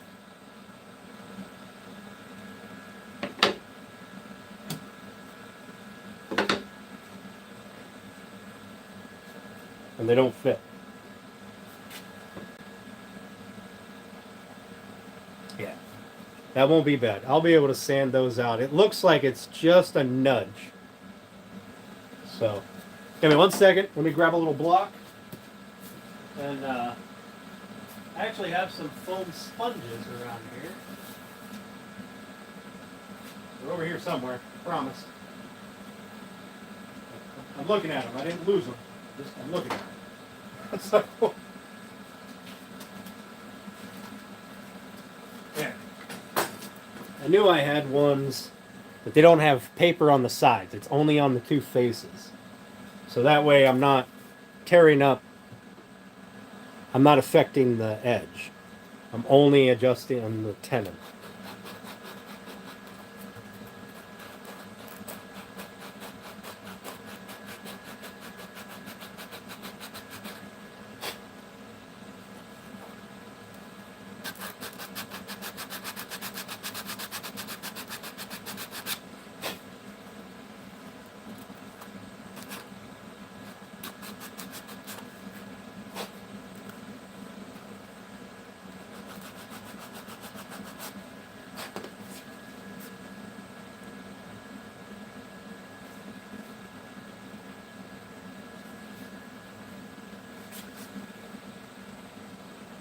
There we go. That's a lot better.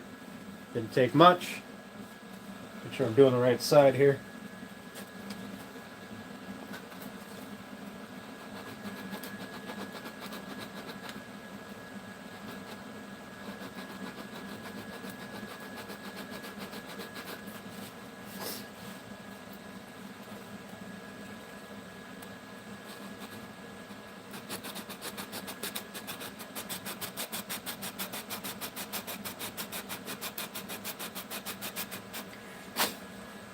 Alex, I'm not gonna lie. I did make a spice rack similar to this, and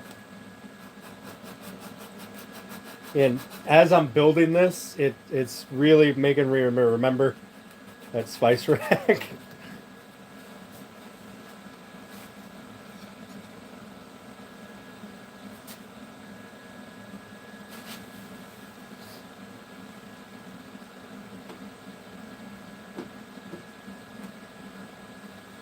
Okay, this one needs to get just a little more. Yeah, fingernail emery boards are nice. I don't have any out here though.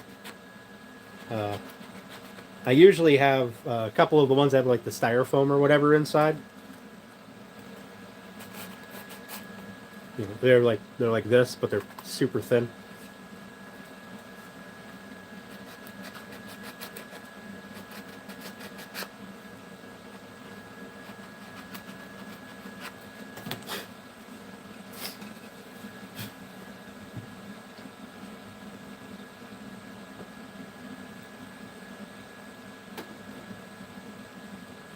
That one's in.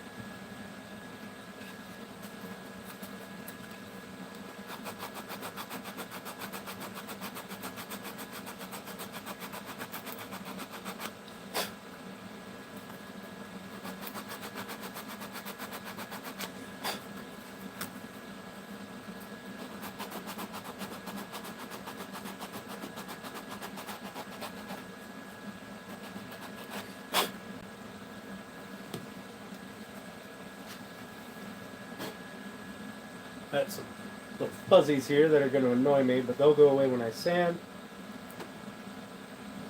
That one's in. All right, let's try this. Let's try this again.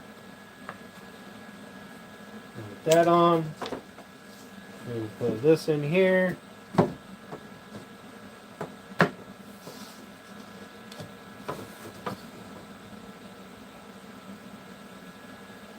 I have to this in first.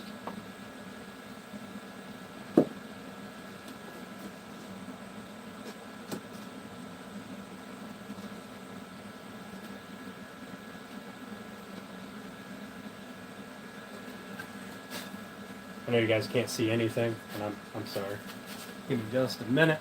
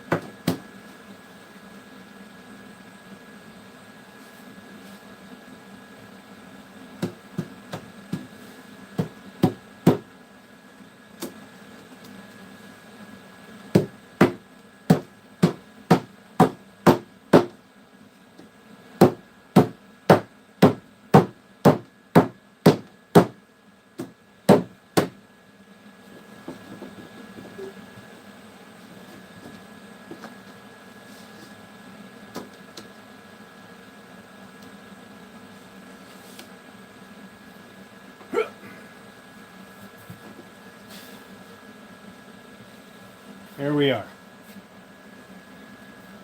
Without the colored backer, of course.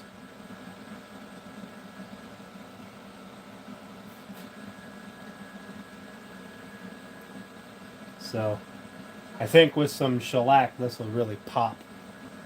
It'll definitely bring out that black walnut color. If I can get it back here. Can you see that better? Not that one. So the dry fit works. Obviously, things aren't clamped together. Like, I got to pull things together, but those are, you know, that'll pull in. My backer is able to move. In fact, I should have cut it 1/8 of an inch bigger, but once I have the fabric on there, because if it moves all the way to one end, then you have this gap. But I can take care of that with some of those little rubber balls that I have, or foam balls. I can put in there to equalize that. Plus the fabric on there is going to tighten it up a lot. Yeah. No, I can't get it to stay. Stay.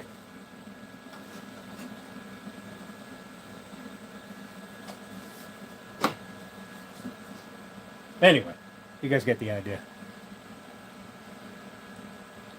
So that's what she's going to look like. What I'm going to do now is disassemble this. I have to put the fabric on the backer. Oh, goodness.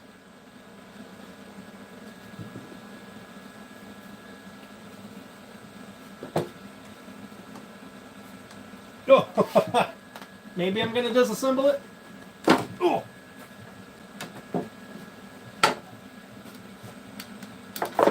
Oh, good Lord.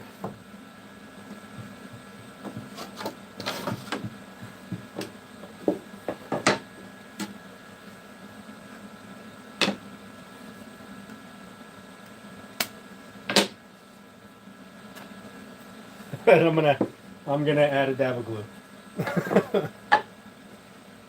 Copyright bearded Viking Woodworks.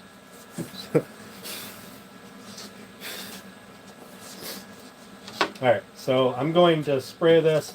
I'm not going to do it to this side because it's primed. I'm going to do it to the bare wood side. That side, I'm honestly probably going to just throw a coat of white paint on it, or black paint, something, after the fabric is on. So let me get this stuff moved. So once I get that fabric on, then I'm going to do some sanding, which should be super fast. And by then, that fabric should be done. And we'll see what time it is. Because it's... had some pucker fag. Yeah, I thought for sure I was going to break a pin off. And I would have I would have been super sad. I don't know how many times you've seen a grown man cry in woodworking, but I might have. Okay. So.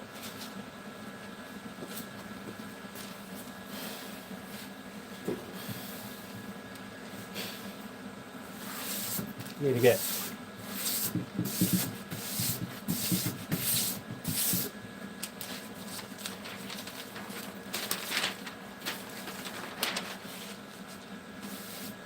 All right, Turner. All right. Yeah, Alex. So was I. Not gonna lie. I was definitely scared. So what we're gonna do is not spray on my table like that idiot. We're gonna take this here piece of cardboard and we're gonna put this up here and we're gonna spray on that. Then we're gonna let this dry, because I think it has to dry like rubber cement.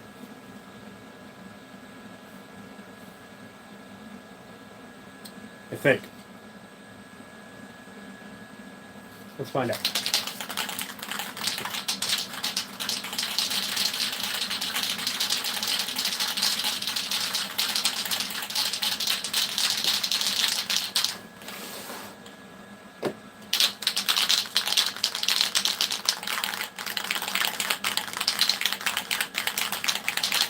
All right, guys.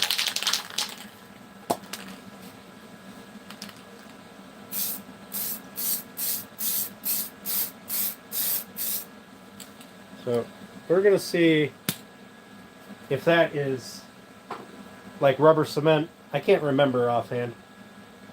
Where once it's dry, then you can apply the fabric. I believe that's how this one ends. So I got to get the fabric out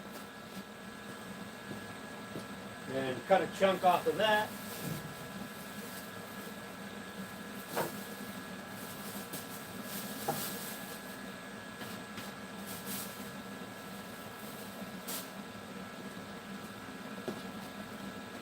Matthew, did you still want to go with this color?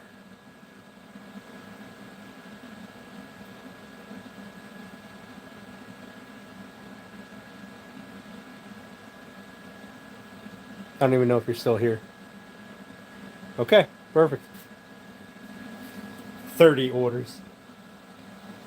Nicely done. Alright, so I'm going to set this cardboard off to the side for a minute. With this little piece of stuff on it. Pardon me, just going to get in your way for a second. I'm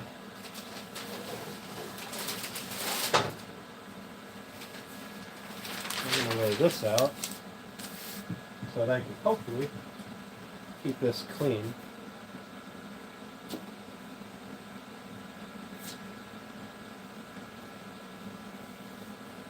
Yeah, this will work real well. Alright. I can get the air gun out if I need to. And fabric scissors. I knew I had some. And they're Fiskars or Westcott? Westcott. They work really well. Listen to them.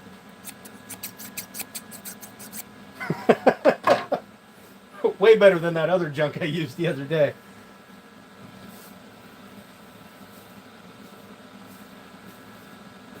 Miss T, I can't believe he's making you starve.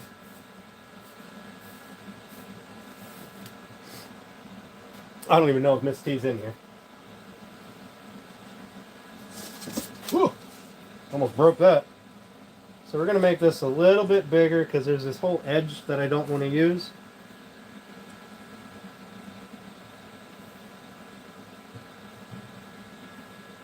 You know, I probably could just cut this with a razor knife, but we'll trim it with a razor knife. Oh. So nice.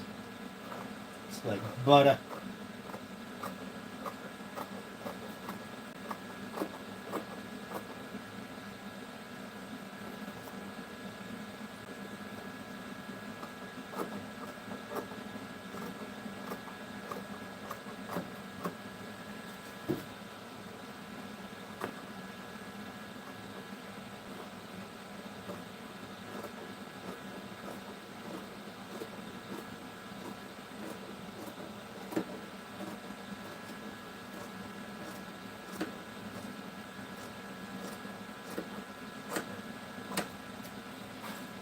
All right.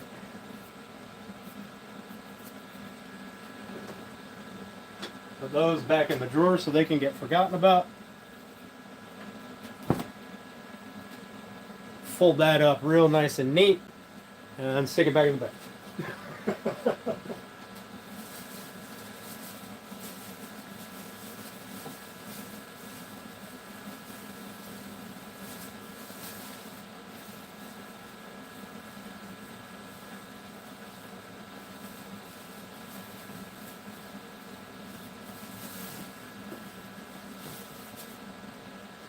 Oh, and I can't remember who it was that was talking about flocking. I think it was Michael. When I did that jewelry box. I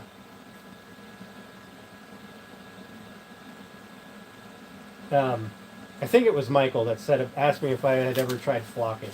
And I had forgotten all about it until I watched one of Bearded Vikings videos. And no, I've definitely never used that stuff. I don't know that I even want to. Seems like it might be easier than this, but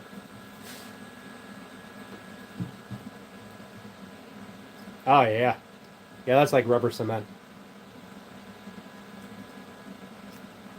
Okay, let it get tacky. Put it down. So I think what I'm going to do is I'm going to pre-stretch this onto the table with some tape so that I can drop this right onto it after it's been sprayed. So, and then I'll have to brush the sawdust off the fuzzy side. You know, one thing I haven't noticed, Turner, and I don't know if you have, but I haven't had to refresh the chat.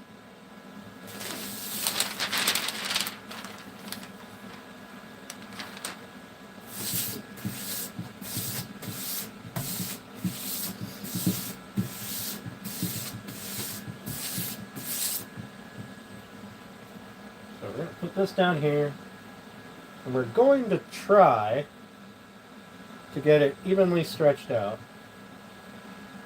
Ah. And I don't even know if blue tape will hold to this. I do have packing tape, but I don't want to pull the fibers out.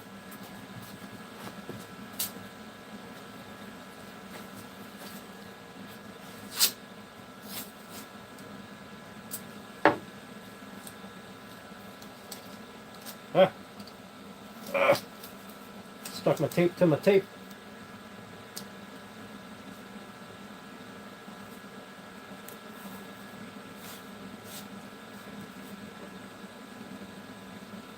Yeah, I haven't had to refresh it on either the live stream or, as far as I know, I'm not missing anything in when I'm in somebody like Turner's chat.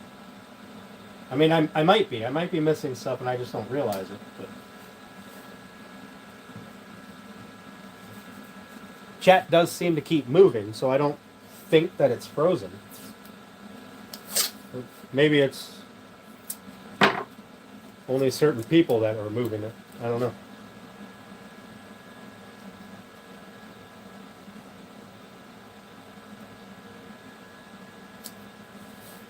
So one thing I need to make sure of is my blue tape is not between the fabric and my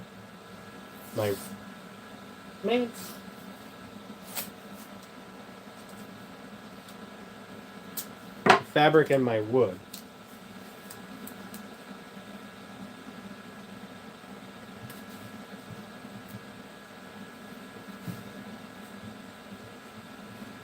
I need to push this down tighter. What the hell happened?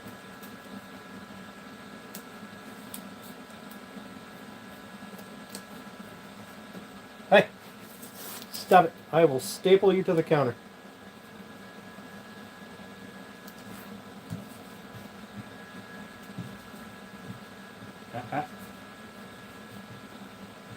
Seriously, I will staple you to the counter.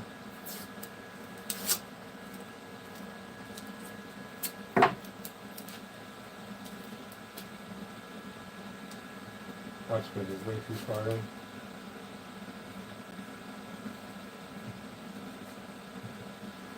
I don't even think my fabric is going to match up.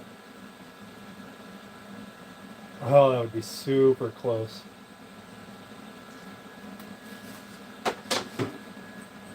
New plan. Screw the blue tape. It's clearly not going to work. Well, anyway. It'll probably pop off and bunch up as soon as I put my wood down on it. Or started to, because that's my luck. Oh! Oh, I gotta charge my phone. Oh no.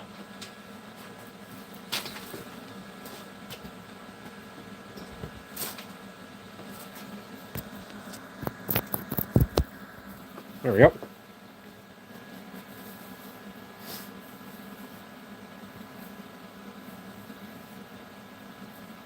Turner, I was just saying that I haven't had to refresh chat in a while.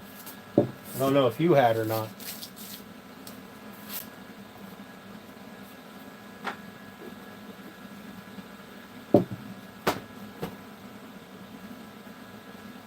New plan.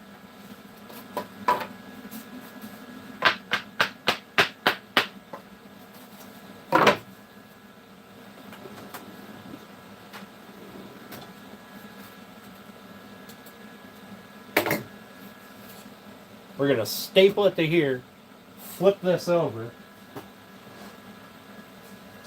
I'm going to staple it so that it's wider than my board, and then flip it over. And maybe clamp this to the table or something.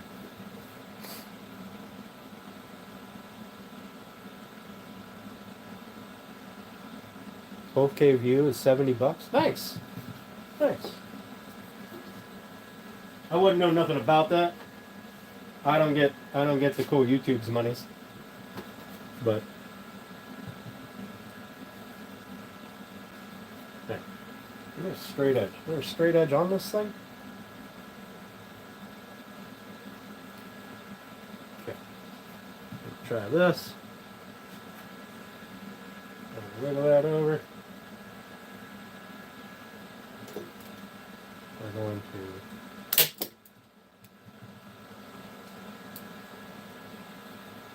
staple that.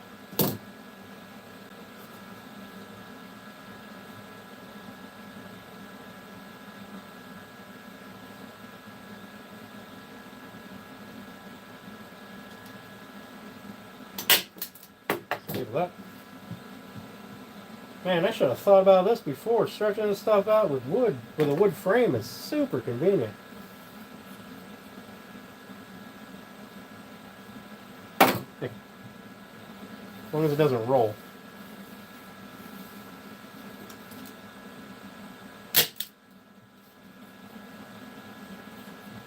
I don't know if this will work, but thankfully I have a ton of this fabric, so.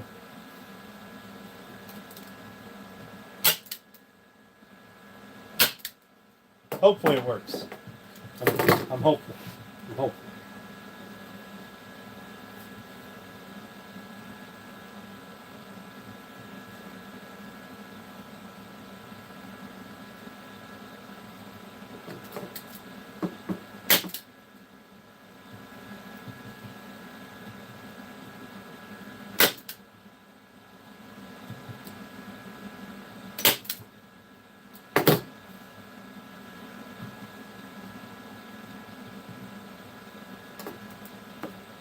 I know.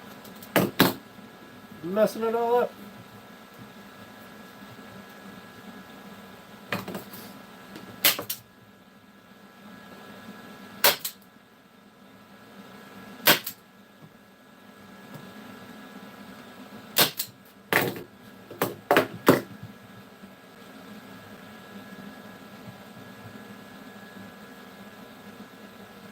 Really, probably.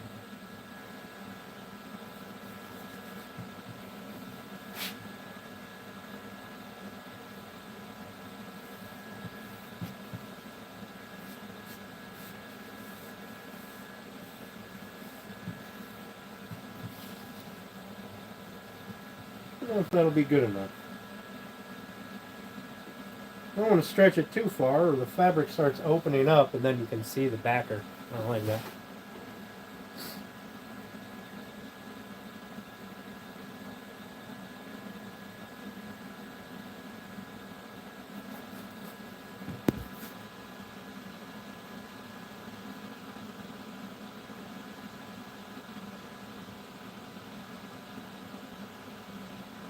Oh, nice. That'll be good. Turner, I didn't know that.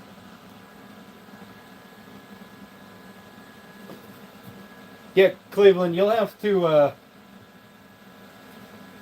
let me know if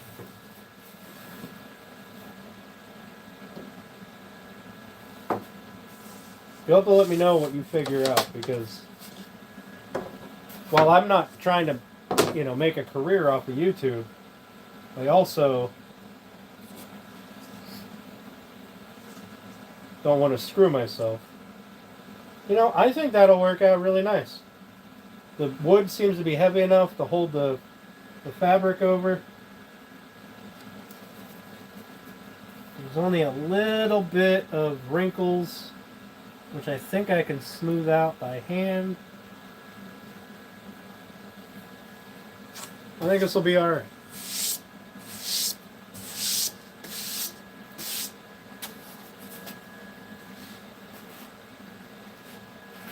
It is definitely sort of like rubber cement, except for still sticky.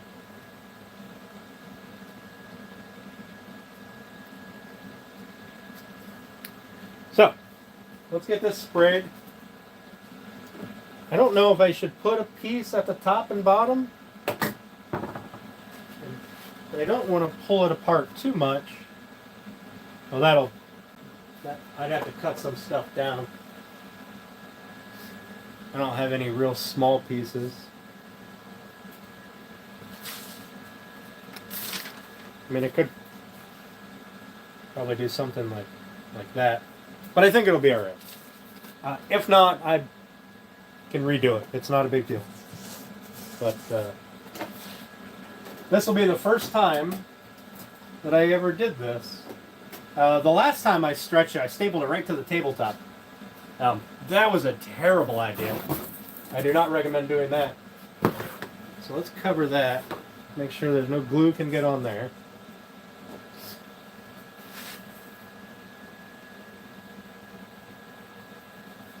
No problem, Michael. I appreciate you hanging out. I know this has been a long time. I mean, good Lord, it's been almost 5 hours. This is way above the norm that I was looking to do. I was looking to be around the 2, maybe 3 hour mark on a good day.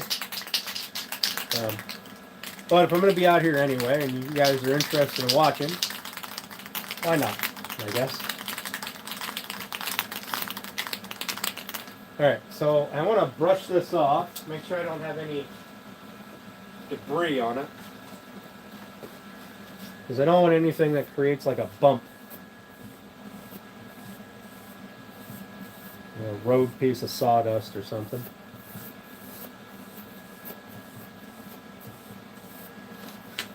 Yes, I use a deck brush. It's super soft. And there you go. Ideal for decks, apparently. It's one of my favorite things to use to brush stuff off. Other than the air gun. The air gun works really well.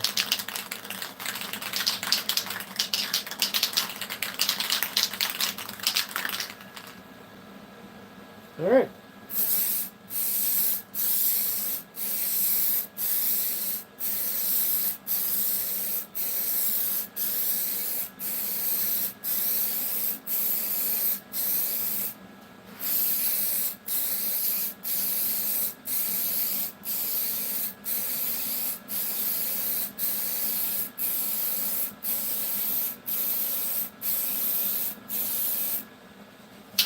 My biggest worry is that the moisture in this glue causes this plywood to warp. So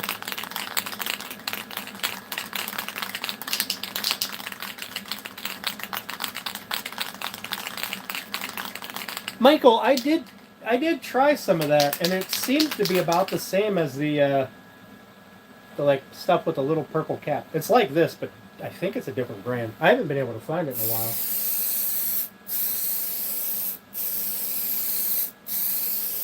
I just want to make sure I get a good coverage with the glue, since it is such a big piece,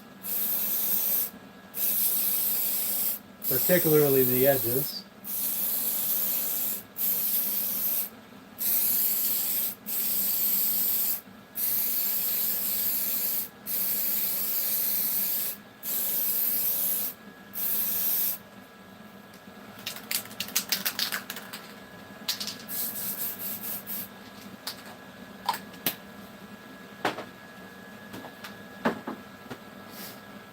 And now we wait.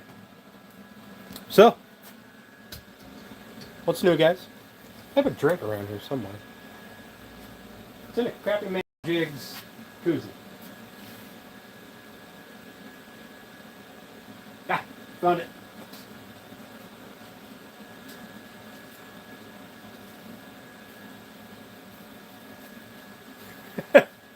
All right, Michael, don't get yourself in trouble, buddy. I appreciate you hanging out with me.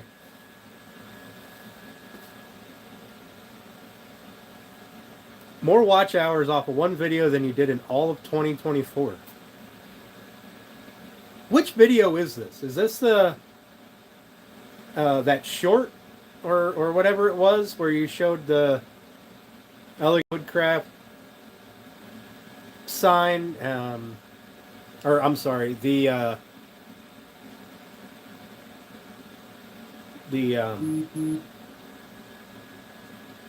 masturbator sign and the jigs.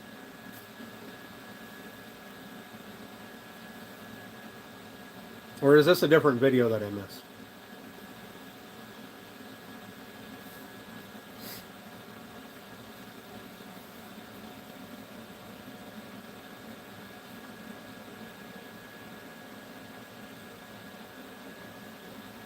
Long form video posted January 4th. Oh. Man. I don't know why I didn't. Putting your sign on the display. Which display? Oh, my logo on this? Yeah, I'll burn it into the back. I'll engrave it into the back of it. I don't prescribe to the idea of having my logo on the visible side of work. And if I'm doing something like on a cutting board where I engrave on the back, if putting my logo in there is going to take away from that engraving, I won't do it.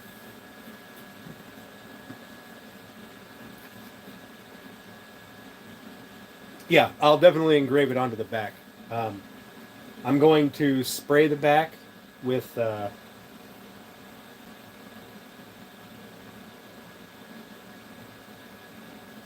maybe I won't.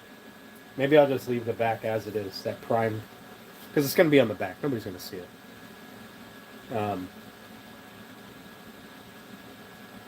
Then again, I may tape off the entire back around the edges, like on the sides.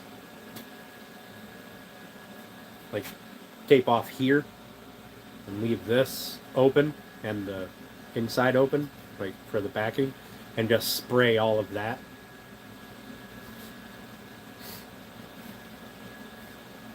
Yeah, Matthew, that's the other thing. If somebody asks me, like, I have to do a display for, or not a display, but I have to do a thing for a church, and they want my logo on the side of it. They want people to see my logo, so I'll definitely do that for them.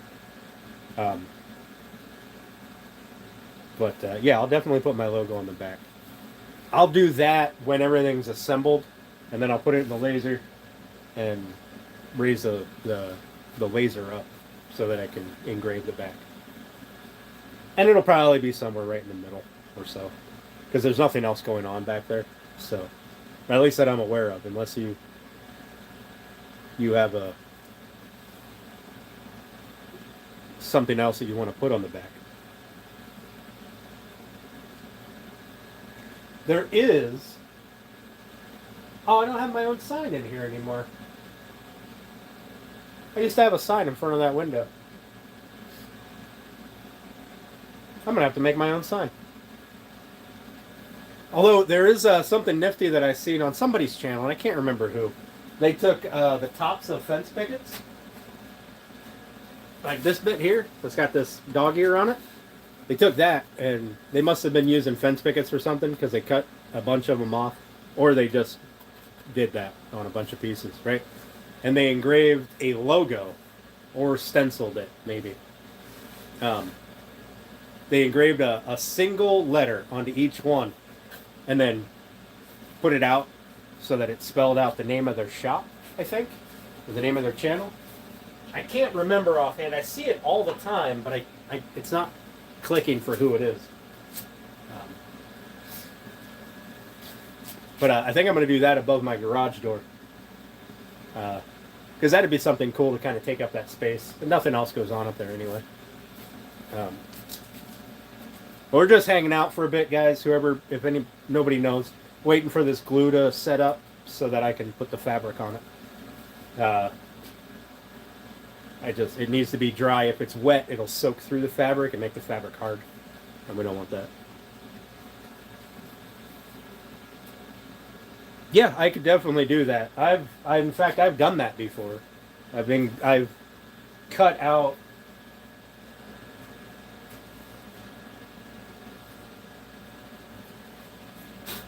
So when I designed my logo, right, this is a very clean edge, and on my, I don't know if you can see it on the shirt, there's a white outline around it. So when I cut like a token out, it cuts that white outline, and I've done that. I've cut the outline out and just stuck that on the stuff. I did experiment one time with coasters, like drink coasters, where I was trying to play with fill, right, and epoxies and stuff. So I cut out coasters that were my logo, the whole big logo. It was probably about yay big. They were pretty big. Did color fill and epoxy and stuff on them. And I think I might still have some of them in the house. But I thought it might have been something fun as like put them on the table when I go to a show, and like people can just grab one or two or whatever. Because I don't ever really sell coasters. If I do make them, it's out of like scrap wood or something. And I usually just give them away. It's like hey, thanks for ordering that. Here's some coasters that I had laying around type thing. But I don't make them very often, and I've never sold a set. And I've definitely never sold any elegant Woodcraft ones, like my logo ones. But I did give a few away, which was kind of cool. Like some people grabbed a handful of them. I mean, I guess people need coasters. They're cheap. Coasters are dirt cheap. Like I've got little stainless steel ones. Yeah, gotta make that big ass profit. I can still see it's a little wet, but we're getting there. We're almost dry. Yeah, I'm a big fan of that big ass profit, let me tell you. I also don't like to rip people off though. So when I bought this cherry lumber over here, I bought 50 board feet of it. They gave me, I don't know, 65, 70 board feet of it. And that cost me $130. I could make a ton of stuff out of that. And in fact, the stuff that I bought that for, when I initially ordered it, has already paid for that lumber and then some. So it's well into the profit margin now, which is awesome. Profit not counting my labor. All right, I'm not counting that into profit. Some people get all touchy about your labor is a cost and blah blah blah. The shop doesn't support me. Woodworking doesn't support me right now, so labor is not a factor. When the business can support a family, then labor will become a important factor. But right now, profit is anything above cost. Electric, materials, stuff like that, wear and tear.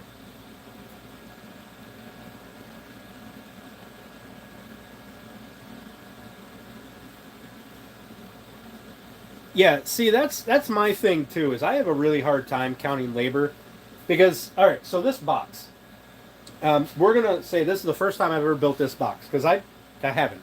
I built similar, but I haven't built this one before, right? So this box, let's just say it takes me 15 hours to build this and get it finished and out the door. Do, but the next one I build might take me 2 hours, right? So does the guy who bought the first one have to pay for 15 hours and the next guy pays for 2? Do I say, screw it, I'm just going to assume 5 hours? Like, time to build for me is real touchy. Like, if I make one cutting board, it takes me just as long to make one cutting board as it does to make 10. If I batch out 10, then my 2 hours or whatever I've spent total from milling to finishing, has been divided by 10. But I can spend 2 hours on a single cutting board. Yeah, glue up is... I've never counted glue up as labor time because I'm not doing anything. I glue it up and then I set it in the corner and I leave it go and move on to something else. But there has been people... there's a local wood shop around here that they only sell cutting boards. Or they used to. He's not a business. He's a hobbyist. But he still posts stuff for sale all the time, with a business name. I don't know. But he will make those really thin cutting boards. They're like, I don't know, a half inch, 3/4 of an inch thick maybe. And they're face grain, right? If you don't know, that's face grain, that's edge grain, that's end grain, all right? So edge grain, you can see the lines. This might be a bad example, but you can see the growth ring lines going vertical, right? Face grain, you get, if it's not rift sawn, this is where you would get that kind of peaks and stuff. And then edge grain is obviously the edge. The wood was cut across. But he'll make face grain boards and then be like, well, this was 10 hours. Well, it was 3 boards that you glued together. How is that 10 hours? I don't understand. I don't know. Some people, I guess, count differently than I do. I don't know. But labor for me has always been a hard thing to do. Because like I said, the first time I do a project, I'm slow. I'll make mistakes. Oftentimes, I will prototype it first. And I'll do that out of like pine or whatever I have laying around if it's small enough.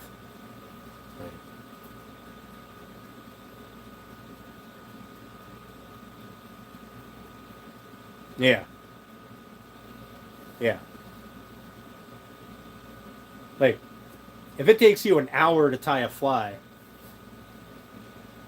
and that's your like finalized time, you've got it worked down that you can tie this fly every hour on the hour. There's a new fly. Like, that fly took an hour of your time. But the first time you tie it, if it takes you 4 hours, I mean, I don't know. I think it should still be. But I guess to get stuff like that, you have to do multiple things. I don't know. Labor has always been a spot that I'm not sure how to price out. But I'm getting there. I'm starting to get the hang on it, or hang of it. Like if I tend to just estimate anymore, and sometimes I win, sometimes I lose, but like somebody wants me to build a set of end tables, I'll be like, okay, well, these are all the features that you want. This is the material want. This is the work that I have to do. Like, I'm doing this all in my head. Like, so these two end tables might take me 5 hours of time each. So I'm going to charge you for 10 hours. That's my guess, my estimate. right? If it takes me 20 hours, I'm not telling you that you have to pay for 20 hours, right? If it takes me 2 hours to do each one, like I got on a roll and things just went according to plan, then I probably won't charge you that 10 hours of labor. I'd probably be like, hey, this took me less time than I thought. Let's meet in the middle. We'll cut it down to 5. You win. I win. And you'll probably come back to me in the future. But if I came at you and went, yeah, this took twice as long as I thought, 20 hours, buddy, cough it up, and I want $480 an hour or something stupid, you'll never, ever come back to buy anything from me again. So I think there's like that give and take there.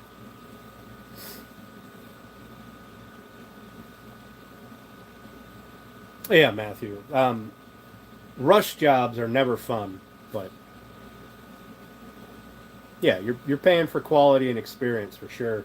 On anything you're paying for quality, and especially if it's a handmade item of any kind. You're paying for something that you can't buy at the store. That guy with the jig head eyes. Oh, that fucking guy. Okay, sorry, pardon my language. That guy pissed me off so much. Like, so my rule for my things that I make, everything that I make has a lifetime 100% warranty, right? But I will ask questions, and I do want pictures, and then I will either repair it or replace it at my discretion, right? And but if you do something stupid, like you stick your cutting board in the dishwasher, no, I'm not fixing that. That's your stupidity. You can buy a new one. I'll sell you a new one, but I'm not fixing your ignorance on how to take care of the item, right? If it splits, if you buy a cutting board from me and it splits, I want to see a picture of it.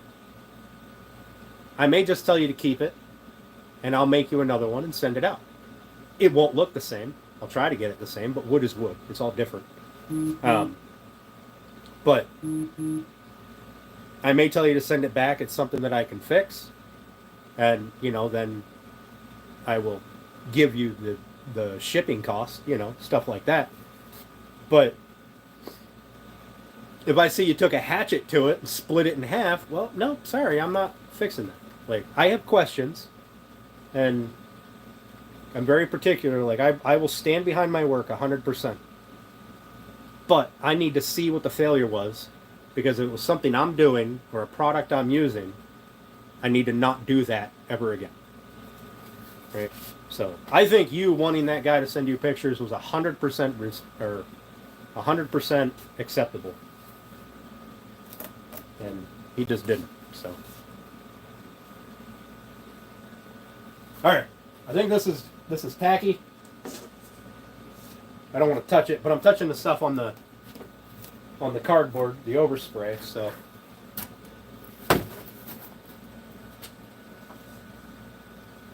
Let's turn you guys so you can watch me screw this up.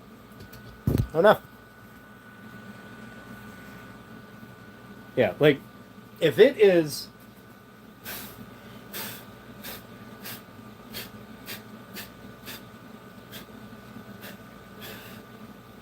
Like, if I change up my glue that I use, and I'm sending out a dozen cutting boards, and they're failing, I need to know that, because that means that I have a bigger problem, and I need to get in contact with people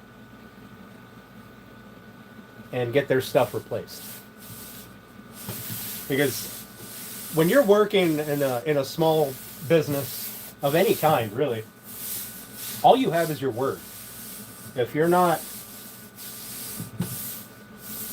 like, anybody can build a cutting board. You can build a cutting board yourself. Hell, I'm going to put out a video showing you exactly how to build what I build. If you don't want to build it, you can buy it. If you want to build it, I will show you exactly how to do it. Which is how I want to do everything on the channel. Like, If you don't want to build it, or you have something special that you want built, I'm more than happy. But if you if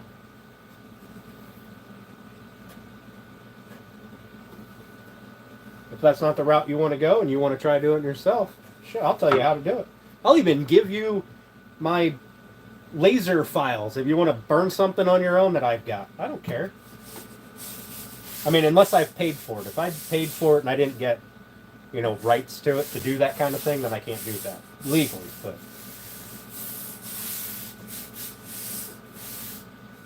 But your word is all you have. So without that, you've got nothing.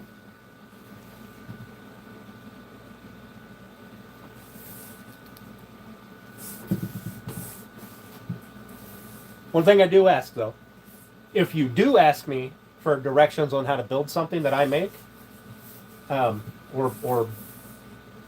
one of my files, I'll happily give it to you if it's something I'm able to give away, right? I just want a picture. What's it? I just want to see what you do with it.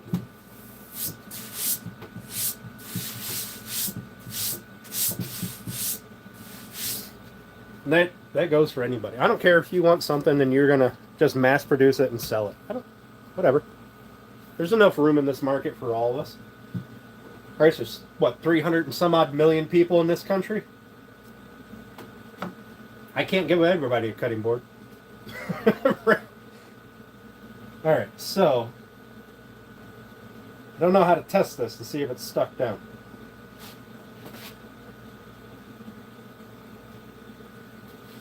I guess I could flip it, but then the plywood will drop down. Ah! But what if I do that? How can I flip that? What if I grab some more wood? And let's just make this super duper complicated.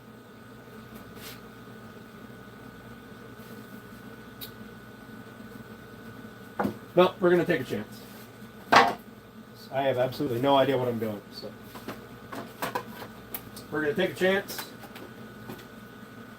and we're just going to cut it free.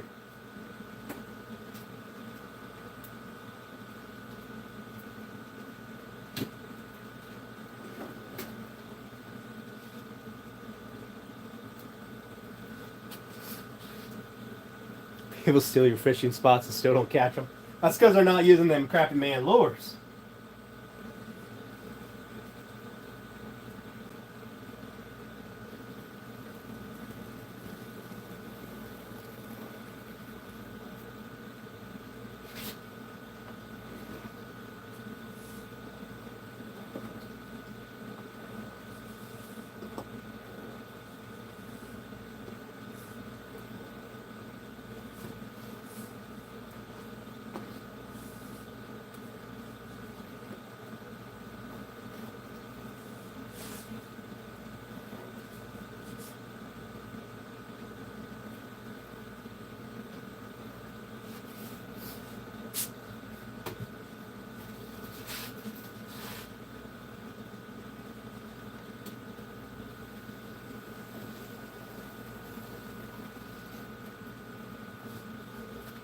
So I'm just cutting this free, hoping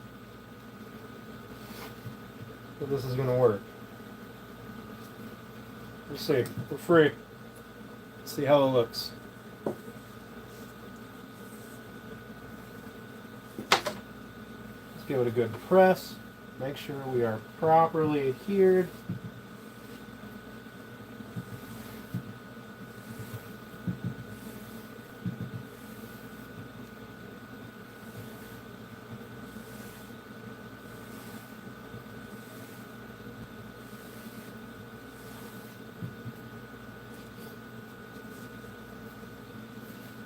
What do you think?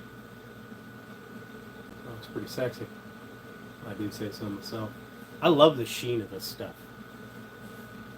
Love the sheen of this stuff. Now I have to trim up, the edges, but I'm going to see if I can't folded over the edge so that when I put it in, it like kind of traps it in there. But I think it looks super good. Like that.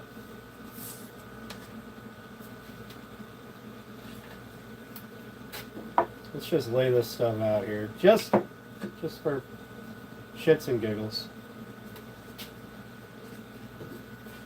We're not going to put anything together, obviously. I just want to.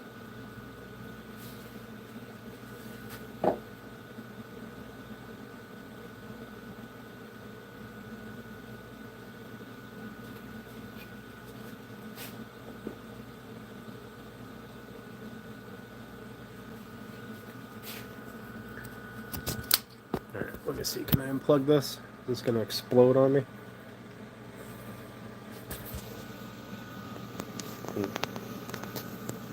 Come on, turn around. That'll be the general idea. I mean, obviously the shelves will be a little more properly lined up, and not cockeyed. That'll be the general idea with a glass case or a glass cover. Now the colors of the wood will definitely pop a little more when I do the finish on them. And I got to sand, obviously. I probably could have done that while that stuff was drying, but I think that will look really, really nice.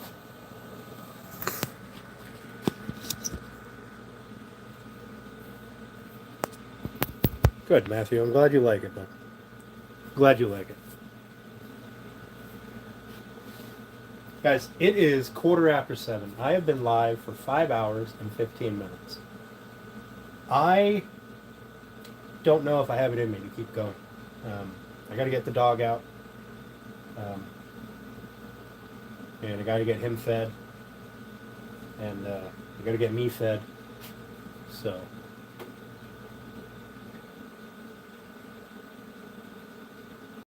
Yeah, and I kind of want to just enjoy a drink, kick back, wait for Turner to go live. So I think what I'm going to do is I'm going to cover this with this cardboard here, and tomorrow maybe I'll go live again, and it'll just be assembly. I'm going to I'll sand everything off camera because I don't want you guys to listen to that, but I'll sand everything, and I think, Matthew, do you want a round over on the front of your shelf here, or do you want them squared off? You let me know, because I'll do that. I have to do that before I assemble it. And then obviously the Runic, it sounds like you're going live. You got some blades to do? All right, Matthew. I will. I'll give it some thought. But once I have this finally assembled, then I can get everything sized up for the lid. I can get that made. What I should have done was cut the lid from the box like I do all my jewelry boxes, but I didn't. So here we are.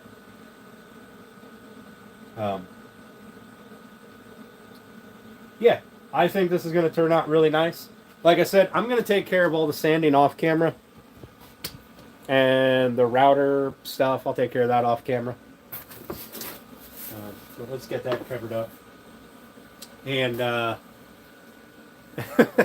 appreciate that, Matthew. If I do anything to it, it would be either a round over to make the front of it, rounded, or it would be a 45-degree bevel on the bottom, or something like that. Maybe a 15-degree bevel, just something to add some difference. I have to look at how it will affect the slots on the sides. I don't want those to be visible. Yeah, so I think that'll be a great time to stop. I'll do the rest of the work on this later. Router a strip down the shelf. What's strip? Oh, like down the front edge? I could do that. I do have... I could put like a V right down the front of it. Make it look like, kind of like that. I could do a round over and run the V. That kind of looks like beadboard. Yeah. I'll come up with something. But I'll do that before assembly. And, yeah, maybe I'll go live tomorrow for a little bit. Yeah, I might. I might go live for a while tomorrow and see. For assembly, not for sanding and stuff. But I appreciate y'all for hanging out and shooting the breeze with me. Runic, I look forward to seeing you go live sometime soon, hopefully. John, everybody, thank you for hanging out. We'll catch you guys later. You guys all have a good night.